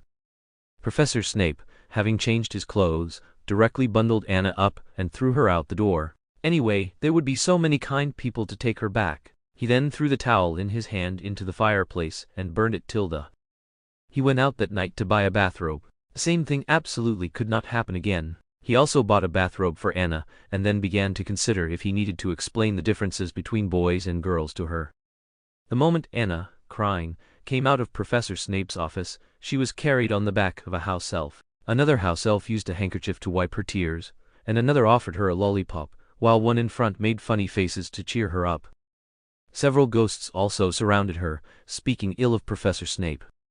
Don't cry, tonight we'll get revenge for our dear Anna." "That's right, ignore that hateful man. It's all his fault."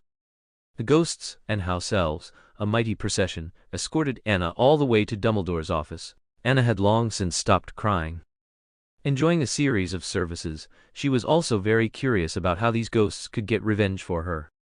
Later, she learned that they had lined up and passed through Professor Snape's body while he was asleep, making him feel as if he had been frozen. However, Professor Snape was a tough person and showed no signs of waking up. Anna returned to Dumbledore's office. He had already put on his pajamas and was waiting for her, reading a book, with the bed already warmed. Anna ran over and plunged into his warm embrace. "Wah! Professor Snape bullied me." She truly acted like a small child, pouting and seeking comfort. Dumbledore quickly picked her up, carried her onto the bed, and hugged her tightly to his chest, comforting her. "How did Professor Snape bully our little Anna this time?" "He percented ****, Anna chattered on, and Dumbledore watched her with affectionate eyes. After she finished venting, he gave her a hug and kissed her forehead. "Well, what should we do then? I'll just deduct a month's salary from him, Tilda." "What? No, don't." Tana instantly looked up at Dumbledore, thinking he must be joking. If Professor Snape's salary was docked because of her, he would definitely hold a grudge, and it wasn't serious enough to deduct his salary. "My kind little Anna." Dumbledore pulled Anna back. Anna had no idea that he really wasn't joking. If he wanted to, he had plenty of ways to donate Professor Snape's salary. Tilda. "Since that's the case, let's just ignore him for the next few days, Tilda." How to ignore him? Just then, an invitation arrived from Malfoy Manor, inviting Dumbledore to attend a banquet at the Malfoy family home, and also requesting that he definitely bring Anna, because Draco missed her very much. Chapter 42. Invitation to Malfoy Manor. Anna didn't want to deal with Draco Malfoy at all, but at this critical juncture, she would even go on a day trip to Azkaban if it meant escaping. She was simply terrified, scared witless by Snape, and so, she needed to breathe. So Dumbledore was bustling around again for Anna's new dress, like a happy old bee. Anna felt like an emotionless dress-up doll, trying on outfit after outfit. Where did he find so many antique clothes? Oh right, the people of Hogsmeade sent them. Finally, Anna fell asleep, and Dumbledore, satisfied, carried her to the banquet. Inside Malfoy Manor, knowing Anna would arrive, Draco had long since dressed up and waited for her arrival with a straight back. Even when Lucius asked him to greet other guests at the main entrance, he didn't budge. Because he knew that old Dumbledore was so poor that he wouldn't come by car or flying horse. But he still hadn't anticipated that Dumbledore would arrive carrying a sleeping, disheveled Anna. "You're finally here, Tilda." The moment Dumbledore's distinctive robes appeared in the fireplace, Draco couldn't help but pounce. Realizing he was being a bit rude, he quickly stopped and bowed respectfully. "Welcome, Professor Dumbledore." Tilda. "Hello, Draco." "Tilda, it's good to see you." Dumbledore looked at the little boy, who was standing on tiptoes and constantly peeking into his arms, a little wary. "You can't do that, Tilda. His Anna is still too young." "Later," Narcissa suggested, taking Anna to bed. Draco volunteered to look after her and watch her. But Draco was still a child. After watching for a while, he touched Anna's small hands and face all over, admired her for a long time, and then was drawn out by the voices of boys outside.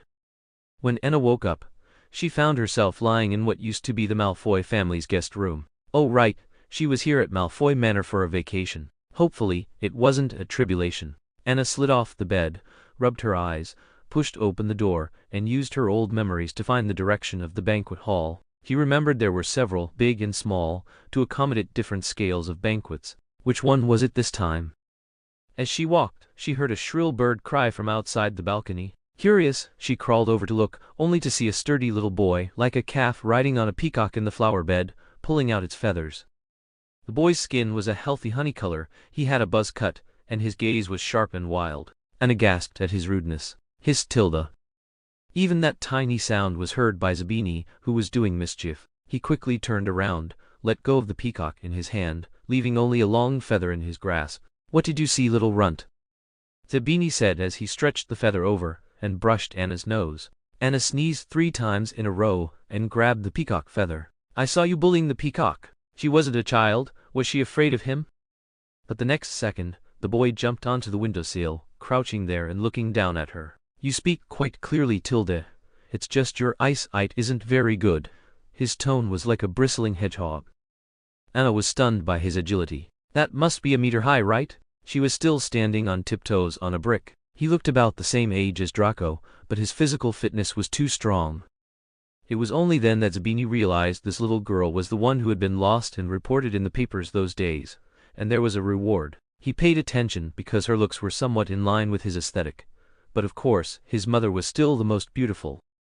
Her peach blossom eyes sparkled, and though her skin was dark, her smile was absolutely stunning, a bit like a little prince from an exotic land. Anna Dumbledore? As he spoke, one hand pinched Anna's cheek. It felt really good.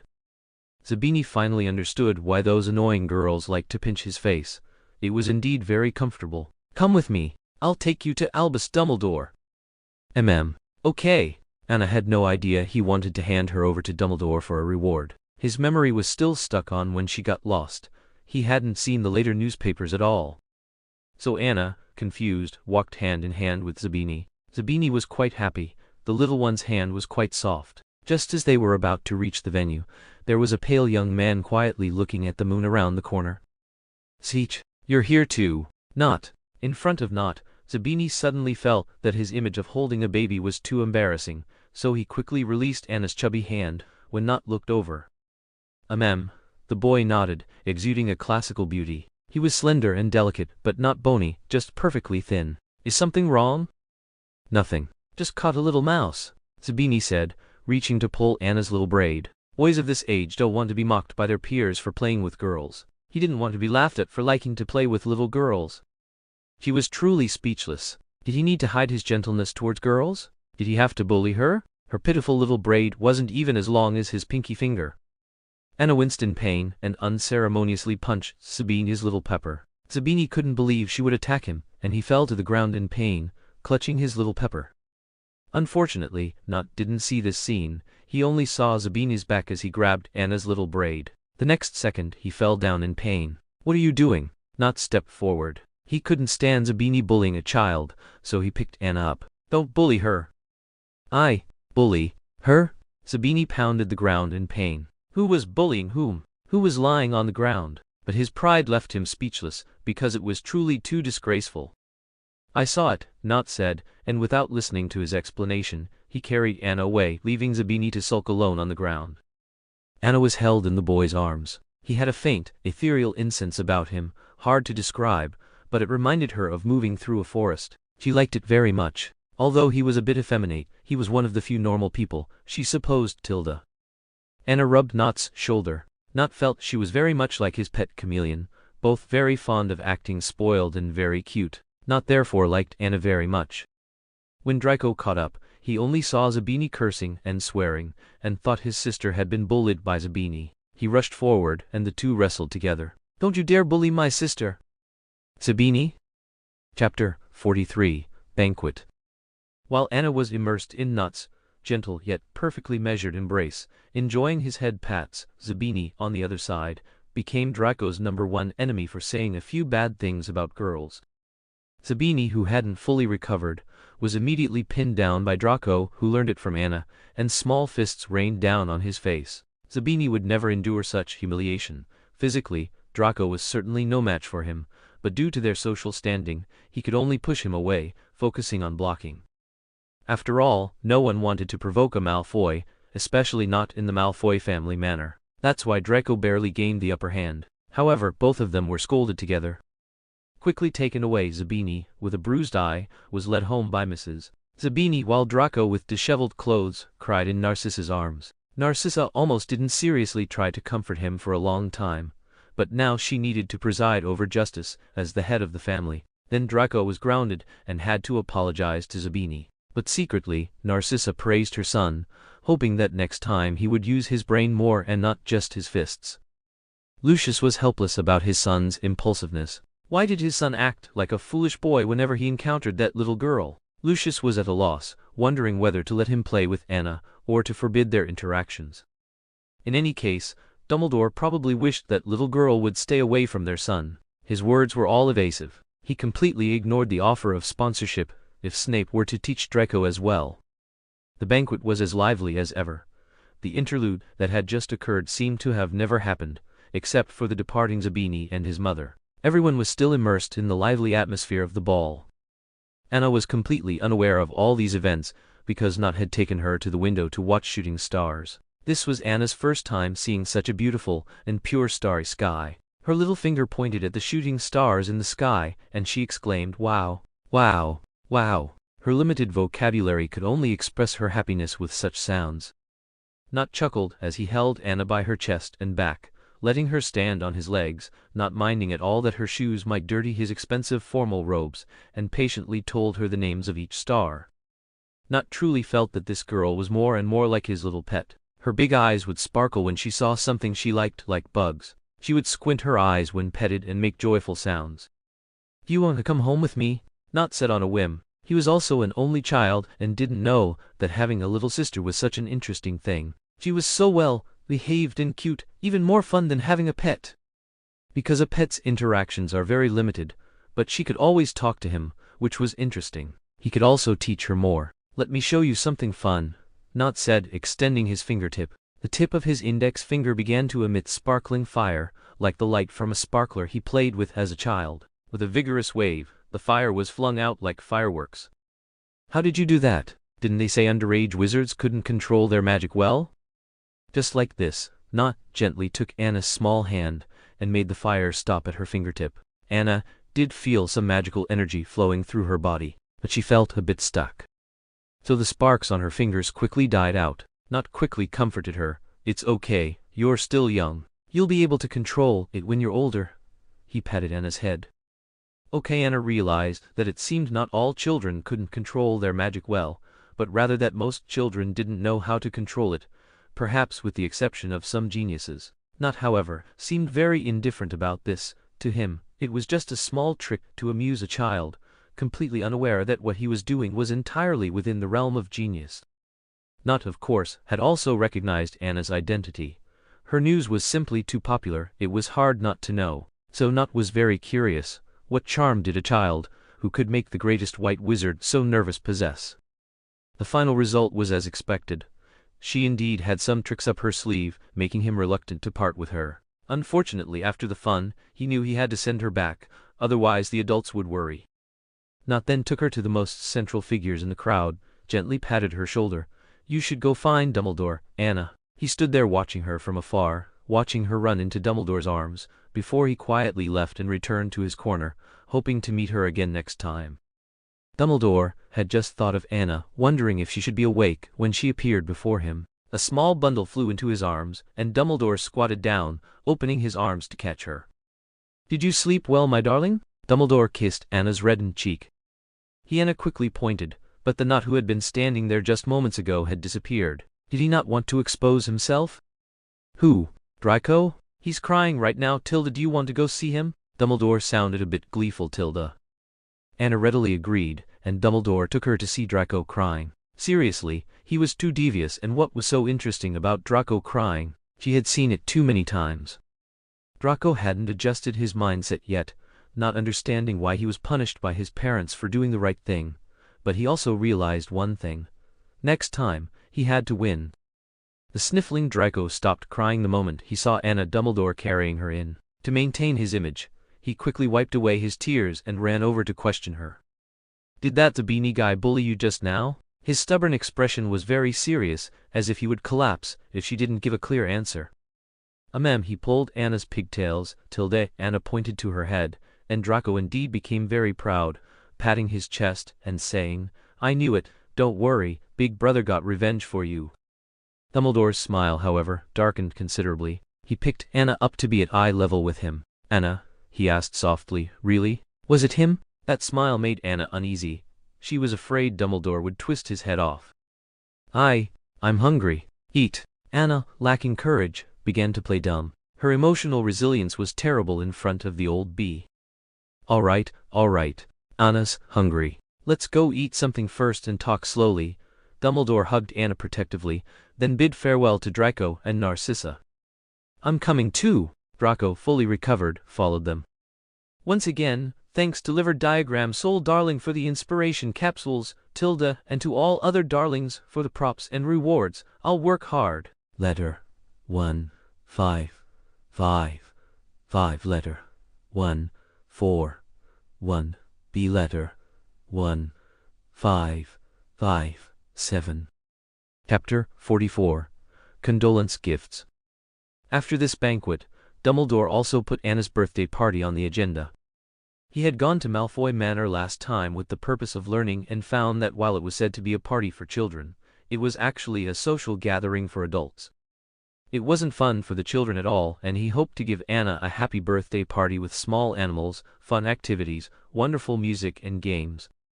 Anna knew that Dumbledore had been tirelessly researching for her 3rd birthday, and even Aberforth was staying at Hogwarts to discuss her birthday. Anna was still very much looking forward to it, but she was a little worried if Snape would attend her birthday party and if he would give her a gift. Anna always felt that if Snape came, their little conflict would surely be resolved. Although she didn't like constantly studying hard, she knew that if she didn't study well, when the Dark Lord returned, her life might be over. So, she still had to study. For this, Anna had been subtly probing Dumbledore these past few days, asking if Professor Snape would come, and if he would send her a gift.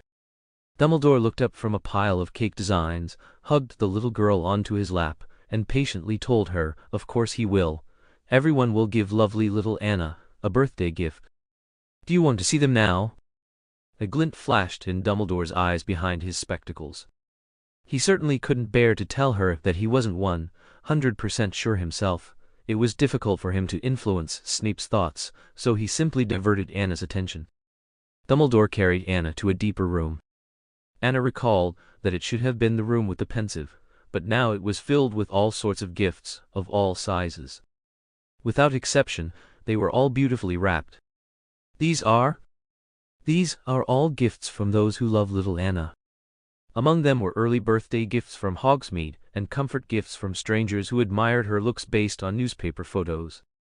These are all Anna's? That's right, each one has little Anna's name written on it, and the owls that brought the gifts have completely filled the owlery.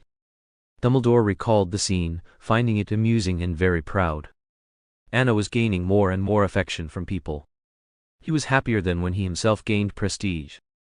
Then Dumbledore left her alone in the room to unwrap presents. Originally, he had intended to display all these gifts at the birthday party, but at the rate gifts were being received, there were simply too many with no place to put them. So, he decided to let the little darling be happy for now. Leaving a house elf to watch Anna, Dumbledore kissed Anna's head and confidently returned to his cake research. Anna was almost overwhelmed with happiness. Who doesn't dream of having endless gifts to unwrap? Now her dream was about to come true. The house elf quickly conjured a chair and a matching small table for her, lifting her onto it. Wherever Anna's gaze fell on a gift box, the house elf would bring it to her. With an easy tear, Anna unwrapped a hair tie embedded with a 5-carat gem. Did her few strands of hair deserve such an expensive hair tie? How could it even hold her hair? Who would send such an unreliable item? Was it a mistake? Was it really for her? She picked up the torn information slip nearby, from Zabini Manor. Zabini? That Tarzan? Why would he send her such an expensive item? Was he mocking her?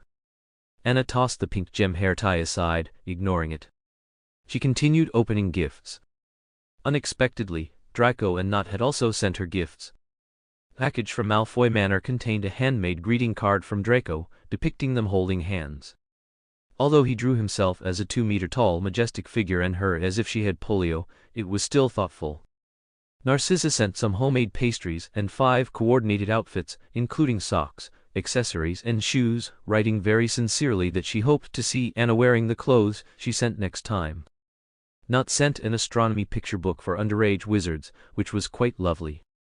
The highlight was that every zing-zing star inside moved, and a gentle older sister's voice would automatically explain as you turned the pages.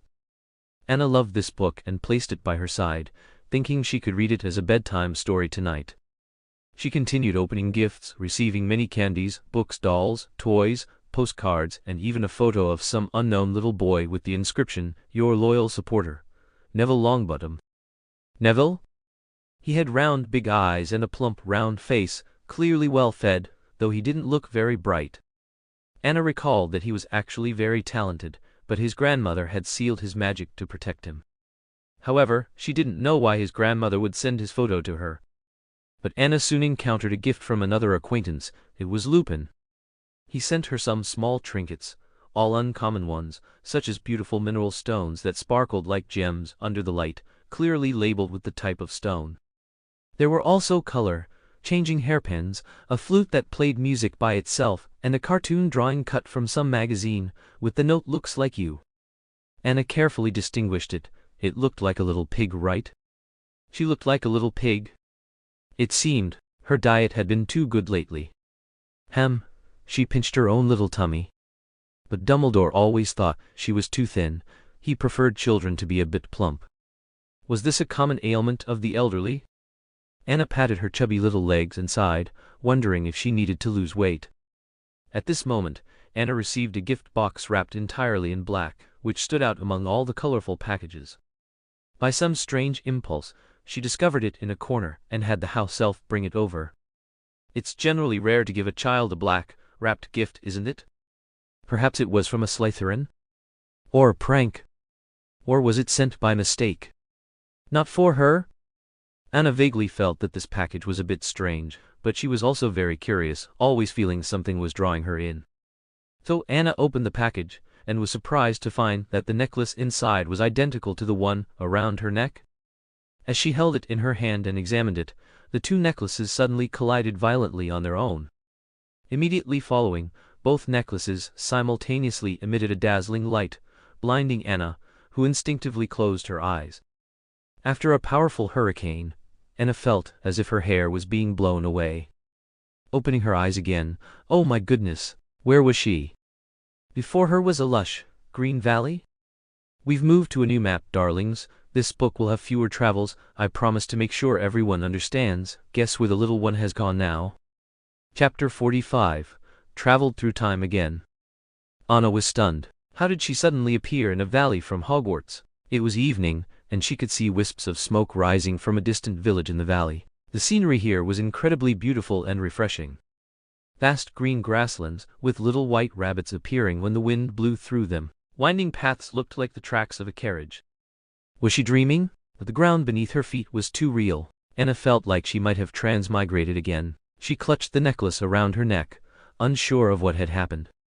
However, Anna felt she needed to find a place to stay quickly before the sun set, otherwise, who knew if she would be carried off by wolves at night. At this moment, Anna was extremely grateful to Professor Snape for teaching her how to discern directions. She quickly ran towards the area with signs of human habitation. At the same time, on another path, a 17 or 18-year-old blonde boy picked up a necklace from the ground. Interesting, he put it into his pocket. Blonde boy had a pair of blue eyes, full of wisdom. His features were sharp, and his messy hair was somewhat disheveled by the breeze, but it didn't detract from his stylish appearance. He was whistling casually, a bit unruly. This was Anna's first impression of him. That guy actually pretended not to see her and stepped over her head. Stepped over her? All right, she admitted he was tall and had long legs, but this was too insulting. She was 3 years old. Hey, stop right there. Although Anna was angry, her shouted words still sounded soft and sweet. Are you calling me? The boy, with his hands in his pockets and a newspaper tucked under his arm, finally stopped and turned around to look down at her. Actually, he had seen her. He just found it amusing how such a tiny person waddled down the hill. He was just teasing her, but that was all. He wasn't a kind-hearted person. Yes, you need to apologize. Apologize? It was then that the young Grindelwald noticed how familiar this child in front of him looked, and it gave him a strong sense of excitement, a feeling of resonance in his bloodline. You know what? You look a lot like a friend of mine. What's your name? Only then was Grindelwald willing to bend down and meet Anna's gaze. I don't know. Anna felt like she was being stared at by an eagle, and she cautiously took a few steps back. You should introduce yourself first. The girl's wary look was like a little tiger. Grindelwald smiled, a truly handsome smile. It reminded him of another girl, so similar, yet he found this one more pleasing to the eye. At least she had some backbone. You can call me Vader, German for father, Grindelwald joked with this interesting little fellow. Vader? Anna felt it was strange. It didn't sound like an English name. All right, your turn. Grindelwald pinched Anna's little cheek, remembering that other person. He wouldn't let himself be touched so easily. My name is Anna. You said your name is Anna? Interesting. Grindelwald found this too coincidental. She was also named Anna. He definitely had to let him see this. Both named Anna. Yet this child was so bold. Come on, Anna, I'll take you to find your mom. Tilda with that, Grindelwald reached out and held Anna's hand. Because Grindelwald was too tall, she could only grasp one of his fingers. What kind of path still required her to walk herself? Anna sighed, missing her ride. Grindelwald's legs were too long, and Anna had to jog to keep up with his pace. Slow down. What? My English isn't very good. Grindelwald feigned ignorance, looking at the little tail following behind him, thinking that having a daughter like this might not be so bad. It must be said that Anna perfectly fit Grindelwald's standards for a child. Perfect, beautiful, intelligent, and not too stupid. When she was about to catch up, he walked further away again. Anna was so angry that she simply sat down on the ground and refused to move. Anyway, she could find people herself without following this person. The houses were visible just ahead. But the boy came back and picked her up. Oh dear, he wouldn't like dirty little things. I'm not walking anymore. She could walk by herself. She wouldn't force herself. What a lazy little girl, Tilda, he said, while carrying Anna like a folder tucked under his arm, and brought her to a very cozy-looking yard. Anna was treated with the same importance as the newspaper. Anna looked sideways and saw it read, Muggle Murders Wizard. Is this 18? What year is this? How many years ago was this?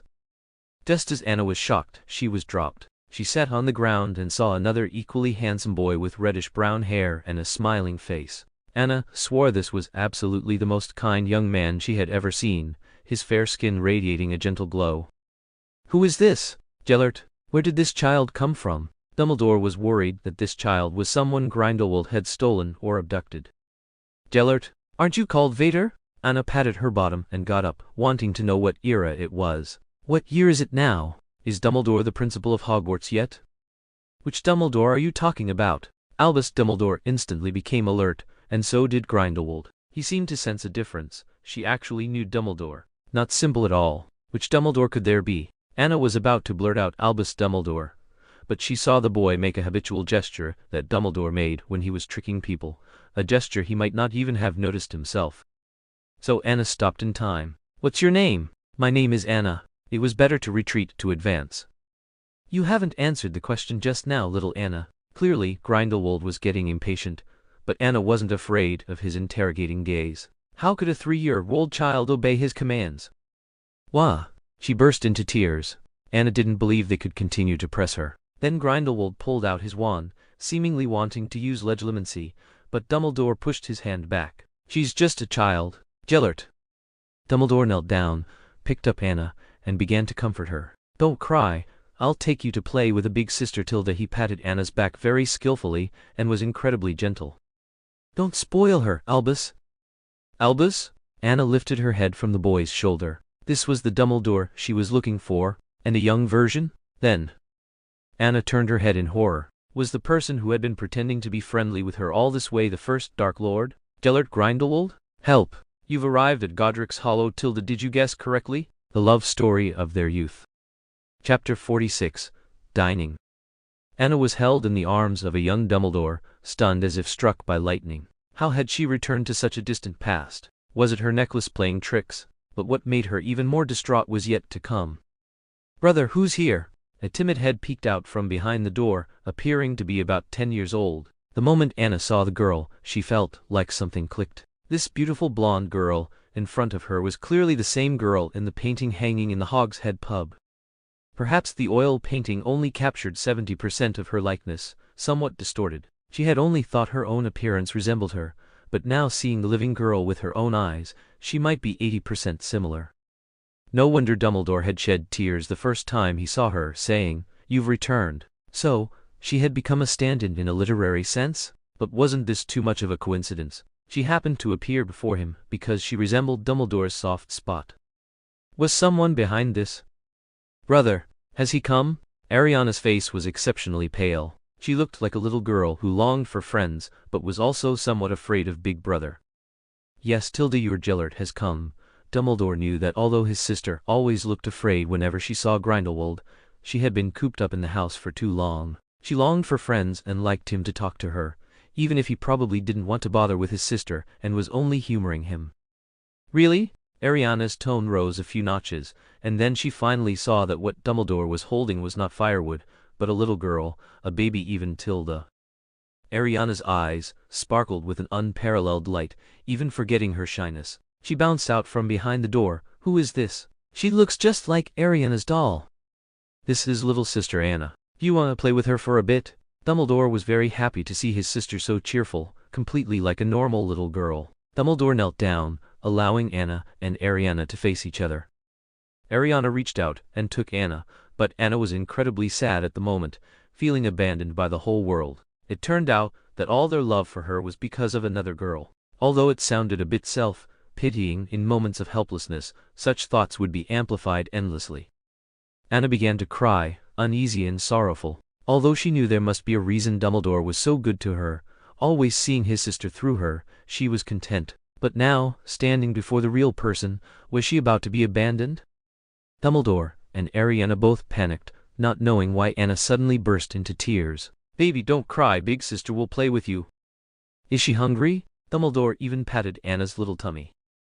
At this moment, a strong hand snatched Anna back from the two, holding her with one arm. "Honestly, how did you two make her cry in just 1 minute?" Grindelwald said with a hint of teasing. He didn't know why he felt annoyed when he heard the child crying. Although he truly hated the sound of children crying, he didn't dislike this child's crying. It was a strange internal dislike of her crying. And miraculously, Anna actually quieted down, burying her face in Grindelwald's shoulder, her cries turning into tiny sobs. He stiffly patted the girl's back with his other hand, and a sense of accomplishment suddenly welled up within him. The truth was, Anna was afraid of being silenced by the future Dark Lord. She was afraid of him, even his aura made her tremble. Her earlier boldness in front of the young man completely vanished. The young man whispered in Anna's ear, "Why are you crying? Vader will take care of it for you." Anna gradually calmed down. Since she was here, she would make the best of it. She needed to survive first. Anna wiped away her tears, and was placed on a chair next to Grindelwald. On the table in front of them were some steaming hot dishes, clearly Dumbledore's handiwork. He sat opposite Grindelwald. Ariana also wanted to get closer to Anna, but she was afraid of Grindelwald, so she could only stare at Anna with wide eyes. "Let's eat first. Today's dessert is mousse cake." Oh, Tilda Dumbledore first served Anna a plate of spaghetti. "Thank you." Anna thanked him obediently, realizing she couldn't reach the table, so she simply stood on the chair holding a large fork, and elegantly ate the spaghetti. "Delicious." Anna's eyes widened in surprise. She hadn't expected Dumbledore's cooking to be so good, perfectly blending the fresh juiciness of the tomatoes with the aroma of the meat, without feeling greasy at all. Anna's praise was met with Dumbledore's sincere smile. "Anna is such a well-behaved eater, little one. Ariana, you should eat more too, Tilda." He picked a chicken drumstick from his bowl across the table, and placed it in Anna's plate. Ariana was also startled. This was the first time her brother hadn't shared a chicken drumstick with her. She felt a little sad, but then again Anna was a baby, wasn't she? She needed to eat more. Following her brother's example, she also shared her chicken drumstick with Anna. Anna smiled at her in a friendly way. She decided to win over Ariana first. Winning over the sister meant winning over Dumbledore, and winning over Dumbledore meant winning over Grindelwald. She was so clever, he hadn't expected someone to even get jealous of her. She'll get fat. Grindelwald poked Anna's little belly, exposed from standing up to eat with his fork. He rested his firm jaw in one hand, speaking in a seemingly casual manner. No, Anna is a baby, and being plump is very cute. Oh, Dumbledore comforted Anna, and from under the table, he stepped on Grindelwald's foot. Exactly, a plump little fatty, Grindelwald said, as he snatched the chicken drumstick Dumbledore had given Anna and ate it, while under the table, he clamped Dumbledore's legs with his own. Grindelwald looked at Dumbledore with intense possessiveness. Wouldn't you agree, Albus? No. Dumbledore's ears visibly reddened. Anna stared dumbfounded. What were they doing under the table? Could their flirting be so obvious that it permeated the tabletop? Grindelwald then added, she can't digest too much. Let's just leave it at that. He then cut a small piece of his steak and placed it on Anna's plate. Anna glared at Grindelwald. Why didn't they just kiss in front of her? Don't say it, really don't say it. There might actually be a chance for her to watch to her heart's content. Chapter 47. Hide and Seek. After dinner, Anna was taken by Ariana to her secret base. I'm taking you to play, Anna. Be careful and take good care of your sister, okay? Dumbledore was very happy to see his sister had a companion, so she would also have her own time. This was a rare thing, because Ariana had become increasingly introverted since that incident. He didn't want to go out and stayed at home every day. Only when Aberforth was home could he and Ariana feed the sheep. Unfortunately, Aberforth had gone to Hogwarts, so she could only play by herself. Dumbledore also hoped to make Ariana more cheerful through his own efforts, but after his mother passed away, her condition seemed to have worsened. He found it difficult to reach the depths of his sister's heart. And now he needed to spend a lot of time with Grindelwald discussing their blood pact. For him, it was sometimes difficult to balance his time between him and his sister. Because for him, both sides were very important people, so at present, his sister seemed even more isolated. So when Ariana voluntarily took on the responsibility of looking after Anna, Dumbledore was relieved, ecstatic, and moved. Although his rationality told him that he needed to find the child's parents as soon as possible, as they must be very anxious, he secretly hoped that she could make his sister a little happier. Perhaps she would even become more outgoing, just like a normal child. She could be clingy with him, play with other children, and even go to school. I definitely will. Ariana patted her chest, vowing she would definitely take good care of the little baby. Ariana was so excited that her usually pale complexion, from staying indoors all year, even had a healthy flush. Don't make her cry, all right? Grindelwald leaned against the door, waiting for Dumbledore to discuss matters, while constantly watching the girl carry the little one into the house. His gaze was sharp. He clearly didn't believe she could take good care of Anna. That girl was useless, except for hiding behind Dumbledore. Don't worry, Ariana will take great care of Anna. Dumbledore blocked Grindelwald's line of sight. He didn't want to escalate the conflict between his sister and him. Grindelwald pouted, I hope so. Ariana first took Anna to her room to dress her up, even digging out an antique dress from who knows when for her to change into. It seemed the Dumbledore family's love for playing Miracle Nikki was hereditary.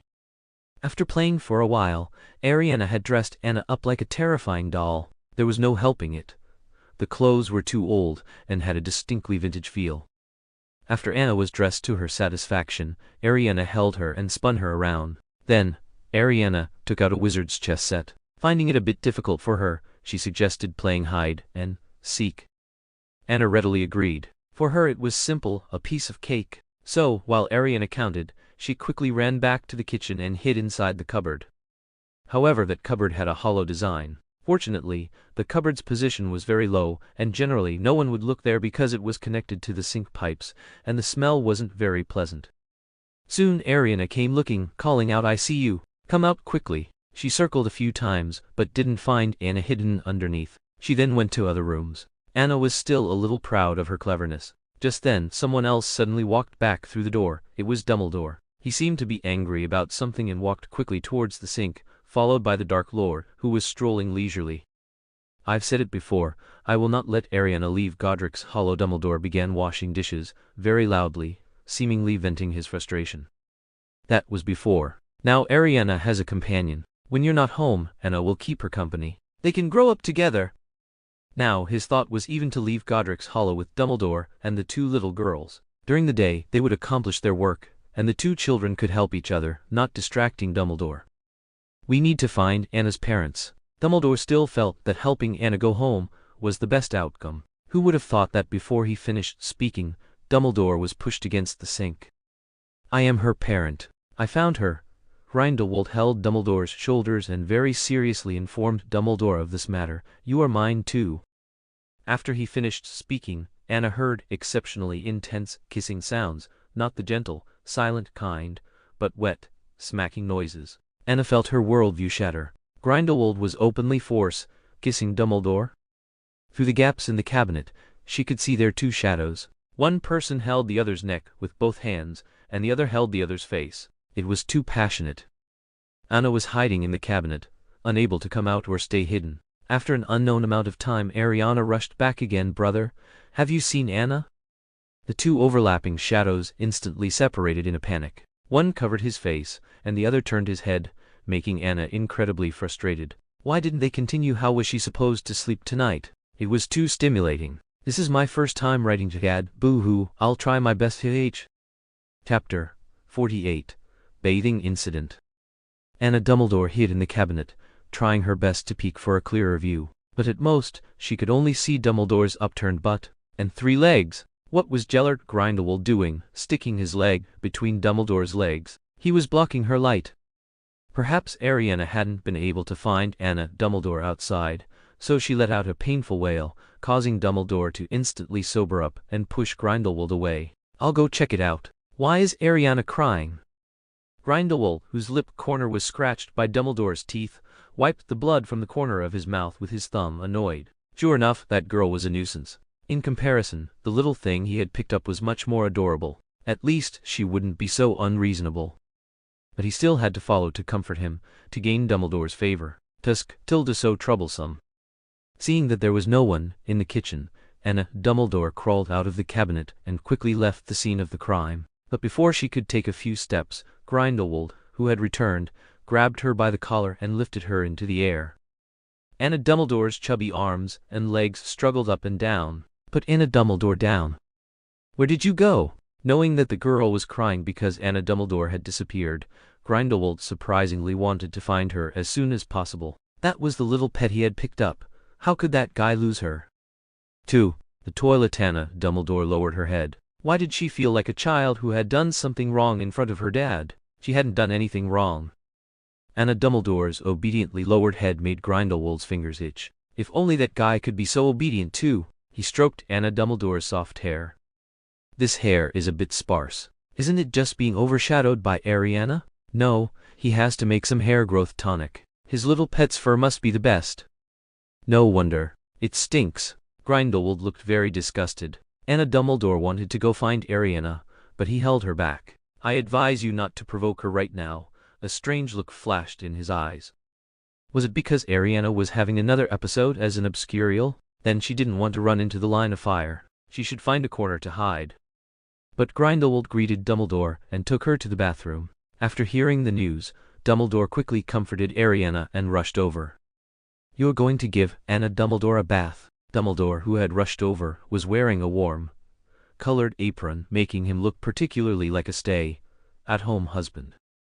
Dumbledore really couldn't imagine how Grindelwald would bathe the child. He wouldn't wash the child like a radish, right? Or just press her head into the water to wash her. So Dumbledore felt a strong sense of worry.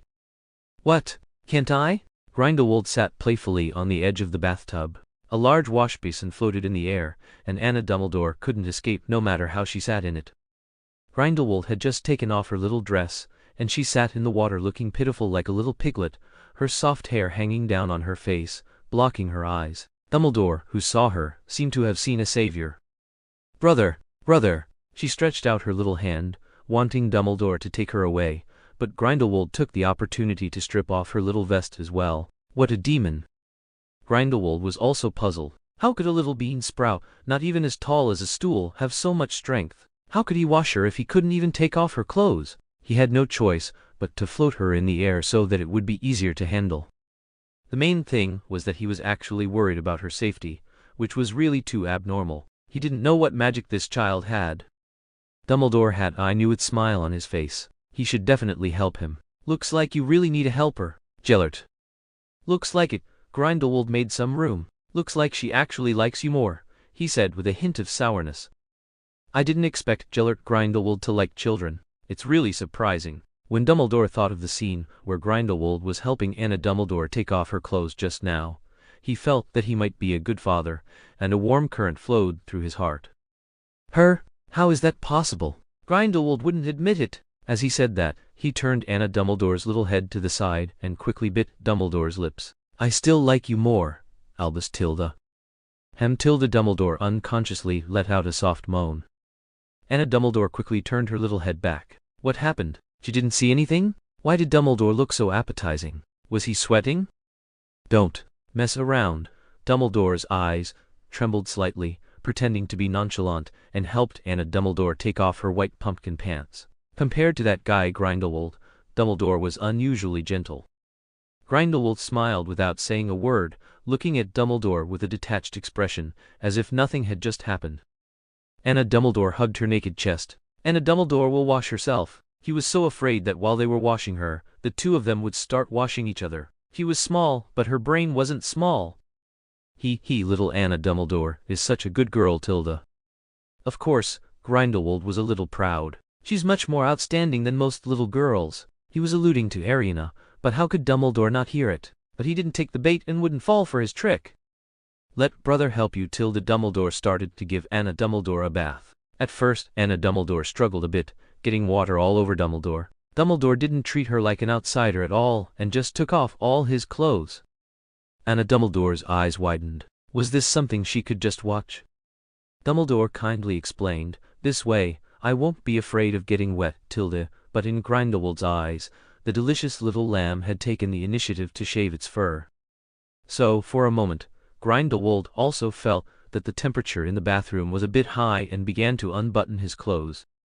You're right, Albus.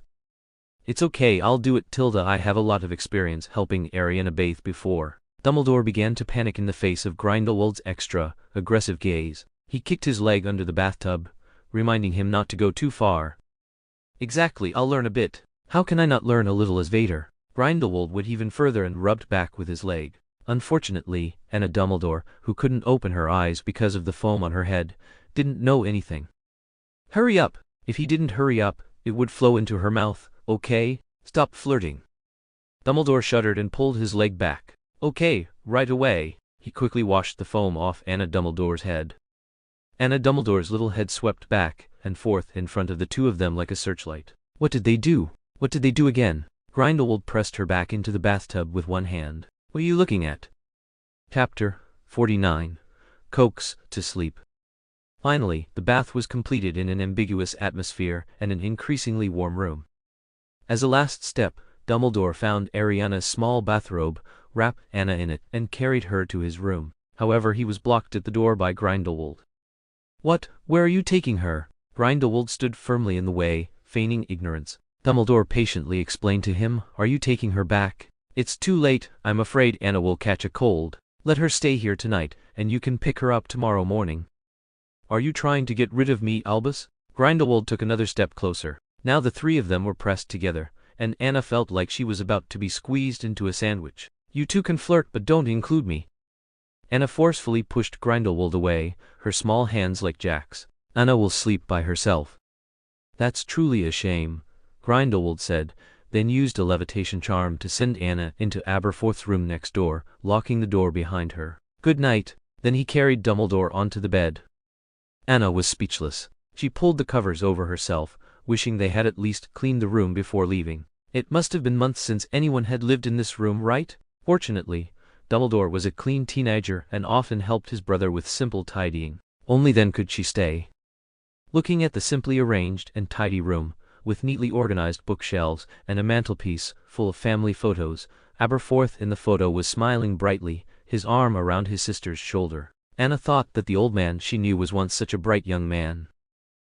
Anna suddenly couldn't sleep. She had grown so accustomed to snuggling under Dumbledore's armpit, her hands and feet resting on his soft belly. He never complained about her messy sleeping habits, and would repeatedly kiss her forehead, telling her she was beautiful. He would tell her stories, tuck in her blankets, and if she woke up in the middle of the night needing to use the restroom, she just had to tug on Dumbledore's beard, and he would immediately carry her there. So she had a bold idea. She would go sleep next to Dumbledore. But there was a 50% chance she might see something she shouldn't, so she prepared to knock loudly to make sure they heard her. However, when Anna, clutching her small pillow and carrying her small blanket, started knocking, she realized she had been careless, because the door was quite old. So when she knocked the first time, the door simply fell down from top to bottom. Anna was stunned, her big eyes staring at the two teenagers in bed, moving up and down under the covers. "Get back to your bed," Grindelwald roared. "Don't scare her, Gellert." Dumbledore pushed Grindelwald off him. Now, between the unsatisfied man and the man who couldn't help but smile, there was a gigantic third wheel. Anna could finally sleep, though not long after she fell asleep, she was thrown back again.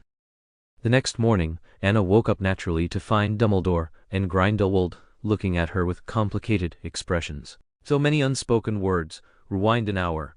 The sun rose, and Dumbledore's biological clock woke him precisely. He felt he had many things to do today. First, wash Anna's clothes from yesterday, then fix the door, make breakfast, and then make Anna a new outfit. He didn't disturb Grindelwald sleeping beside him, but when he saw the necklace in Anna's pile of clothes, he froze. Wasn't this his mother's favorite necklace when she was alive? He remembered clearly that he had buried it in her grave. Why would it appear on a child? Find out the truth. Dumbledore woke Grindelwald. "Gellert, did you take this necklace off her?" "How could I, so early?" Grindelwald stretched, completely unconcerned. "I picked it up on the way here. It has magic, doesn't it? There might be a story behind it, Tilda." "This was my mother's," Dumbledore said calmly. Grindelwald finally opened his eyes. "It shouldn't be there, unless someone disturbed my mother's grave." The two immediately got dressed and went to the Dumbledore family grave, but it was perfectly intact, with no signs of disturbance. They couldn't possibly dig it up to check. Just then, Grindelwald subconsciously patted his pocket. He felt a cold object. No, that necklace, it might be hers, because the one he found was in his pocket. Grindelwald pulled out an identical necklace. The two necklaces were exactly alike when compared. So, that child, she might have come specifically for Dumbledore? Thinking this way, the child hadn't cried out for her mother like other children her age, which indicated that someone had deliberately sent her to them in front of them. Who did it? So they rushed back without stopping, wanting to ask Anna again, but seeing Anna's angelic sleeping face, they both, by unspoken agreement, didn't call her. "She looks a lot like someone, doesn't she?" Dumbledore suddenly said. "She should look a lot like two people." Grindelwald also realized that Anna was likely related to the Dumbledore family. Yet, he also felt an inexplicable sense of familiarity with this child.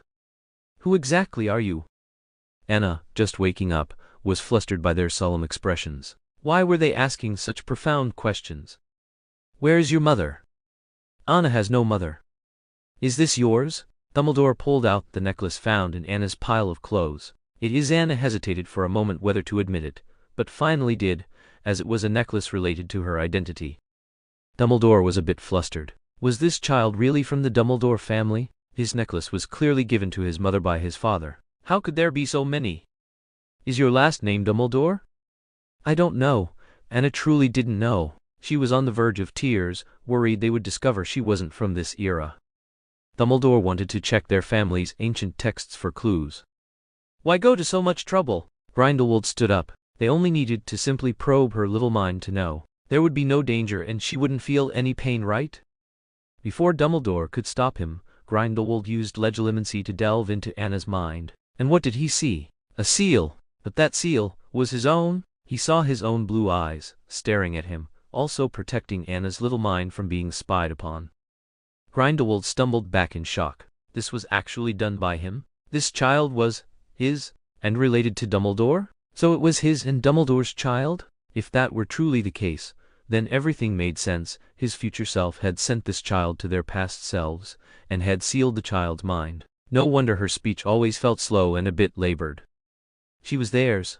For those who don't want to see Gad, please vote below. If you want to see it, I'll write a bit about the Forbidden Forest ponies first, then a few more chapters of Gad. If not, we'll just go back to the future to find the handsome boys and celebrate birthdays, Tilda. Chapter 50. Poneman in the Deep Forest Extra. Deep in the Forbidden Forest, in the Centaur tribe, Bane once again found that the cloth he had hung outside his house was gone. He habitually searched the grass behind the house, and sure enough, found the bed sheet, stained by 4 small scent or hooves, hanging there all alone. Ever since he sent that little centaur named Anna away last time, Kessie, the chief's son, seemed to have taken him as an enemy, always playing annoying pranks. Just like now. "Kessie, I know you're there. I'll tell your mother." Bane angrily shook his cloth. There was a rustling sound in the grass not far in front of him. Bane knew he was there, but he didn't pull him out, because the reason for all this was him. It was he who sent that child away. He was used to it and he should bear it, but he didn't regret it. There won't be a next time, but they both knew there would be countless more confrontations. These days, Bane was either suddenly attacked by a slingshot on the road, or woken up by water while sleeping, or Kessie would smear honey on his back at some unknown time, causing him to be chased and stung by bees.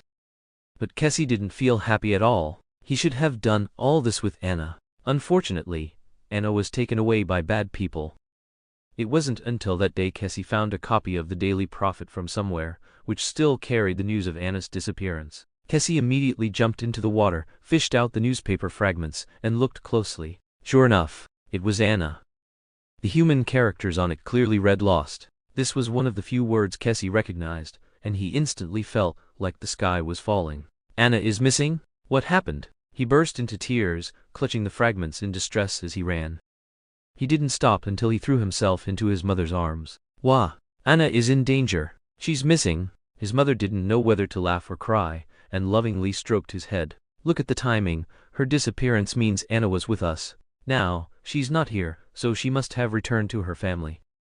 "But aren't her family us?" Kessie was a little sad. He had even given Anna half of his bed. He really couldn't understand who else would get such treatment in the future. Now he was a little relieved. He had gotten a portrait of Anna. He carefully flattened the crumpled newspaper again, smoothing out the corners. He hung Anna's picture by his bed, and needed to look at that painting every night before he could fall asleep. Just as Kessie's mother began to wonder if it would be better to erase her son's memories of that girl, Kessie disappeared. Only a strip of cloth was left behind, saying, "I'm going to find Anna Tilda."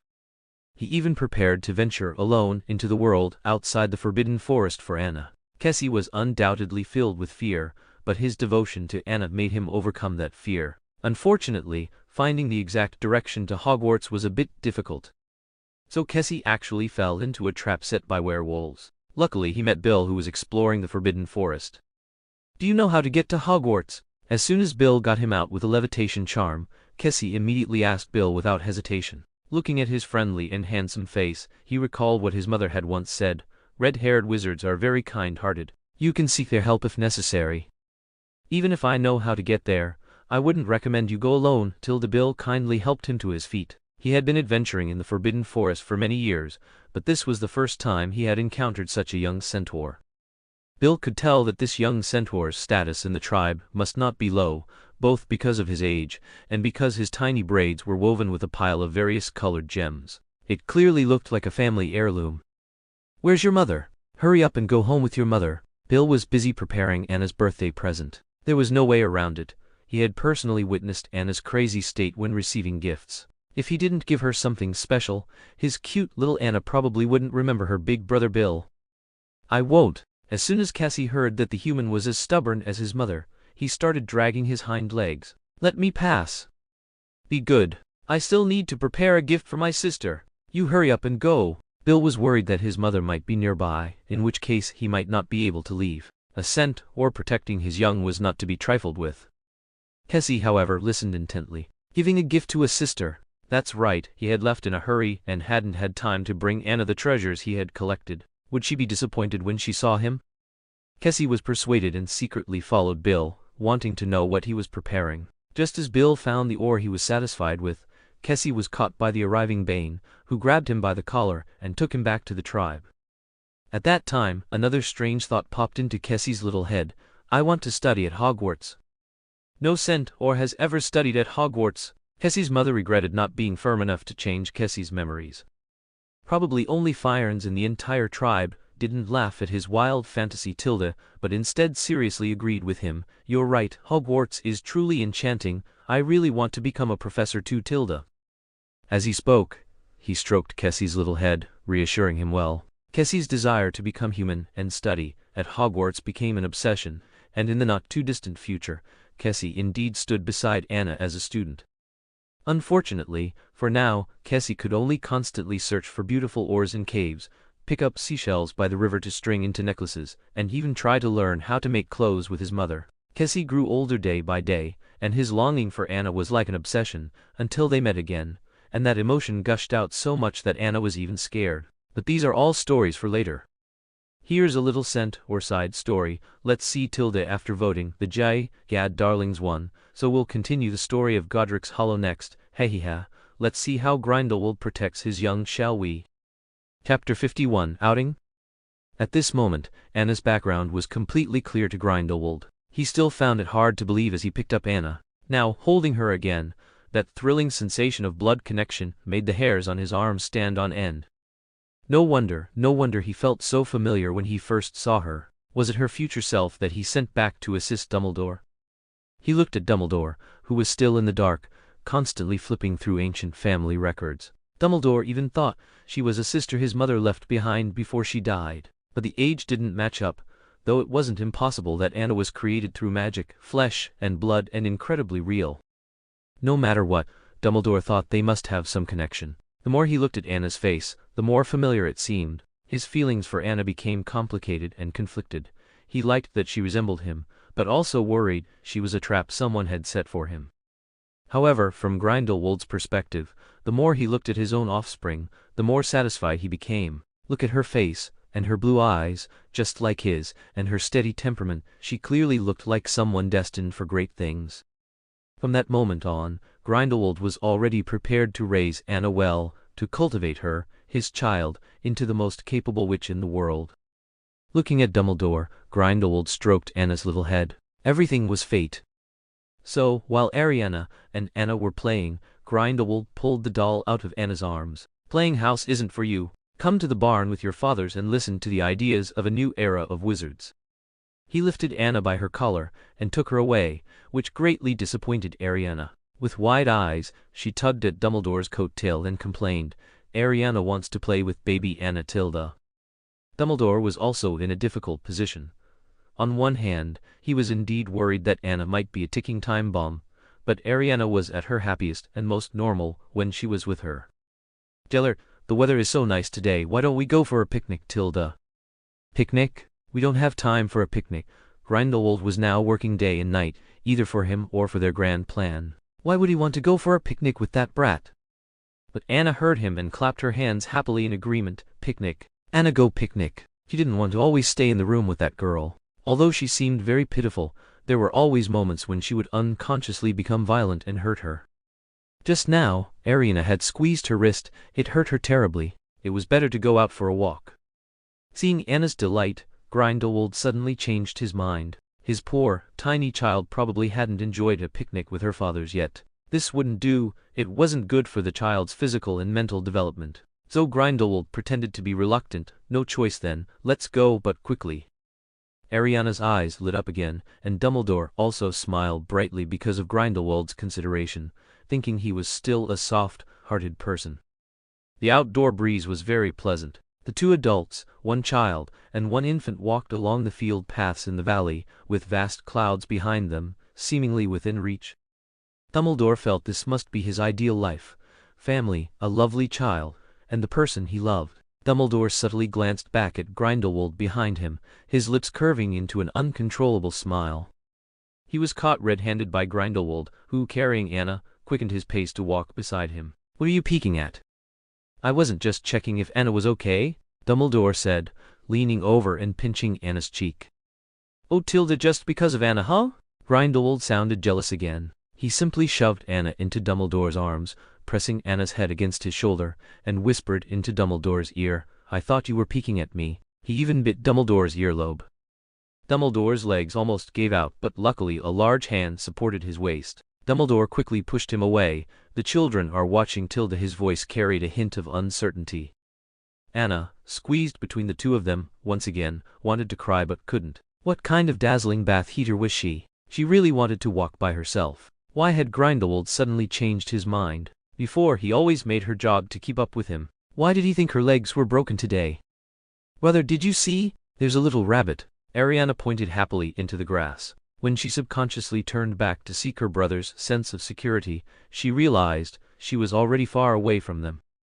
Dozens of meters away, the scenery on the small path was unobstructed, but when Ariana saw the three of them huddled together, she felt as if her brother had abandoned her. Their harmonious appearance made them look like a family, and she was superfluous. Although she really liked Anna, she still felt her brother's love had shifted to that child. Plus, her beloved brother Gellert seemed to like Anna more, and not her. Little Ariana got stuck in a rut, and then she went berserk. Her piercing cries instantly drew Dumbledore's attention. He frantically handed Anna to Grindelwald. Ariana, don't be afraid. Brother is coming.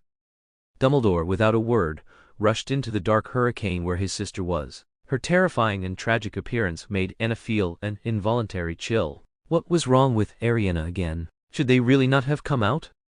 Meanwhile, Grindelwald, holding his own offspring, felt a sense of abandonment. Wasn't their child more important than that Ariana? Grindelwald glared coldly at Ariana from the shadows while holding his Anna tightly, Anna's head resting on his chest. Anna's surroundings suddenly became quiet. Grindelwald had probably used a silencing spell. But just as she wanted to see how Ariana was doing, Grindelwald always blocked her view. Sister, don't block her from watching the plot unfold. Sage, I didn't get you a sister. Grindelwald covered her mouth. She's not your sister. In Grindelwald's view, this Ariana was becoming more and more of an eyesore. He even felt she was usurping Anna's place. As Dumbledore's in his own flesh and blood, shouldn't Anna receive the best treatment? Who knows how much time passed, but when Dumbledore finally calmed Ariana and carried her, now asleep, to find Grindelwald, he discovered that he had already left, leaving only a message floating in the air. Anna is tired, I'm taking her back first. Dumbledore was a little disappointed, but he didn't blame either of them. It was his fault for not paying enough attention to Ariana's emotions and not taking good care of her. Dumbledore felt they probably wouldn't need to go out for picnics or walks for a while. Grindelwald carried Anna back to Dumbledore's house. He didn't take Anna to his aunt's house, mainly because he didn't want anyone other than himself and Dumbledore to touch Anna, and his aunt might immediately adopt her, which he would absolutely not allow. Anna also didn't know why Grindelwald had brought her back first. Could it be that he was even jealous of Ariana? But it wasn't surprising. I'll be going back soon, Tilda. Almost there, almost there. Chapter 52. Younger Brother. What was supposed to be a pleasant outing and picnic had turned into this mess. Anna had been really looking forward to it. She'd been craving Dumbledore's smoked chicken bacon and sandwiches for ages. Now, she hadn't eaten anything all morning, and with noon approaching, her stomach was rumbling. Hungry. Anna is so hungry, Tilda.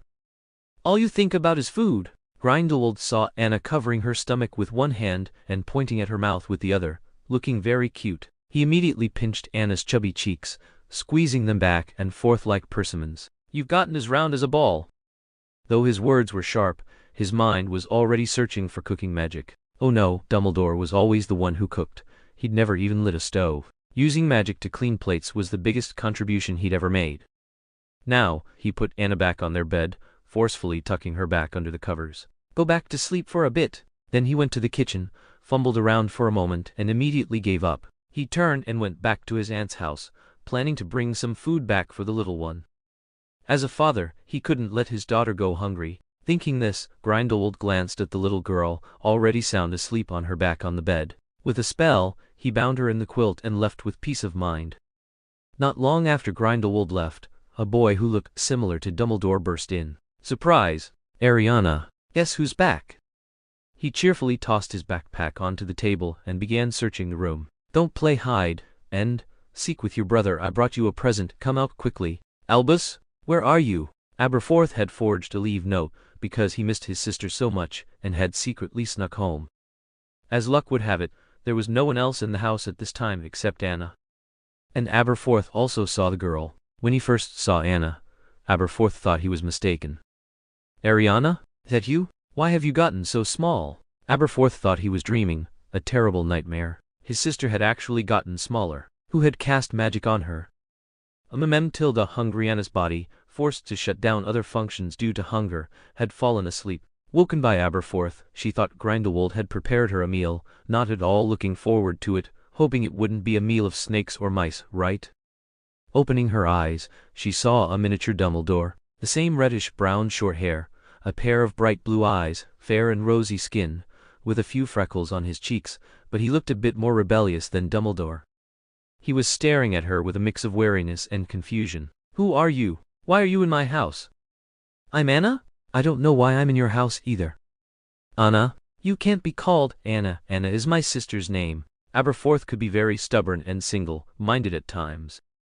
Anna was best at dealing with such people. "What, tilde Anna is a baby's name." A loud cry completely shattered Aberforth's composure. Sure enough, no matter the age, men couldn't escape the fate of being defeated by a woman's tears.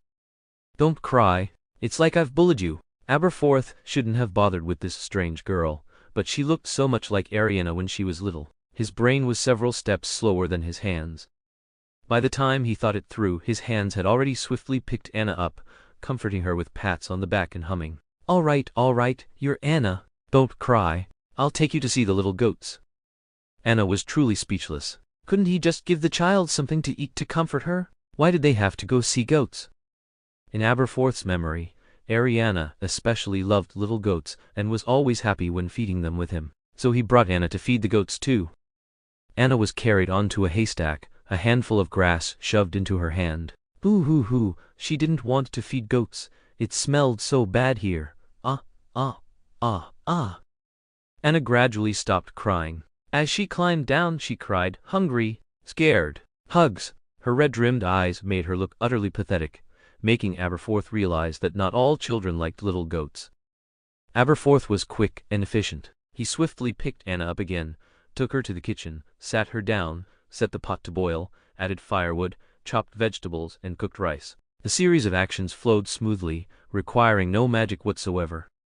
Although that guy looked like an unruly young master, his back view now was so handsome, so gentle.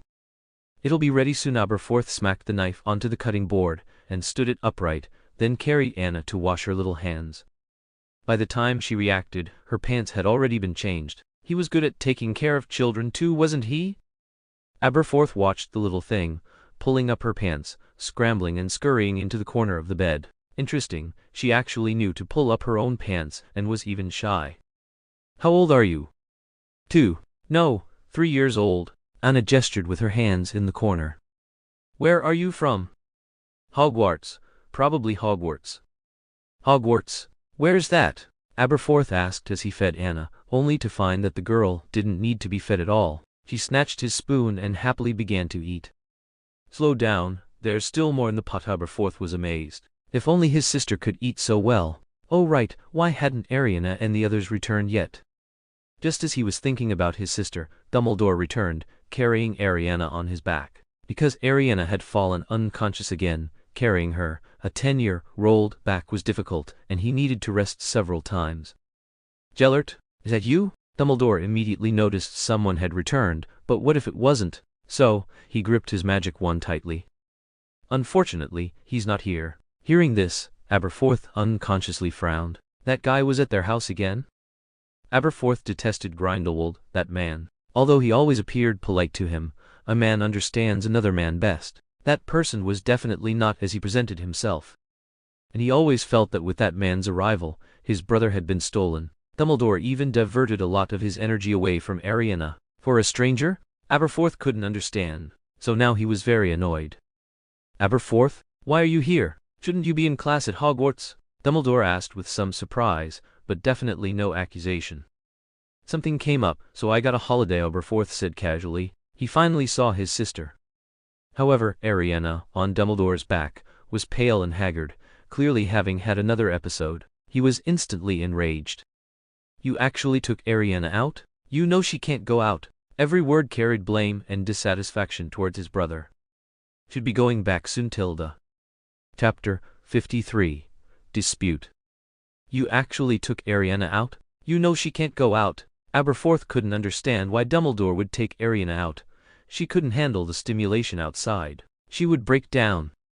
And he was the last person who wanted to see Ariana suffer. Was it because of that Grindelwald again? Is it because of him? Aberforth couldn't help but roar. Calm down, Aberforth, don't wake Ariana. Tilda Dumbledore was always good at manipulating people's emotions. Sure enough, Aberforth fell silent, picked up Ariana, glared at Dumbledore and carried her back to her room. Dumbledore approached Anna, who had been startled, and was watching the show, and picked her up. Sorry, I scared you. Tilda. Aberforth isn't a bad kid. He prepared to take her to bed, knowing his brother wouldn't let him off so easily. He also felt guilty about Ariana's situation, but Dumbledore was always optimistic. He felt that this time was a good start, because Ariana was willing to go out. As long as she wasn't stimulated, she would be fine. Dumbledore believed that more sunlight was beneficial for Ariana's growth. Problem now was why she suddenly had an episode. Was it because of something he hadn't noticed? Before Dumbledore could settle Anna, Aberforth came looking for him. He cornered Dumbledore in his room. You still haven't told me why you took her outside. You know her condition. I took her out, but you didn't see how happy and joyful she was outside. As long as it's managed well, Ariana can grow in the outdoors, Dumbledore patiently explained. No, you just listen to that man. I'm telling you, I will absolutely not allow you to take Anna. She can only stay in Godric's Hollow. She needs rest. You'll kill her. Even just saying it, Aberforth felt a pang in his heart. Let's discuss this at length. Okay, Aberforth. Now I'll go make you something delicious. Dumbledore didn't want to answer the question directly, because Grindelwald had suggested taking Anna out of the valley, and he could leave Ariana with his aunt, but he had refused.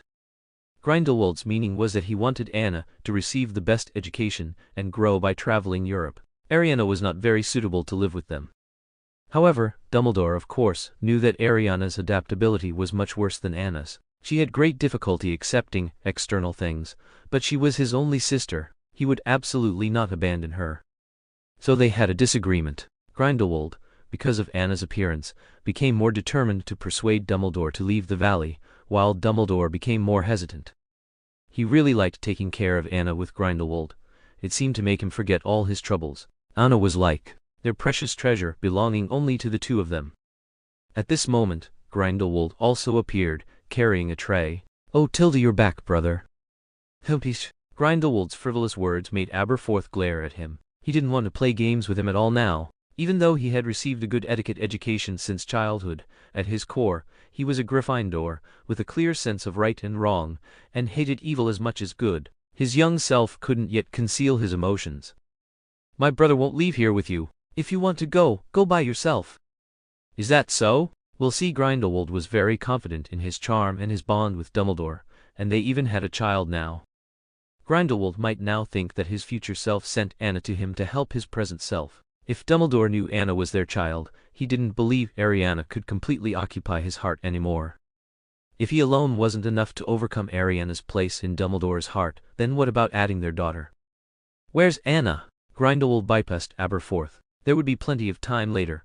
It wasn't urgent to talk after that annoying kid left. Anna was more important now. He also had to think about how to start helping Anna compete for favor. But now Anna was particularly flustered. She couldn't remember how Ariana died, but she knew that Ariana's death was a tragedy that occurred after Grindelwald and Aberforth had a dispute and Dumbledore came to help. Now all three of them were present and having a dispute. Would it happen today? Would she be implicated? Grindelwald noticed the fear on Anna's face, and his expression immediately darkened. You scared Anna. His tone was very displeased. She was still so young. How dare he bully his daughter? A flash of killing intent passed over Grindelwald's body. He turned and asked Aberforth to leave. Aberforth still wanted to say that this was his home and he was the one who should leave, but Dumbledore stopped him and persuaded him to go. Don't scare little Anna. Let's talk outside if there's anything. Dumbledore had already sensed Grindelwald's impatience, looking like he could erupt at any moment. He didn't want the two most important men in his life to argue, so he quickly separated them. The matter of leaving the valley would still be discussed at length. Seeing Dumbledore and Aberforth leave, Anna finally breathed a sigh of relief. It seemed she was safe today. Grindelwald even teased her, coward, but gently held her in his arms and comforted her. But just as everyone was seemingly peacefully sitting at the table and eating together, Aberforth couldn't help but look at the little one who was eating so deliciously. How did she do it? At this moment he saw his mother's necklace on Anna's neck. He dropped his knife and fork and stood up. Why is that on her? Aberforth even leaned halfway across the table, trying to grab the necklace from Anna's neck. Anna, who was happily eating with a spoon, was suddenly scooped into Grindelwald's arms. Food spilled all over him. She looked up to see him glaring coldly at Aberforth. "What do you want to do to her?" "That's my mother's necklace. How did she get it?" Aberforth completely lost control of his emotions and overturned the table. He felt that many things had been ignored, and he had a sense of dread that their lives were about to suffer a devastating blow. "Aberforth, you scared her. Apologize." For the first time, Dumbledore wondered if he had made a mistake in disciplining his brother. "Didn't you see?" Aberforth turned and grabbed Dumbledore's collar. Grindelwald couldn't tolerate this. A fork flew and pricked Aberforth's hand. "Let go." His gaze towards him began to turn vicious. "I'm fine. Gellert, you don't have to worry about me." Dumbledore quickly pulled out another necklace. "Mom's is here." He was afraid his brother would act impulsively and cause a bigger commotion. Chapter 54. Go home. "There's another one?" Aberforth snatched it from Dumbledore's hand and held it up to the light, carefully comparing it. It was indeed the one their mother used to wear. "Looks like someone needs to apologize," Grindelwald, holding Anna, commented from the side, a hint of sarcasm in his voice. Was Dumbledore still trying to accuse his daughter of stealing his broken necklace? Besides, his daughter also carried Dumbledore family blood. Inheriting that broken necklace was more than enough for her. "I want to see that necklace again." Aberforth already felt guilty, but he still wanted to understand exactly what was going on, so he needed to examine the one around Anna's neck. "Why should you? Just because you say it's yours I have to show it to you?" Grindelwald stood there, his aura fully unleashed, like a cold wind machine. "Are you her guardian? What's your relationship with her?" "I am her Vater, which means father," Grindelwald said with such certainty that Aberforth almost believed him. "You're her father?" Aberforth's first comparison suggested she looked more like Dumbledore, but a closer look at the untamed glint in her eyes was indeed very much like him. But surely it couldn't be that while he was at school, that guy had a child with his brother behind his back, could it? "Albus, is this your child? Did you give this to her?" "What?" Dumbledore's eyes widened. How could he not know Anna was his child? Although they did resemble each other, it was impossible. They hadn't used any forbidden magic. Besides, Gellert had never mentioned it to him. Dumbledore looked at Grindelwald in shock, only to find him looking back. "No," he said, "the child was his." Could it really be that he was the one who created her? Recalling, sometimes after they did that, he would occasionally fall asleep, and Gellert would personally handle the cleanup afterward. Could it have been then? Dumbledore dared not think too deeply, so he could only take Anna from Grindelwald's arms. Grindelwald, of course, wouldn't refuse him, wanting to be close to his daughter.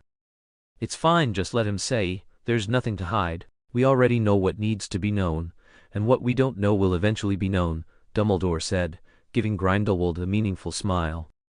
This made Grindelwald begin to wonder if Dumbledore had already figured it out. But that guy was very cunning. He wouldn't voluntarily give anything away. However, Dumbledore still agreed to let Aberforth see Anna's necklace. Seeing no reaction from Grindelwald, he took it off Anna's neck. Anna now really wanted to go to the kitchen to eat the leftover sausages in the pot. They were so delicious, but she also learned a crucial thing. The necklace around her neck originally belonged to Dumbledore's deceased mother. Anna now really wanted to go to the kitchen to eat the leftover sausages in the pot. They were so delicious, but she also learned a crucial thing. The necklace around her neck originally belonged to Dumbledore's deceased mother.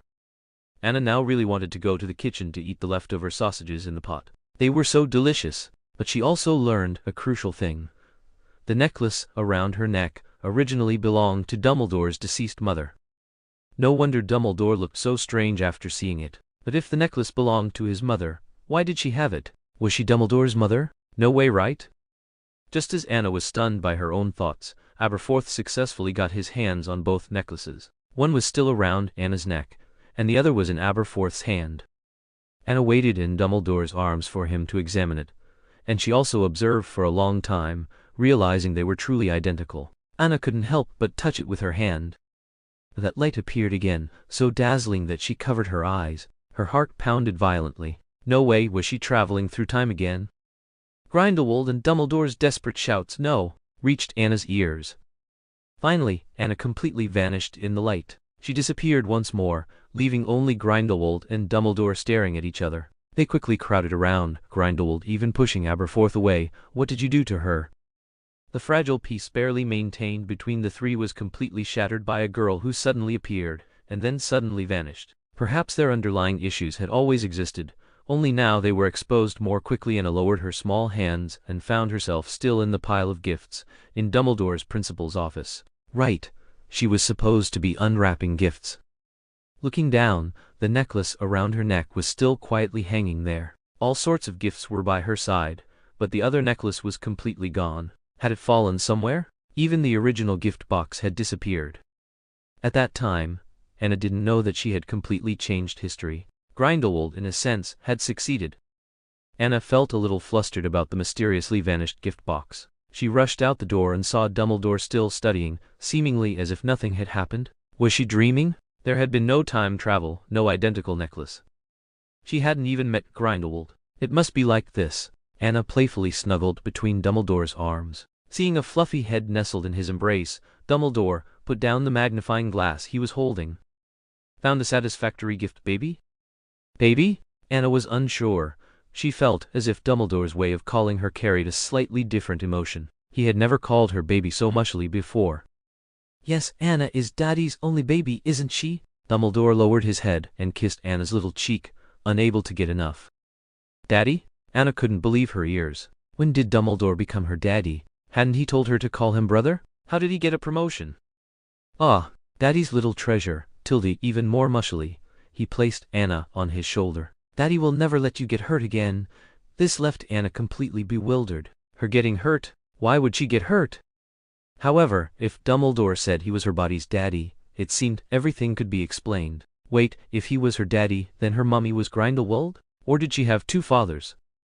Anna felt her origins becoming clearer and clearer. If this was the case, Grindelwald, for their love, painstakingly created Anna and sent her back to the past, wanting to prevent the tragedy from happening. But because Anna returned to the past, the Grindelwald of the past then knew he needed to create a child belonging to the two of them.